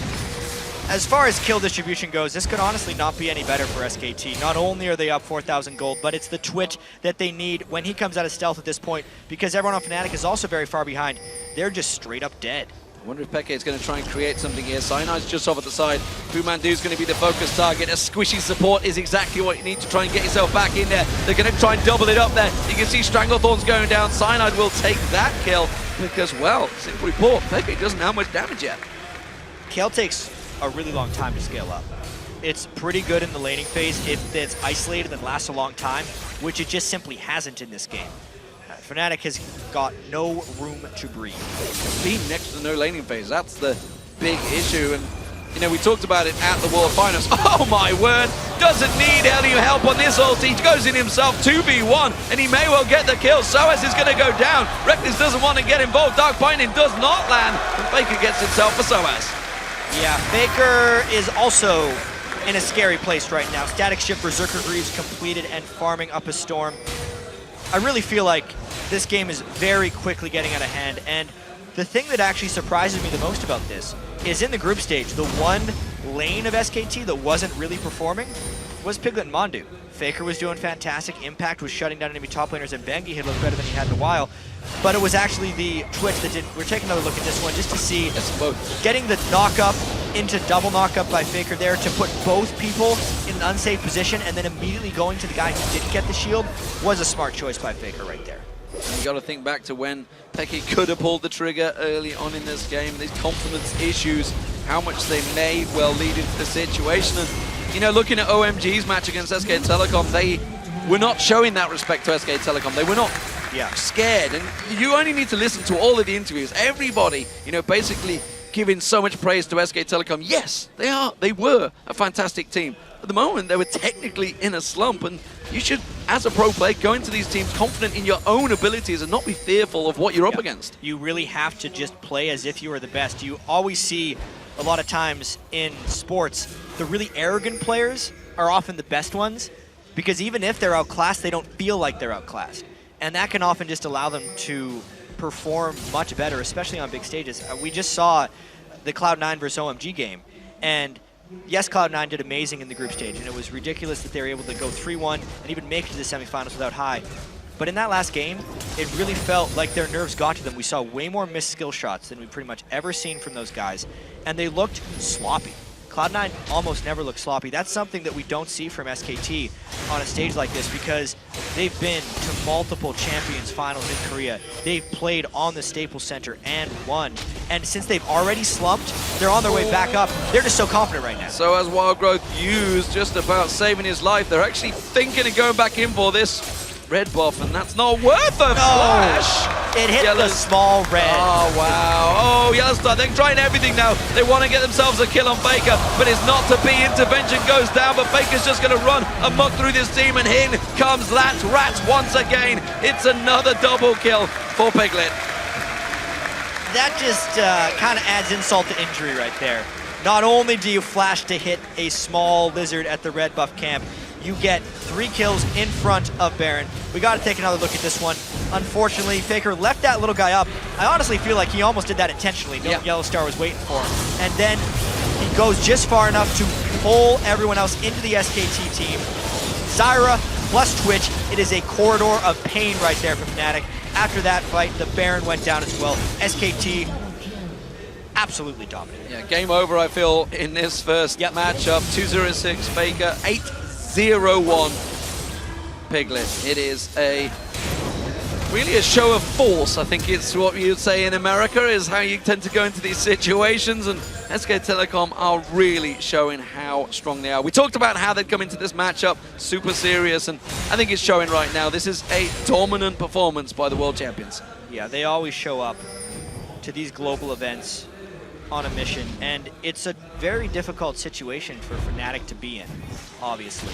Playing in front of their home crowd, even though it does support them, is a lot of pressure for these guys. And even though Fnatic, we were talking about this earlier, even though Fnatic won the spring split of the LCS, it was one of their least convincing LCS victories that we've seen, because they had such a substantial slump in the middle of the season, and even though Fnatic did come together in the finals, it kind of seemed a little bit like they just stumbled upon the right champions. They picked a really nice poke and heal composition that other teams weren't ready for and could kind of just individually roam around, throw spears, never fight the other team. That worked for a little bit, but it's definitely not working against SKT or the other teams on the world stage. And it's a worrying sign that is developing, honestly, for the European scene, as well as maybe in the North American scene. Right now, though, the European scene definitely seems to be in a little bit of a slump, with nobody really making clear goals, nobody making clear strides in that league, and the fact that Fnatic are 3 times split champions. Piglet almost caught out. That would have been a handsome trophy maybe for Cyanide if he could have collected it, but an 8-0-1 Twitch absolutely would be worth the gold. And he's doing that Ghostblade Blade of the Rune King build that we saw in the previous set from OMG. This is what Twitches often do when they get really far ahead, because even though it's not the most spectacular late game scaling build, it really guarantees that any solo person from the other team, oh, real unlucky not getting that one down, any solo person from the other team is starved of farm, or they're just doing it completely unsafely. He'll open up Ghostblade, Blade of the Rune King, and since they'll mainly be squishy targets trying to farm, he'll just instantly kill. And this really is showing, you know, obviously it stems from that triple kill down the bottom that Piglet picked up. That was really the big Which point. was honestly where a pretty close fight. It was a very close fight, but again, as we saw at the Worlds, SK Telecom read the situations. Fnatic were setting up that kill a long time ago. They were in the bush. So has sidestep in the Dragon Descent. Using that wild growth, he may get out of this one. He's a slippery sucker, but the slow comes in from Piglet. Has to force that flash away. But what I was going back to was the fact that they always read these situations. And this telegraphs right back to, I would say, you know, MLG New York. When we were there in the arena, this was the first time Korean teams burst on the scene against North American teams. And just back then, all the way back then, when I was actually there with Monte Cristo and we were talking about how they were predicting what was coming beforehand, reading the situation and getting that one step ahead, and it still is persisting. Yeah. What we saw the start of this game was ridiculously fast, and Fnatic just hasn't been able to keep up long term. Bengi, though, does go a little bit deep, gets out with his life. He did it yesterday. It almost worked this time around. Went a little too far, but with a Baron on SK Telecom, they're happy to push in on towards this inhibitor turret. You can see the damage is not really going down on it because they're looking to see if they can make those picks early starting off. Stranglethorns bounces back in the air. Intervention already used, remember. That's safe for Cyanide's life. Cyanide himself trying to get him towards Boomandu. Does pounce across, but can't even get the kill on the support. FLICKR, meanwhile, sidestepping once again, gets out. Cyanide hasn't got the lifesteal. Yellowstar did manage to take down Impact in that fray, and SK Telecom backing out with next to no health, but you've got to feel it is only a matter of time. Yeah, it's a 10,000 gold lead with Baron buff at 23 minutes into the game. There's a Piglet as well, on to Reckless. Piglet trying to sneak in there, the stealth assassin, not unable to take him down, and that's pretty much only down to the fact that he has that singular dash available. Yeah. Ooh, cheeky, not going to be enough though. SK Telecom right now are kind of just going through the victory mode. We'll take another look at this fight where they get a little bit too deep. Unfortunately, Mondu has the turret on him, also a Kha'Zix, so when he flashes away, the team really gets split up. They wanted to execute a full dive, but unfortunately the Zyra got isolated and they wanted to prevent that from happening, so then they got trapped in between the turret, and that's the main reason Impact went down. Not a huge loss though overall for SKT. FLICKR almost caught out there, a very big bug in Cyanide with the wild growth on him. Is going to head off out there. SK Telecom, while they are in a gigantic advantage, we did see yesterday and have seen through signs through the groups and in the champions, when they do get ahead, they do sometimes get a little bit reckless. Absolutely. Bengi yesterday in his Lee Sin game at the very end was just trying to fly into the base on his own. Died once, got away the other time, and I really feel like SKT is just going to play with a lot of freedom right now, more so than anything else. Yes, they may make a few mistakes and give up a few kills, but they have the ability to.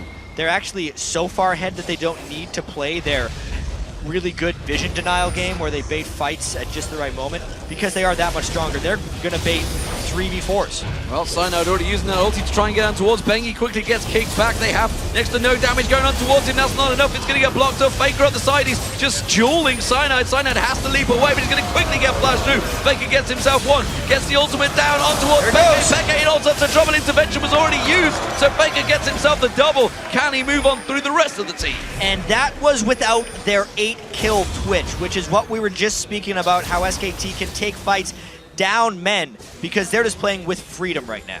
They're just pushing straight through that mid lane. They've got the minion line. The rest of Fnatic out of position. Yellowstar's the only one close by, and he can't get involved in this fight. That's going to be the inhibitor to it. The inhibitor will follow. I don't believe Fnatic can defend it. And what's a game like this going to do to Fnatic's confidence when they were already low on confidence, D-Man? Because they actually played the very first start of this game pretty well, but have since just gotten obliterated and taken out at every part of the map. In comes Piglet. Pumandu actually stealing the kill away.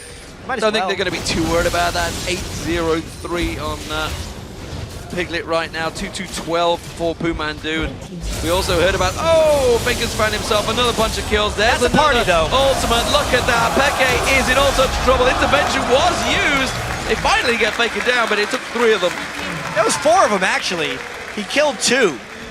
A 1v4, and then Piglet tries to show up to the party. He's like, what, FLICKR? You didn't burn his ultimate? And he just takes inhibitor afterwards. Yeah, not happy about that one. Still not sticking around for that inhibitor. Delaying the game, making sure the minions are with them. Not that they need them for an exposed inhibitor, but they will clear out the pink ward as well. SK Telecom, full control of this one. The Yasuo mechanics right here by FLICKR, dodging the first binding, going right past the black shield, and then just flying in past the guy with intervention to try and do as much as possible to Peke. Because the ultimate actually does damage on the way down, that's how he was able to finish off that kill with Yellowstar. I'll say he planned it. He seemed to. Yeah. I mean, it was Yellowstar. He originally started on, forced that intervention out of Peke, and then said, thanks, got himself a free target. Oftentimes, Yasuo is very exhaustible because his ultimate will do damage on the way down. So when people get knocked up by it, they throw an exhaust in, and then it stops them on the way down. They didn't have an exhaust up for that fight, so death. Death ensued. So FLICKR 6-1-7 finally dies out there. 8-0-3, the immortal Piglet so far in this matchup. This first game, in this best of 3. OMG already in the finals.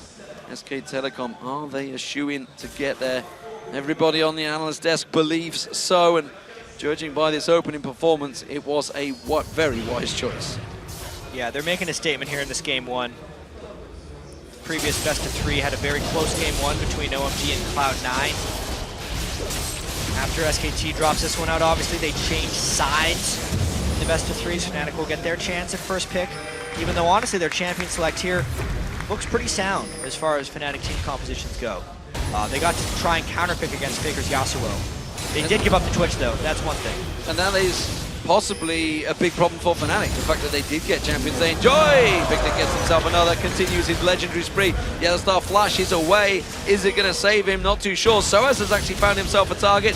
Fortunately, it's 2 of them, Bengi and Pumandu. Cyanide pounces in. He's not going to be there in time to save the day. Piglet gets himself the inhibitor as well.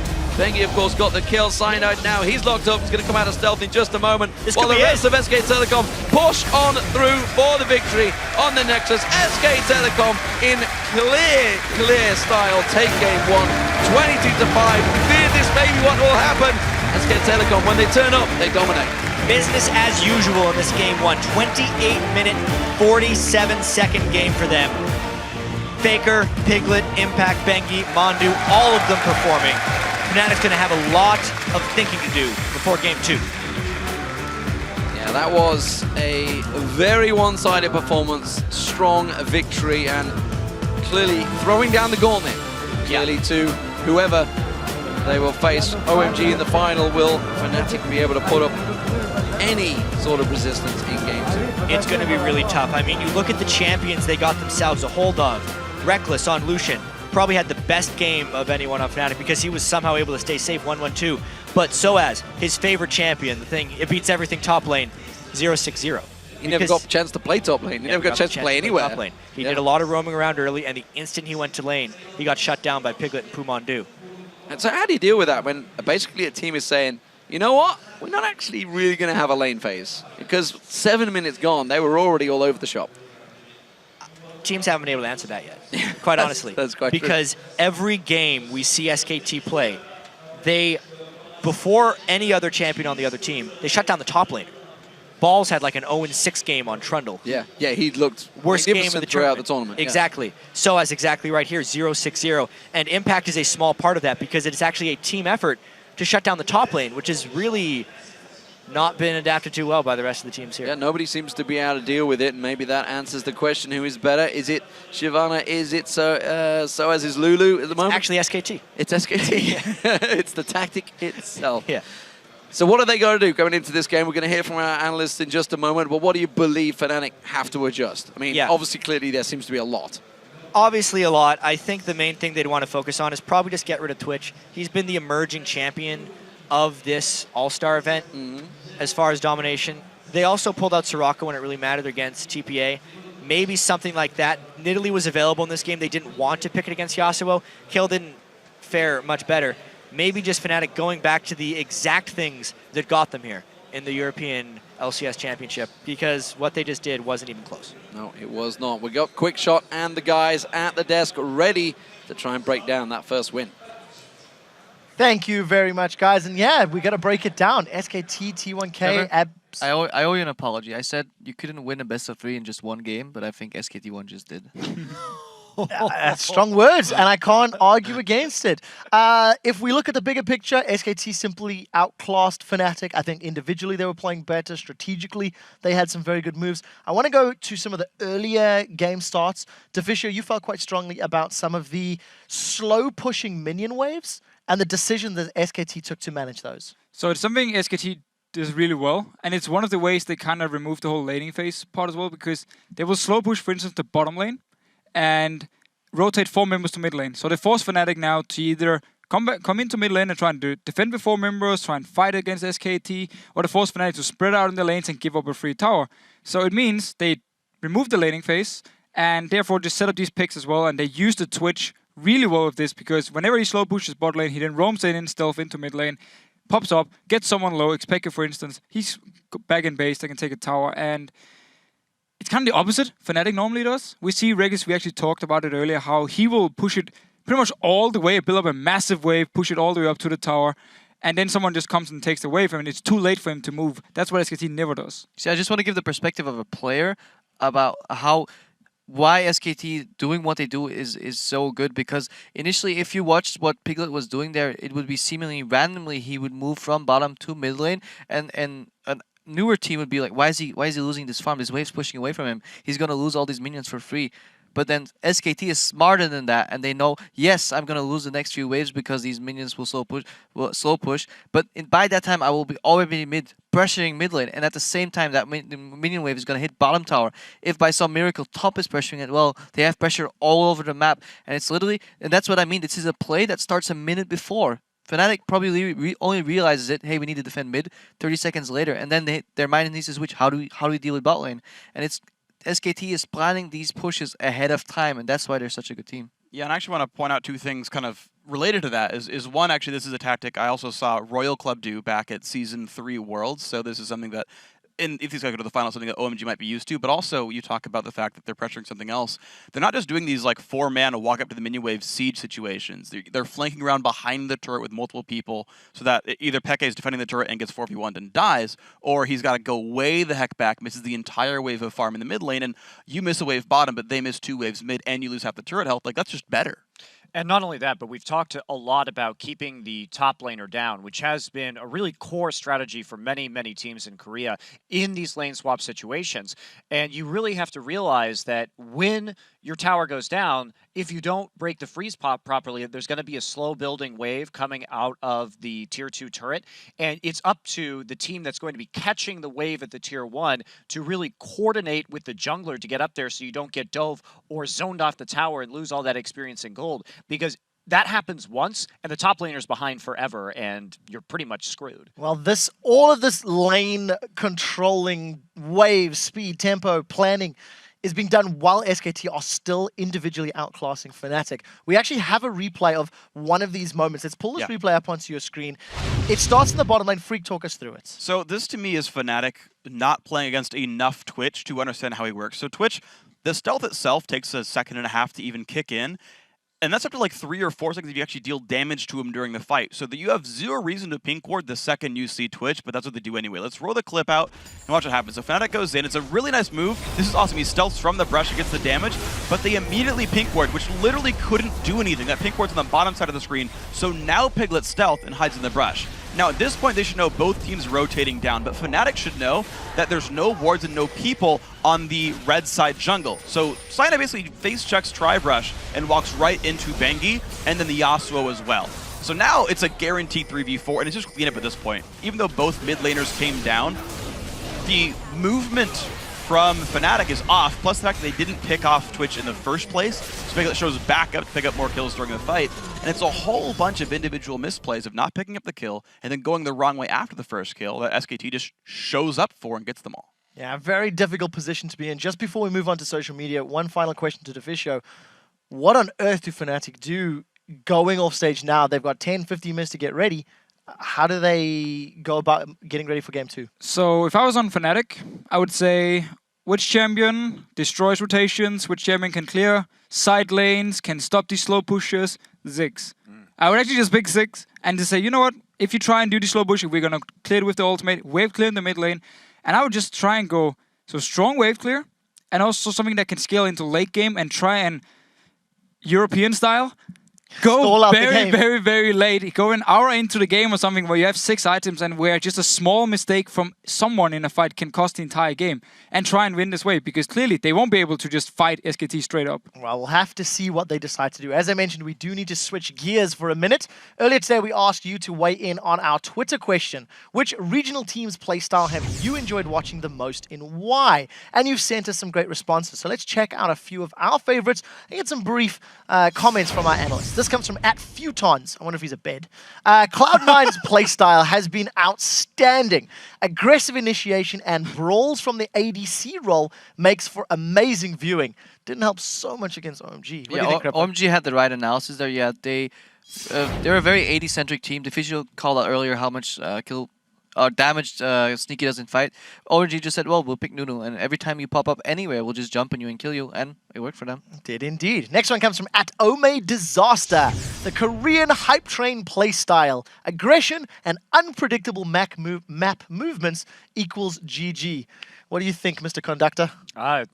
Couldn't agree more. And like you're saying, Krepo said, it's very hard to predict where SK Telecom is going to go if you're not used to playing against these very tactical and subtle minion wave pushes. So. All right, next one comes to us from @TheCuddleOfDeath. He says, definitely OMG. Their go hard or go home playstyle is very exciting to watch, and we know Freak has loved it. Yeah, it's awesome. They go hard, they look for fights, they always, as long as they keep going for team fight comps, it works out for them. I like the aggressive teams, like the ones that make action, and it's fun to watch. All right, our last tweet of the day comes from @It'sMigu-chan. He says, I'm torn between SKT and Fnatic. Their techniques were stunning, and yesterday's match between them two was breathtaking. Defisho, I think I know which one you'd pick if you had to. I'll probably go with SKT when it comes to playstyle. But yeah, the game yesterday was very exciting, a lot of kills happening, and I actually like Fnatic trying to play more aggressive than we normally see in Europe here for All-Star, but SKT clearly got the best playstyle. Well, we'll see how they can bounce back in Game 2. Remember, you guys at home can continue to keep sending us those tweets, letting us know what you think by hitting us up @LOL Esports using that hashtag All-Star. I do want to give a shout out to La Zenith. The crowd has been fantastic. You guys are the MVP as per Reddit. Yeah, earlier they were even singing happy birthday. Initially I thought it was for me, but then somebody notified me it was FLICKR, sadly enough. But merci à tout le monde, vous êtes magnifique. Absolutely fantastic. Thank you guys so much. Now, SKT T1K are just one game away from facing off against OMG in the All-Star event finals. Can they take it in 2? Or will Fnatic harness the power of the crowd and force a Game 3? We'll find out after the break. As we head out, let's listen in as Piglet picks up a triple kill for SKT in that last match. Buenas noches.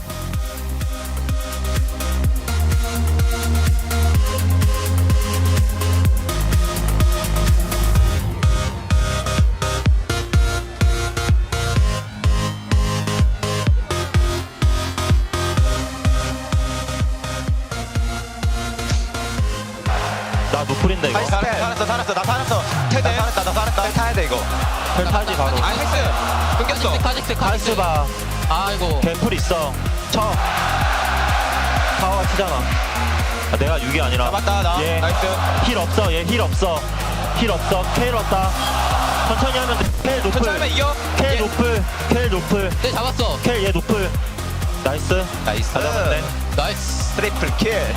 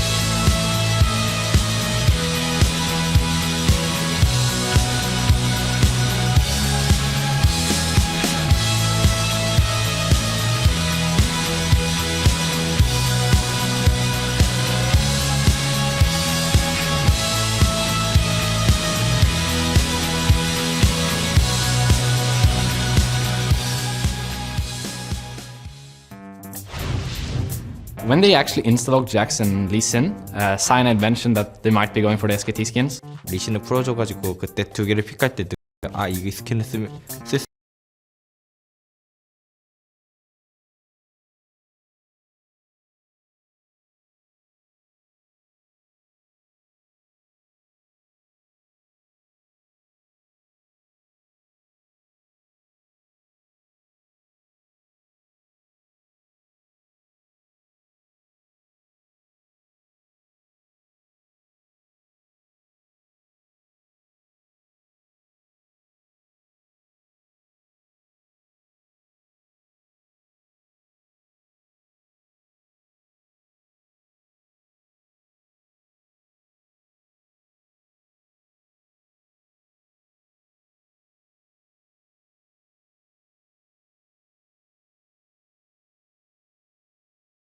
I'm going to start by it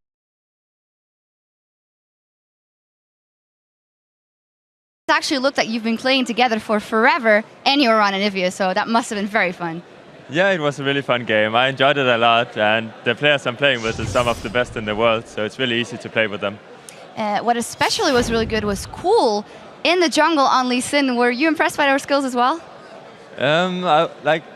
I saw his Lee Sin yesterday, so I didn't have to fangirl all over him in the game, so we could actually play together properly. Also, Mad Life roams were absolutely amazing, so they basically carried it. Yeah, and of course everyone wants to know about Anivia, man. It was so good. Are we going to see it more often, please? I don't think so. Maybe when some other champions are getting nerfed, you'll get back into more flavor of the month meta, but right now I don't think so. Okay, I also want you to shed your light on the Invitational Tournament. Right now Fnatic is playing SKT. They just lost game 1 while SKT looked incredibly strong. You also play against Fnatic often in the EU LCS. What do you think it is that they can't really step up here? I think they need to take Twitch away unless they want to pick it, because it's an extremely strong pick, and I think they're rated #1 AD carry in Korea right now. That's one thing, and then they need to try to step up their mechanics a bit more, because with this game they got outclassed, even though I think they actually outpick SKT with their comp. Do you think we should draw some conclusions? It, of course, still early in the season about kind of the way things are going in the world, which region is stronger, or is it too early? I think Korea is the strongest right now. Like, SKT is not even winning OGN, and they're here winning against the best teams from the other regions, so they're pretty strong. Absolutely looking very strong, but it isn't over yet. Fnatic still has a chance. Froggen, you of course were voted here by the fans, and you know they're really supporting you here as well. Is there anything you want to say to the awesome crowd? Yeah, the crowd has been absolutely amazing, and thank you for voting me to get to All Stars. It's been absolutely awesome. Yeah, it's been great having you here as well. And finally, I am going to ask you to sign our super cool wall. I have the marker for you right here. There you go.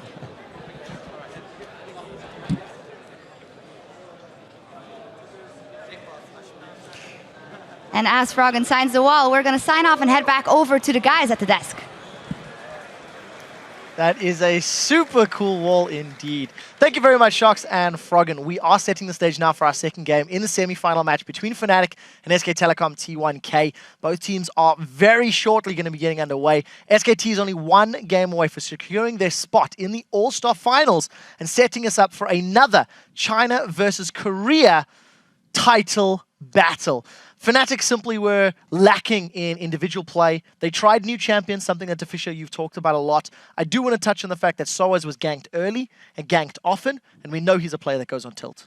Well, I think everyone knows when it comes to Soaz and emotions, he likes to show them, he really cares about the game. So yes, it could have an effect on him if he dies early. However, I think with the crowd behind him, and also with the fact Fnatic was pretty much the underdogs from everyone going into the game, I don't think he actually felt too many nerves or too many emotions actually in the game itself. I don't think he expected too much from himself, and therefore I actually think they can go into this next game here completely cleared in their head and just say, you know what, if we do our best, it's all we can do, and if we win, perfect. If not, well, SKT were just better. Well, if he wants a comfort pick, maybe he can play Yorick. On the other side of the riff, SKT played absolutely phenomenal in all aspects of the game. I want to highlight Piglet. His Twitch was mind-blowing, 903, probably the best 80 carry performance of the tournament for me thus far. What do you think, Monty? I mean, it's fantastic, and that's why we, in Korea, do see a lot of bans targeted at Twitch, at Piglet. That has been his default, his go-to AD carry these days. It's usually not considered wise to let him have it, but if you don't let him have the Twitch, he does have those other weapons. We've seen his Vayne. What we haven't seen yet is his Kog'Maw, which is also excellent and a very meta pick in the Korean region right now. Well, he hasn't even needed to go that far down. The teams are ready, so let's send it back over to Jat and D-Man at the caster desk for Game 2.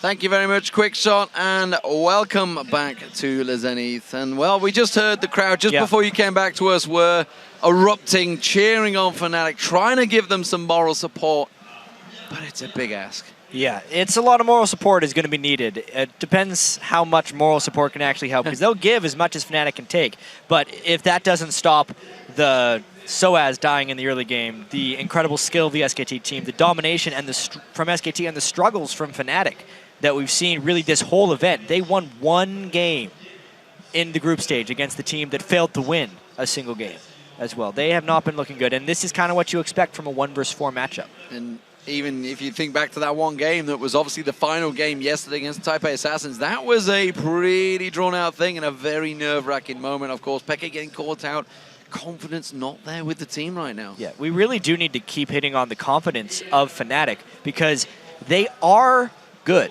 We've seen them play very well in the past. They're 3 times season champions in the spring split, the summer split, and then the spring split once again in 2014. You know, they are the most consistent European team, yet they just can't seem to hit that high point like, well, I mean, let's face it. Like SKT can. The world champions. Yeah. So, Picks and Bans about to get underway. You see them on your screens, and we are back into game 2. Can Fnatic pull out what they need to? They started off well, let's put it that way. They banned out Twitch from Piglet. And the crowd is definitely trying to give them some pick and ban support. Maybe that'll rev them up to get the right bans through. Twitch is obviously a very good choice. I think they'll go back to more the types of things that won the European LCS for them. Kassadin taken away. No surprises, honestly, there. It was the champion that Peke actually drew the bans, really, at the World Championships. When he pulled that out, suddenly everyone realized how strong he was in the group stage. Maybe pulled out a little too early, who knows. Evelyn being taken away. That's been picked by Bengi in the opening group stages. A good number of times, I think twice. Coming out there. Lee Sin, of course, was his champion of the last 2 matches. We'll see whether he sticks to that one. Lucian also taken away. That's Reckless champion in the last game. So AD carries, 2 AD carries down already. And throughout Fnatic's time, they have been a team that does manage to win when it matters. You know, backs against the wall.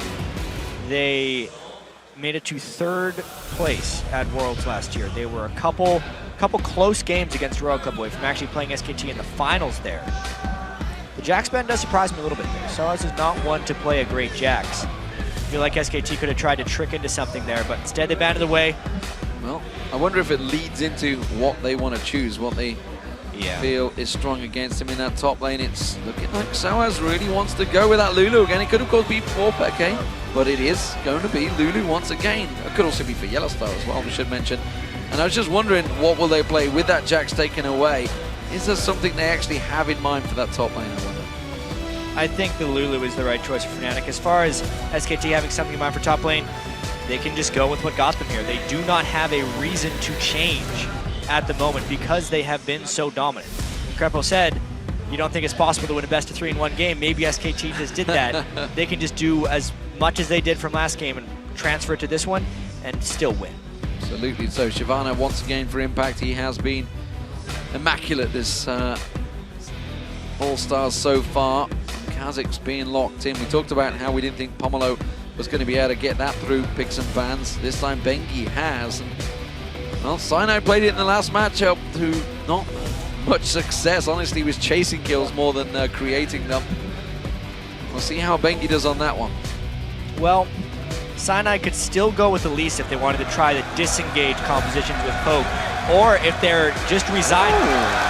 Okay. Yeah. So, factual knowledge for this one. Cyanide, this is one of his favorite champions, Nocturne, but he only got to play it once at Katowice and they lost on it, and then they never drew it out again, despite the fact he practiced all week running up to Katowice on that champion. So solidly played it in solo queue, and he was like, yeah, we never really used it much. So because it's great in solo queue where there's a lot of fighting. Exactly. And if Fnatic is expecting a game like they had last time, they're going to need to be able to fight a lot. They're not trying that poke, move around, split push composition against a team as coordinated as SKT. They need the fighting power. Obviously, Sinai's going to have to get to level 6 at some point in order to pull that off. And Vayne is actually very good against Nocturne. It's hard for Nocturne to dive on top of Vayne. This could be a nice pick for Piglet. He loves Vayne whenever he can think about getting it. Well, Leona was also locked in for Yellowstar. Well, champion he's famed for, I think it's safe to say, especially when Thresh was available. Pumandu currently considering that one. Cogmore, no! Switched it away last minute to Siva, so Siva is going to get picked up, which is another very strong champion in OGN. We used to see a lot more of Sivir before her round of nerfs to make her higher mana costs in lane and take her overall power down a little bit, but it still has the same utility niche within a team. If Fnatic is going to try and run at them with Leona initiations and Lulu speed, SKT needs to be able to equally match that movement speed. The Sivir pick keeps them safe, in a sense, as far as the move speed war in this game. Will Reckless fall back to Vayne? I don't think so. The fact that it's Yellow Star that's currently hovering over it, you'd assume Reckless would pick it himself. You'd think so. Maybe he's holding it so that Reckless can't select it. Reckless really wanted to. He was like, you're not no. playing this. No, you're not playing this. Because 280 carries are banned away here. Lucian and Twitch. So his choices are getting a little bit more limited. Oh, would they? Oh.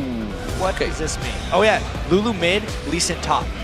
Yes, so as does play a lot of Lee Sin top. That is actually true. Hasn't played it a great deal in the European LCS, but he has hit it hard in solo queue. Yeah. And of course, well, Reckless, it's how he got to the IPL 5 finals with Vayne before, but a lot has changed in the game since then. It's been quite some time since then. Reckless was just a wee little pup back then, not even old enough to play in the LCS. 15, I believe he was back then. That was just after season 2. And he has been playing ever since to make it to this stage where everything old is new again. He's Vayne against a Sivir. So actually the range matchup, he's not very outclassed by Sivir. He can do some nice work in that lane if he gets to the laning phase. So we talked about in the last matchup how the early aggression, there was the lack of lane phase.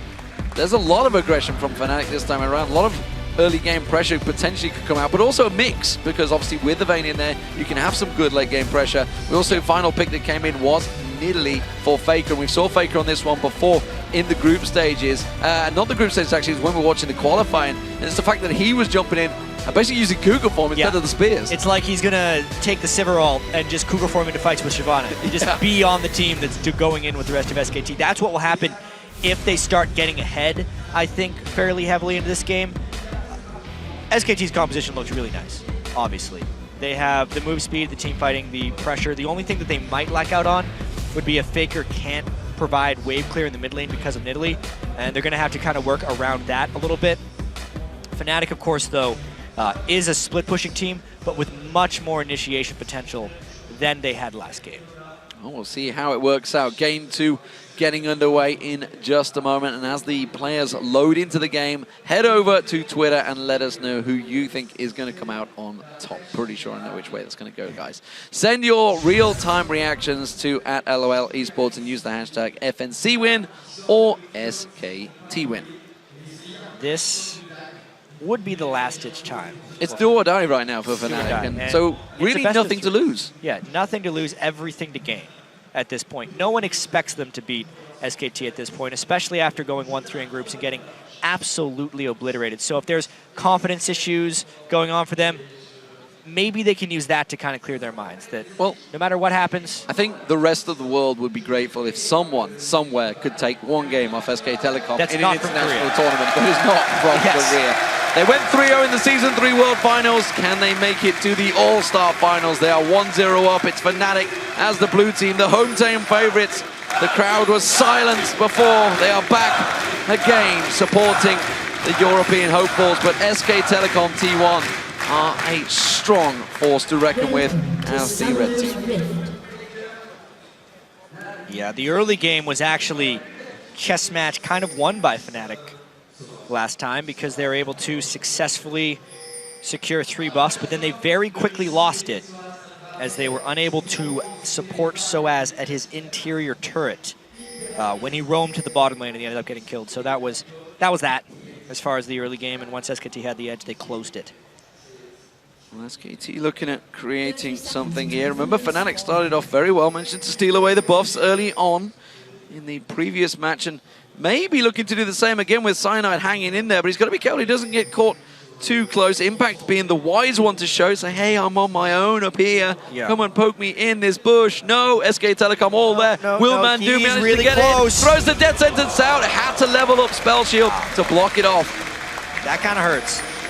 Nocturne gets a lot of pop out of his Q at level 1. He also oftentimes liked to go E second as well, so that could very well slow down the jungle just because he was doing his defensive duty. It was a very nice angle Mandu took.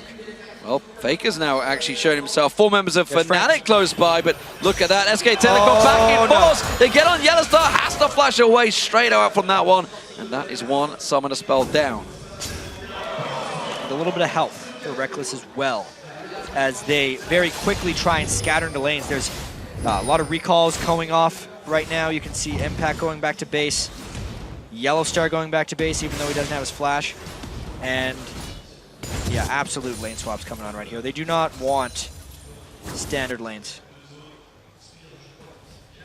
Talked to a lot of Koreans as well about kind of exactly why they lane swap, and sometimes if there's just a chance that they lose the lane 2v2, there's no reason to do standard lanes, and that could potentially be what Fnatic is thinking right here.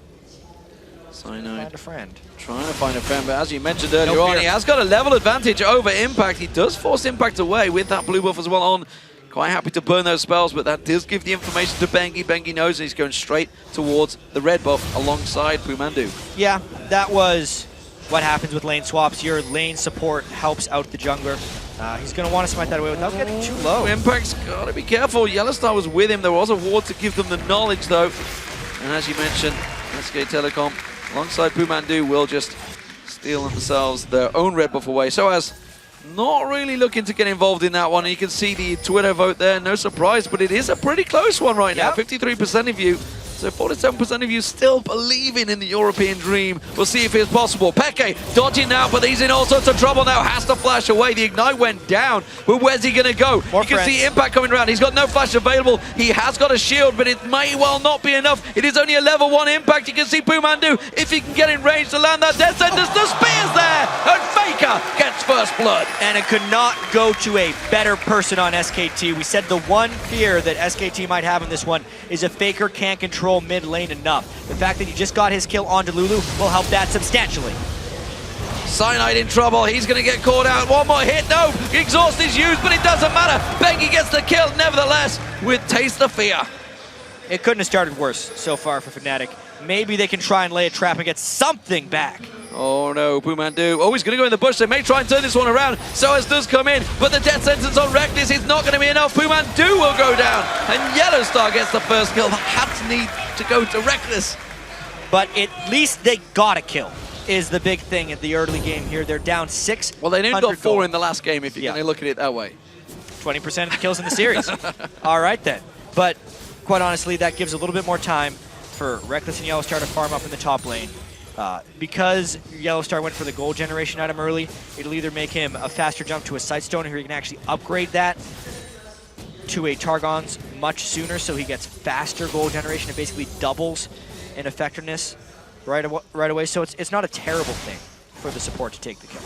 Well, the red camp was not cleared out by Bengi last time he was down here. Cyanide will clear that out and reset that timer, so that's coming up just shy of 10 minutes. So we'll see how that plays into effects when the rest of Telecom are in that jungle next time around. So Impact, he's not really been in that top lane at all so far, still hit level 2, and of course got that 2 support kills already, so actually not doing that bad despite the fact he's pretty much been in the jungle the whole time.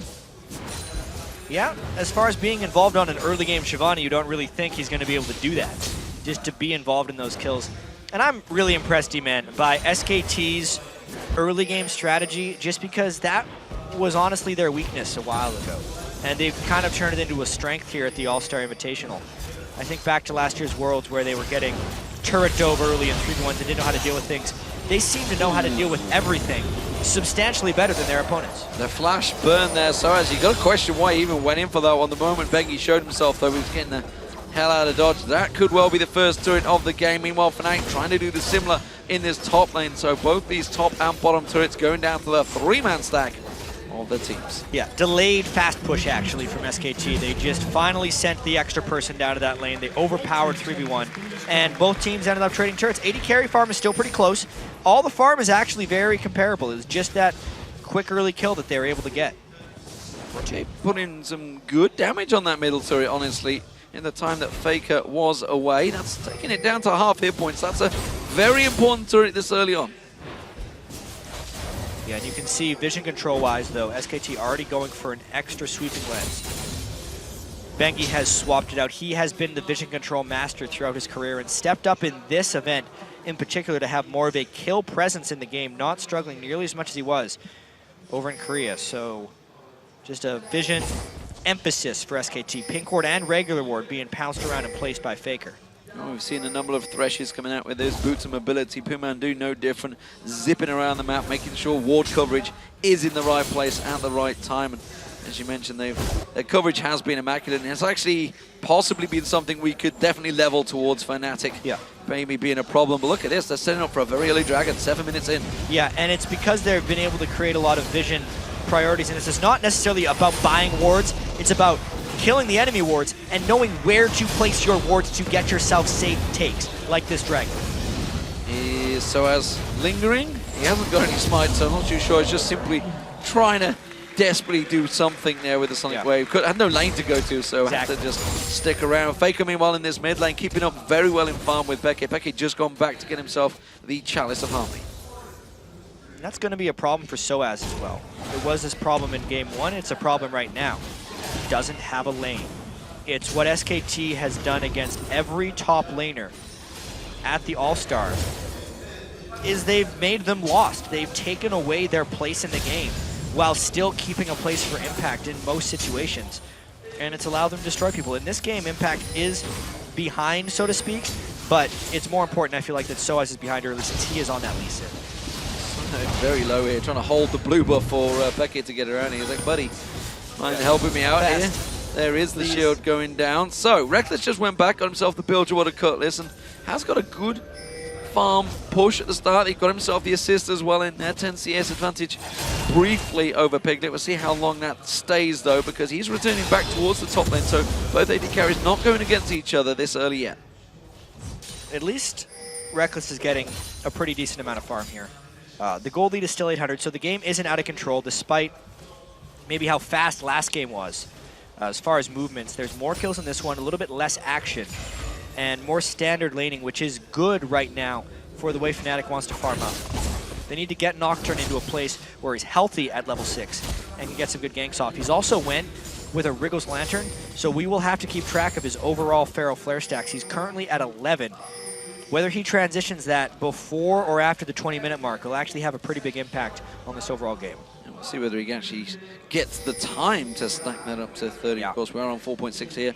Pumandu warding, sweeping, keeping the coverage, the vision. Bengi is joining him as he starts to push in towards his bottom lane, trying to find Soaz, hoping that he was at those golems instead. Cyanide does use that smite to take down the large Wraith, and well, 4 members, 5 members for a moment. Actually, in the bottom half of the jungle, Cyanide is going to spell shield that off. Quick pounce in there, forces the flash out. Soaz has to safeguard in to block those void spikes.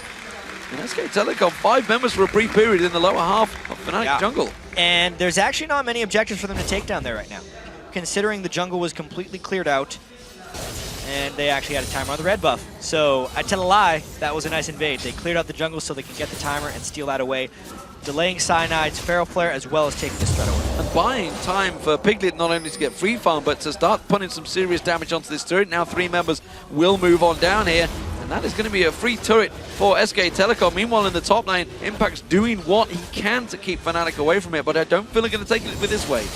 Yeah, a little bit behind, though, is Fnatic right now. They're a little bit later to this top lane. Lee Sin arrives, Impact hits level 6. He could maybe even think about ulting if he needs to escape here. He ults in for the damage and for the wave clear. Perfect timing. Nicely done. Impact clears that wave straight out, forces Fnatic back for now. But Bengi is already in that top lane. Piglet is coming around there. Peke goes aggressive on Faker, but he's not too worried about that one. Just pounces back behind his turret and heals himself up. So as he's looking to just create something, he has finally hit 6, so that kick could be used, and that's maybe what he's going to try and level up here on towards Faker. He's going to step towards him. The wall. He comes across, there's the wall kick straight into a wild growth, but that's not combining. The Glitterlance flash follows. The Ignite comes through, but they can easily cover that one off. Now Reckless is in trouble in the top lane. This is just going to barrel out of control, and again, it is Fnatic that will pay the price. This time it's a double kill for Bengi. They did get the mid turret. Paranoia comes out, Faker in trouble. Cyanide on the tower will go down. He got Faker down for the price. Actually, it was Becky that picked up the kill. But yeah, Faker got one back. When you look at the overall map, it's 3 kills to just 1 kill. And you also need to think the Piglet's going to be pushing the top lane. But let's take another look at this fight up top. This was proper pink ward placement by SKT. As soon as Reckless tried to juke around with that ultimate, Pumandu put that pink ward right there. There's no way he could make any sneaky moves. Even if they didn't put the pink ward down, they probably would have had him dead to rights. And the Boomerang Blade doing the full damage as he tries to roll out of it, tumble away. Wasn't to be. Big advantage building. It is still only 2-2 in turrets. The middle turret still standing for Fnatic.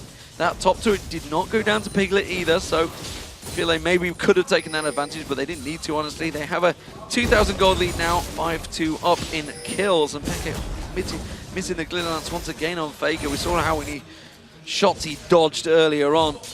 That red camp again, it was not cleared out on that invade. We talked about how they managed to get in there twice now. Soaz, though, he's having problems. At least Fnatic's going to have a timer on their own red buff at this time, but they're still only down 1,500 gold, which isn't an insurmountable lead, but it's not like they have a hyper-scaling late-game team. They're going to need to find some vision control so they can force good things, because once again, just like in Game 1, they're reacting to everything that SKT does to them, as opposed to making their own moves. 5 members of SK Telecom in that top jungle now.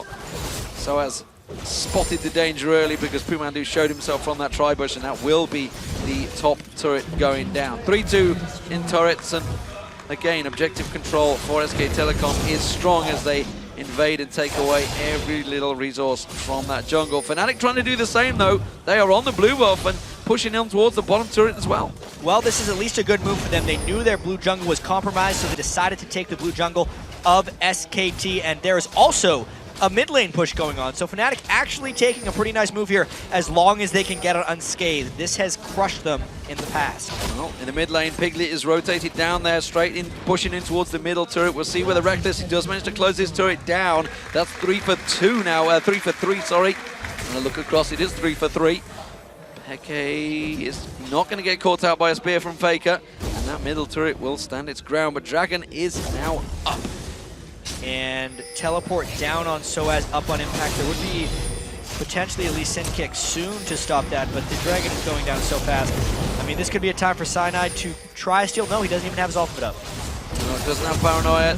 Will be quickly smited out by Bengi. Spear catches it is up now, though. Well, there's Paranoia. They go in. Wild Growth was used as he dashed in there. He will get the Paranoia off, but FLICKR is in Cougar form and will be able to pounce away from this one. Peke can't quite get close enough to land that pick, but they're trapped. They are trapped, as you say. Beautifully done by Pumandu. Throws that box down. Where are you going to go, Fnatic? You've got nowhere to run, nowhere to hide. Reckless does get himself one, but at what price? That's the question. Piglet's going to get focused on. He gets one down. Cyanide manages to turn it back around. Reckless manages to tumble to danger, but FLICKR's in chase. Cyanide's in trouble. FLICKR's going to close in towards him. Fake himself gets the kill. Oh, no, it's a double spear from FLICKR. And that is not what Fnatic needed. A tricky play turns a little bit sour right there for Fnatic. They lose 3 once the teleport is burned.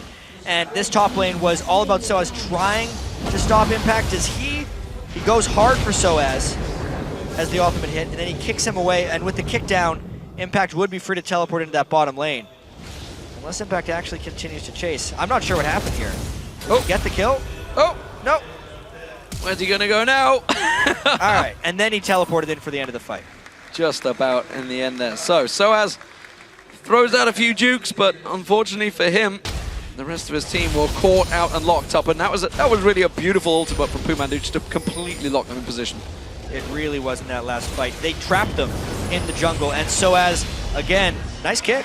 Nice kick, safeguards away, gets out of danger, but look at this, Pumandu's coming in, and Lantern thrown out the back, pulls in Bengi once again, and this time Soaz has no tricks in his bag to get out of the danger. He will go down to Bengi.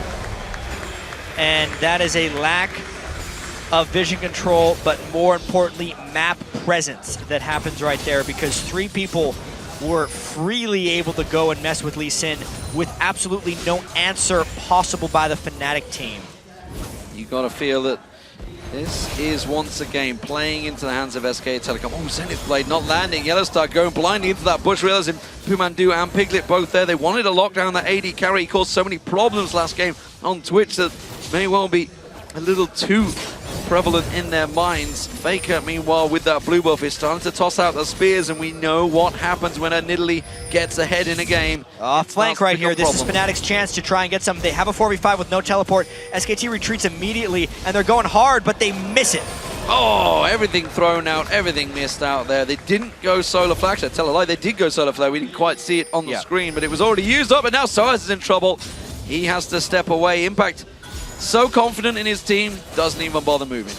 And he's just forcing Fnatic to go elsewhere because SKT disengaged so well. Didn't even have to burn Sivir. Now they push down mid lane. Pekka gets hooked! Oh, Peke hooked in. Wild Growth comes out. You see the Paranoia pops in towards there. Cyanide goes down to Faker. Yellow Star in trouble now. Piglet can pursue on towards him. The Boomerang Blades will not quite be enough, but the tower went down. Oh, quick sidestep of the turret. There's the tower going down.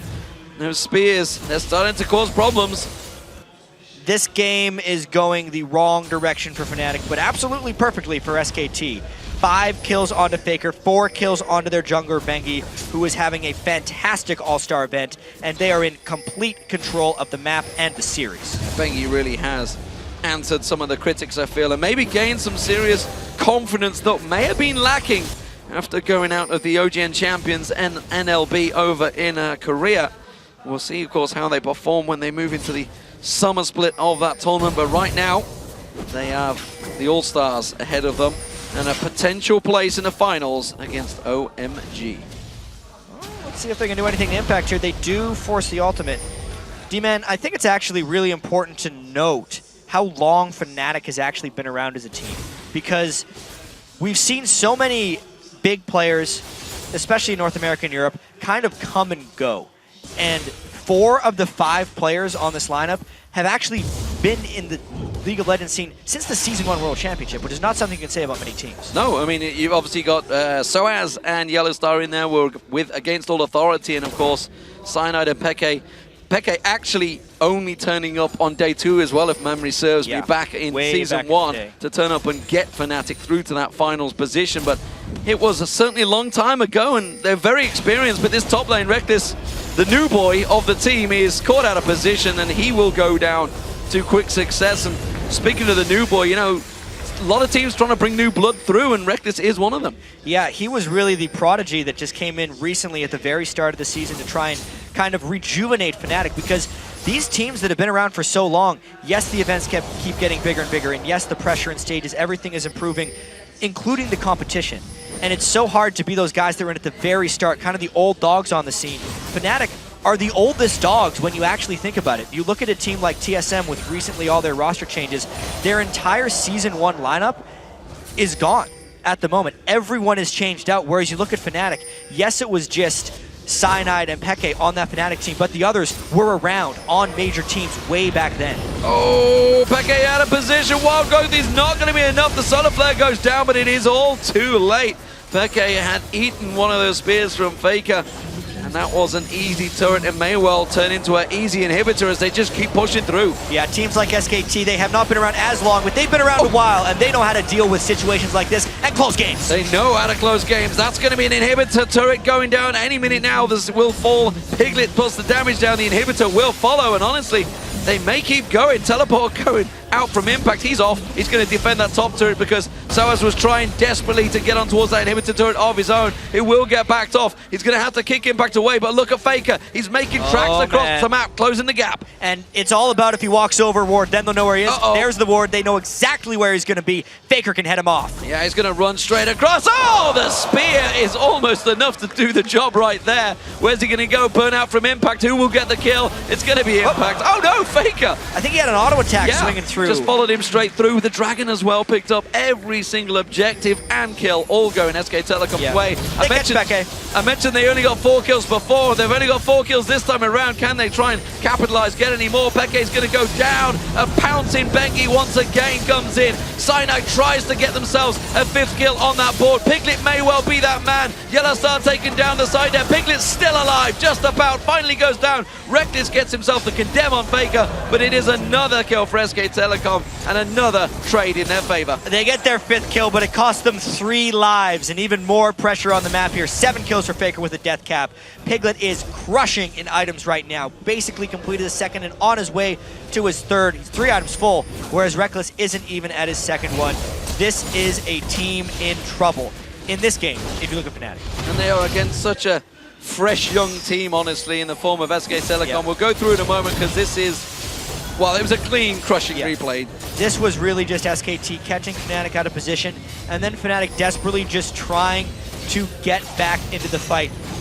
If I'm Fnatic in this situation, you're down 8,000 gold, I do exactly as they do. You see people are low, you just go for the kills that you can get, hoping that turns the game around. Obviously, they go for the damage threats first. Piglet was so low, but it took them forever to kill him, and by that time, FLICKR melee Nidalee, as we've seen him do so many times when he gets ahead, just finishing them off because they just couldn't finish off the 80 carry in time. Bengi has so much damage, more and Malmortius, he's got the Brutalizer in there as well as the Elder Lizard. He's just pouncing through his targets. 8-1-4, Impact pounces forward, Soaz caught out, safeguards away. Bengi's going to have that leap back available in just a couple of seconds. Doesn't fancy chasing, doesn't matter because Piglet just spins out his boomerang blade and catches him with the edge. Not the same performance that Piglet had on Twitch in game one, but that's because he's on Sivir. It's a much more supportive AD carry. The move speed and the assists are the critical thing to be paying attention to on Piglet right here. They're about to clean out their second inhibitor of this young 23-minute game. Yeah, it's going to go down any second now, and SK Telecom, they're in the position with the super minions in that mid lane to close the game out right here, and may actually be one of the fastest games we've seen so far in All-Stars. Exactly, and it'll make for a very interesting finals with how strong SKT is coming into this. We were actually discussing backstage before we came on here just how long has it been since like a North American team has made it into the finals of these big events, and it was really the early days of League of Legends where teams like the Fnatic, who won Season 1 World Championships, or even the old TSMs and CLGs, were the top of the international table. But then the new players from the new emerging regions came in when Korea got the game. They basically dominated since they entered competition. China has done very well as well, winning IPL 5, which was a pretty much it was the beginning, really. The beginning of the end, I think it was safe to say, for the Western world, perhaps so far. But quite honestly, it's the newer breed of players that came in from Korea and China back then with the old guard of North America and Europe. And I think we're seeing maybe a slow transition towards, obviously the best of the best are sticking around, like Peke and most of this Fnatic team, but so many of them who are mechanically just not able to keep pace with the players today, who have had so much, I mean, they're just younger, they've been playing, just focusing on their mechanics, they haven't been worried about the competitive game, and they've learned from everyone else. You know, you can only innovate for so long until you get mimicked and then innovated on again. And that's what I think we see happening. So the next breed of teams from NA or EU would have to be the ones to take these guys down. Well, and it's interesting, obviously, we talk about the roster changes that are obviously going on in North America and Europe right now. There's been always a lot of roster changes in Korea. You know, those teams do not stick around for long. They are rapid. If you are not at the top, you are not at the best in solo queue or at what you do in team fights, you will get replaced. There's no doubt about it. There's no... Friendship is not a thing. It's all about the team, the winning. And, well, that is what's happening, whereas you look at the teams, so is this like... There's a problem in the mid lane, though. They're pushing down pretty fast. Yeah, this could well be game. Soaz is actually out of his place. The inhibitor will go down once again. Baron, of course, was picked up, and SK Telecom, just 25 minutes into this game, are looking to close out by the numbers and take the final to it. Faker's going to get dived on. They want to throw everything at him. They haven't got enough, though, simply put. The spear does not return in its favor, but you can see Piglet with that ultimate running. Reptis just disappears from the map with a single spear landing. Cyanide tries to jump away, but Bengi just pursues through. Bumandu will get focused down. It is another kill, only the 6th kill, and more importantly, only the 10th kill of the entire series for Fnatic. And Fnatic is running to the wrong base right now because they are getting picked off by SKT, desperately trying to save themselves, but this could be game, D-Man. Yeah, looking towards the base, you can see the Nexus turrets are tumbling, and SK Telecom will reach the finals as honestly expected to face OMG at the All-Stars. It is going to be an all-Asian event, and it is the 2 seeds that expected to be there, but what a fantastic performance by SK Telecom, no doubt about it. 26 minutes gone in this game, and they have dominated Fnatic. And it was really a statement by SKT in general here. Bengi in particular was struggling so much coming into this event, and to go 10-1-6 in the semifinals after a great performance in game 1 as well is truly a statement for the finals to come. Of the fans sending their support to Fnatic.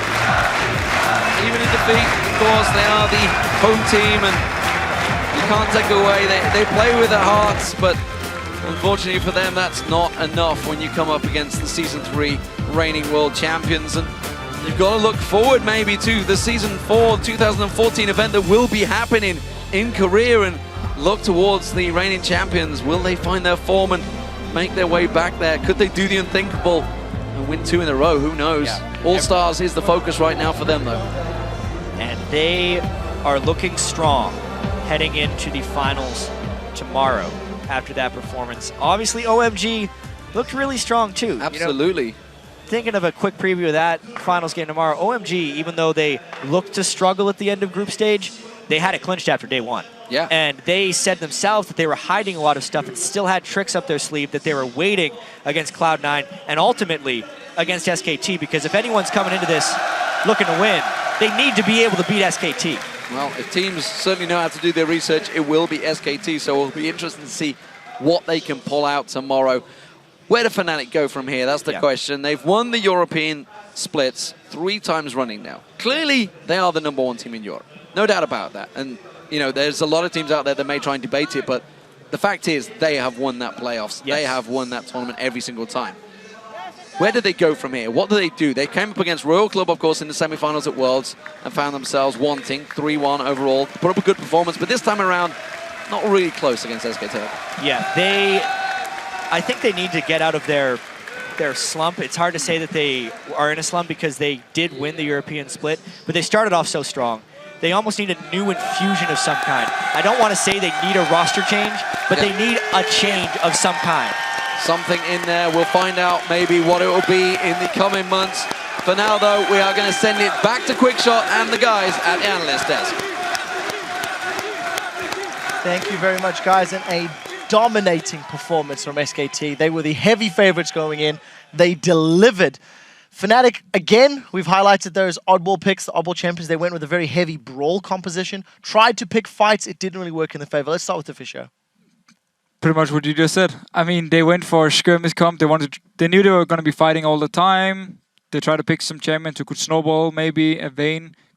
Potentially, if he got some kills early on, Regulars could try and one-on-one everyone, maybe get something for Fnatic. Overall, though, it didn't work.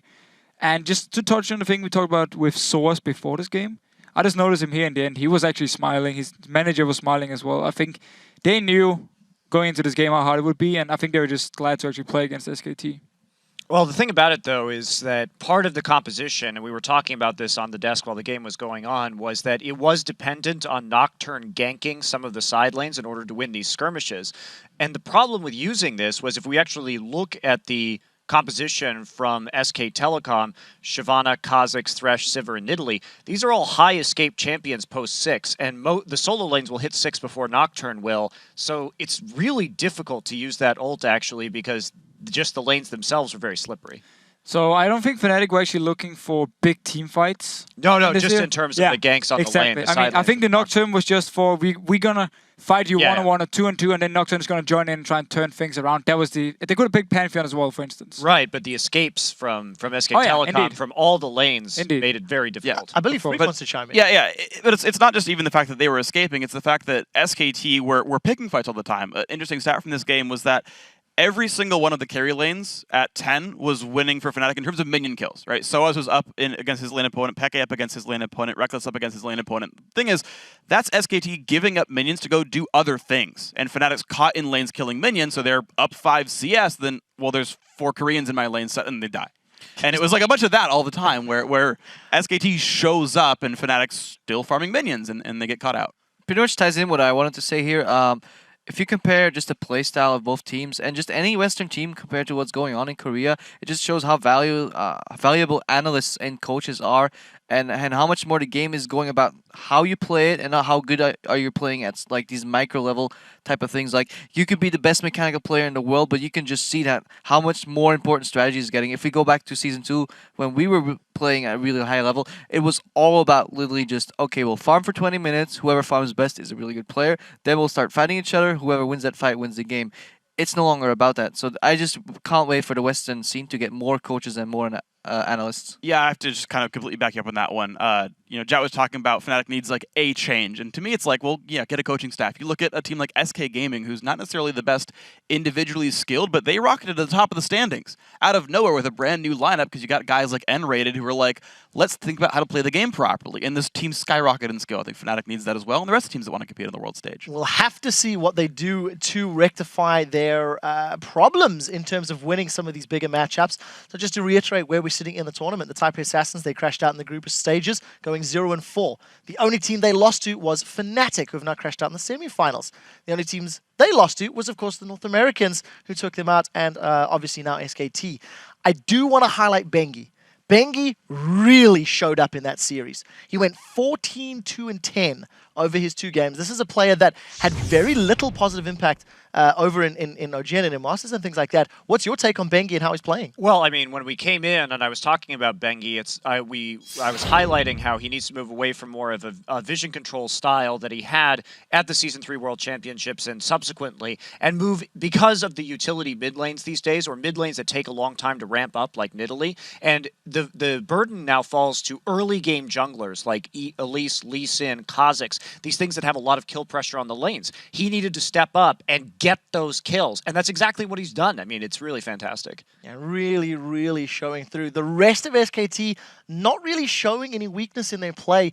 We didn't really know what to expect from the level of SKT coming in, even though many considered, the majority of people expect them to be the favorites. What do we think in terms of SKT versus the opposition? Is SKT still in a slump, or are they still just that far ahead that even in a slump, they can beat some of the rest of the world's best? I mean, you can't judge their slump until they play against Korean teams that actually punish these mistakes. I mean, a lot of the mistakes that SKT make, we probably don't even see. It takes like these very high-skilled, in strategy terms, type of teams to really start exploiting that, and it's just not here. If any team is going to beat SKT in this tournament, it's going to be OMG, and that won't be by outsmarting them. It probably will be by outplaying them in these skirmishes or just being out-brawling them in team fights, but purely in type of quote-unquote macro-level strategy, yeah, SKT has everybody's number. Well, we'll have to see how that pans out tomorrow. With that win locking down the semi-final, let's chat to 2 of the winning players. We'll head over with a quote from the classic Winnie the Pooh. "I wonder what Piglet is doing, thought Pooh. I wish I were there too, be doing it too." Now it's time for that interview. So dear Shocks, it's over to you. What? Thank you very much for that quick shot, and I'm very happy to welcome Poohmandu and Piglet to the interview lounge, and once again assisted by Homin for the translation. First off, congratulations. What an incredible game. You guys did so well. The very first question I want to ask is, generally, you played Fnatic yesterday. What did you focus on? What was the strategy to take them down again today? 우선 그 푸나틱 상대로 이런 대단한 승리 축하드리고요. 어제 한번 푸나틱이랑 붙고 오늘 또 한 번 붙었는데, 오늘 경기 준비할 때는 어떤 전략을 준비했는지 설명 좀 해주세요. 저희가 라인전에서만 안 진다면 푸나틱 경기에서 이길 수 있을 것 같아서 일단 각 라인전에 힘쓰는 걸 위주로 했고요.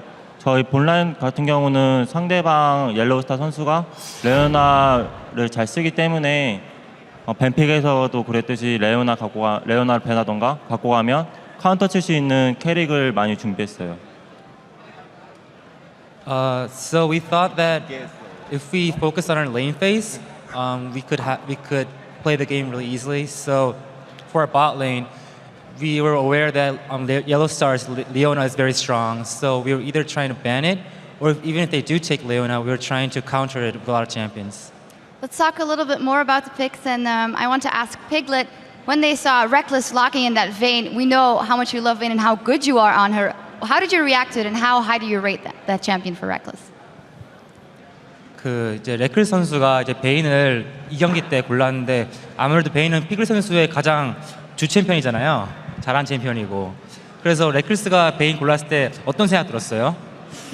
저는 우선 그 푸나틱 원딜분이 베인 하시는 걸 보고, 베인을 픽하시는 걸 보고, 얼마나 잘하는지 보자, 그냥 이런 생각이었어요. Okay, so when I saw Reckless lock in Vayne, I was like, okay, let's see what you got. And what did he have? How was the experience playing against it? 그래서 해보니까 좀 베인 좀 잘한 것 같았어요. 제가 볼 때는 그게 만약에 1대1로 됐을 때는 1대1로는 충분히 잘하는 선수 같은데 이게 좀 멘탈이 약하신 것 같아서 만약에 멘탈만 많이 기르시면은 더 잘하실 수 있을 것 같아요. I think Reko's 1v1 skills with Vayne are very good, but I think his mentality is not that strong. So I think he needs to train his mentality more to play Vayne. Okay, well, now that we're on the topic of bottom lanes, tomorrow versus OMG versus Sun and Alan, you've played them already, and well, it's a very strong bottom lane as well. Humendu, what do you think of that bottom lane matchup tomorrow? 이제 내일 OMG가 결승전에서 보는데요. 특히 OMG 바텀 라인이 지금 되게 강력해 보이고 특히 알렌 선수가 서포터인 알렌 선수가 되게 잘하고 있어요. 그 OMG 바텀 라인에 대해서 좀 생각을 말씀해 주세요. 일단 그 5개 팀이 토너먼트에서 만나서 했었는데 저희 바텀이 좀 제가 실수가 많이 해서 졌었어요. 그래서 좀 결승전에서도 준비 많이 해야 될 것 같고 상대 본라인 선수들이 그렇게 막 저희랑 비슷하거나 좀 더 좀 비슷한 것 같아서 내일 많이 준비해야 될 것 같아요. Throughout the tournament, during group stage, I think I made a lot of small mistakes, and that really influenced our bottom lane. So I think for tomorrow, I think OMG's bottom lane is really good, and I think we're in the same level. So I think I'm gonna have to really focus to not make any mistakes during the game. Well, I'd like to ask the same question to Piglet actually, as he'll be going up against Sun. How is he going into that matchup? 이제 똑같은 질문으로 내일 이제 산이랑 한번 이제 붙으실 텐데 그에 대해 한번 말씀해 주세요.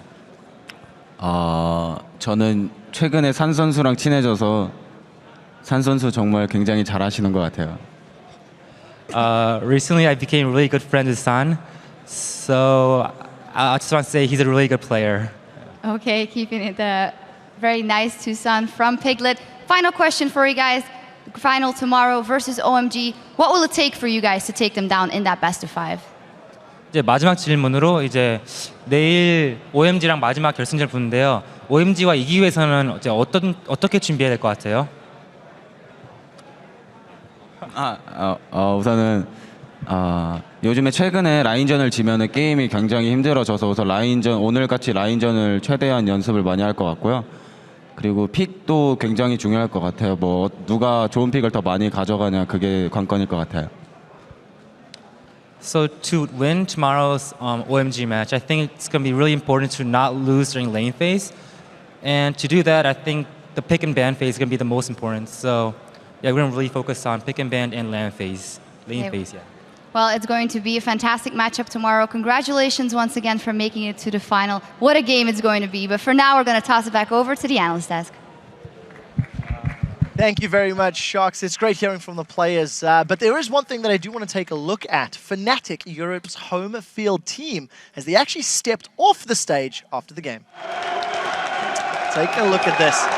That is Fnatic, of course. Well, the crowd is definitely getting behind them. Oh, yes.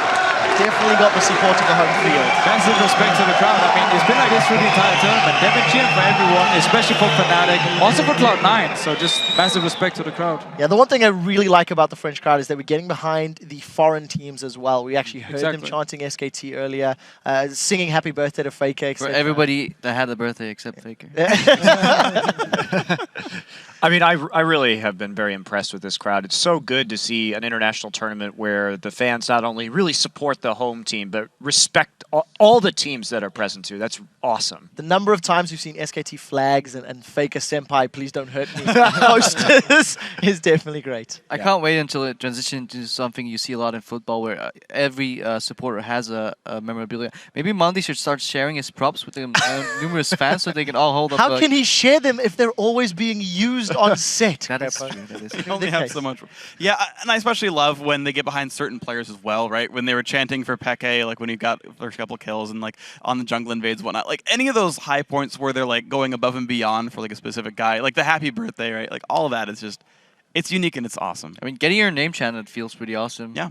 I had that happen in the NALCS with like 30 people, and I was like, Guys, we didn't move this one along. So with 3 amazing days of games in our match history, it is time to take a look at the bracket as we now know who is duking it out in tomorrow's finals.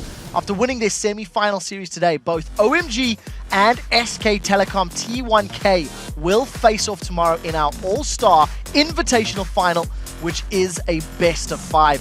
And sadly, all things must eventually come to an end, and tomorrow will mark our final day of matches for All-Star Paris 2014.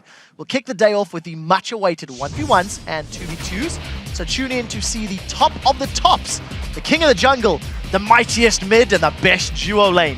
That will be followed by the Invitational Final Best of 5 series, as OMG will face off against SK Telecom T1K for a chance to be crowned the All-Star Paris 2014 champions.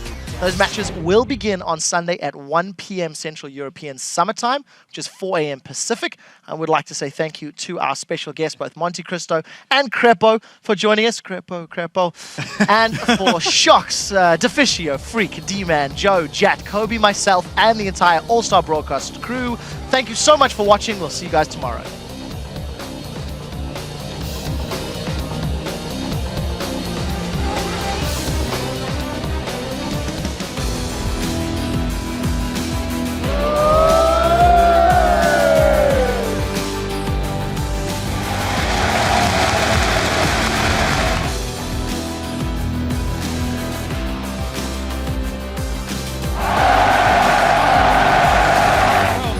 Keeps on killing Ezreal before he dies.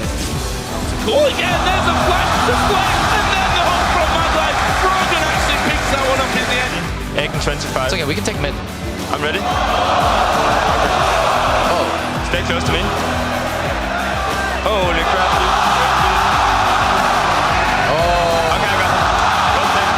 There's just not enough people right here for Ice. They're in trouble, but there's Brogan. Oh, cool. He's trying here, he's doing his best, and he's getting the results from it as well. Brogan stuns up another one. Diamond now slow from the ulti. The wall comes in. He's slowly but surely going down. It's a double kill for Brogan.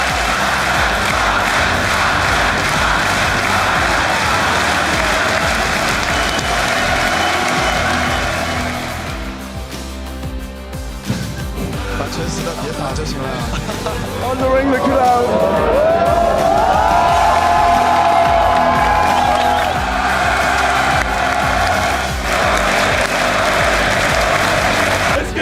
SKT!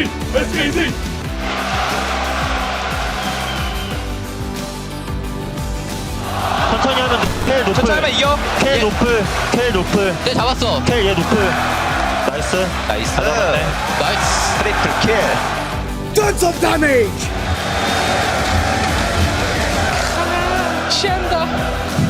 It is only a level 1 impact. You can see Pumandu, if he can get in range to land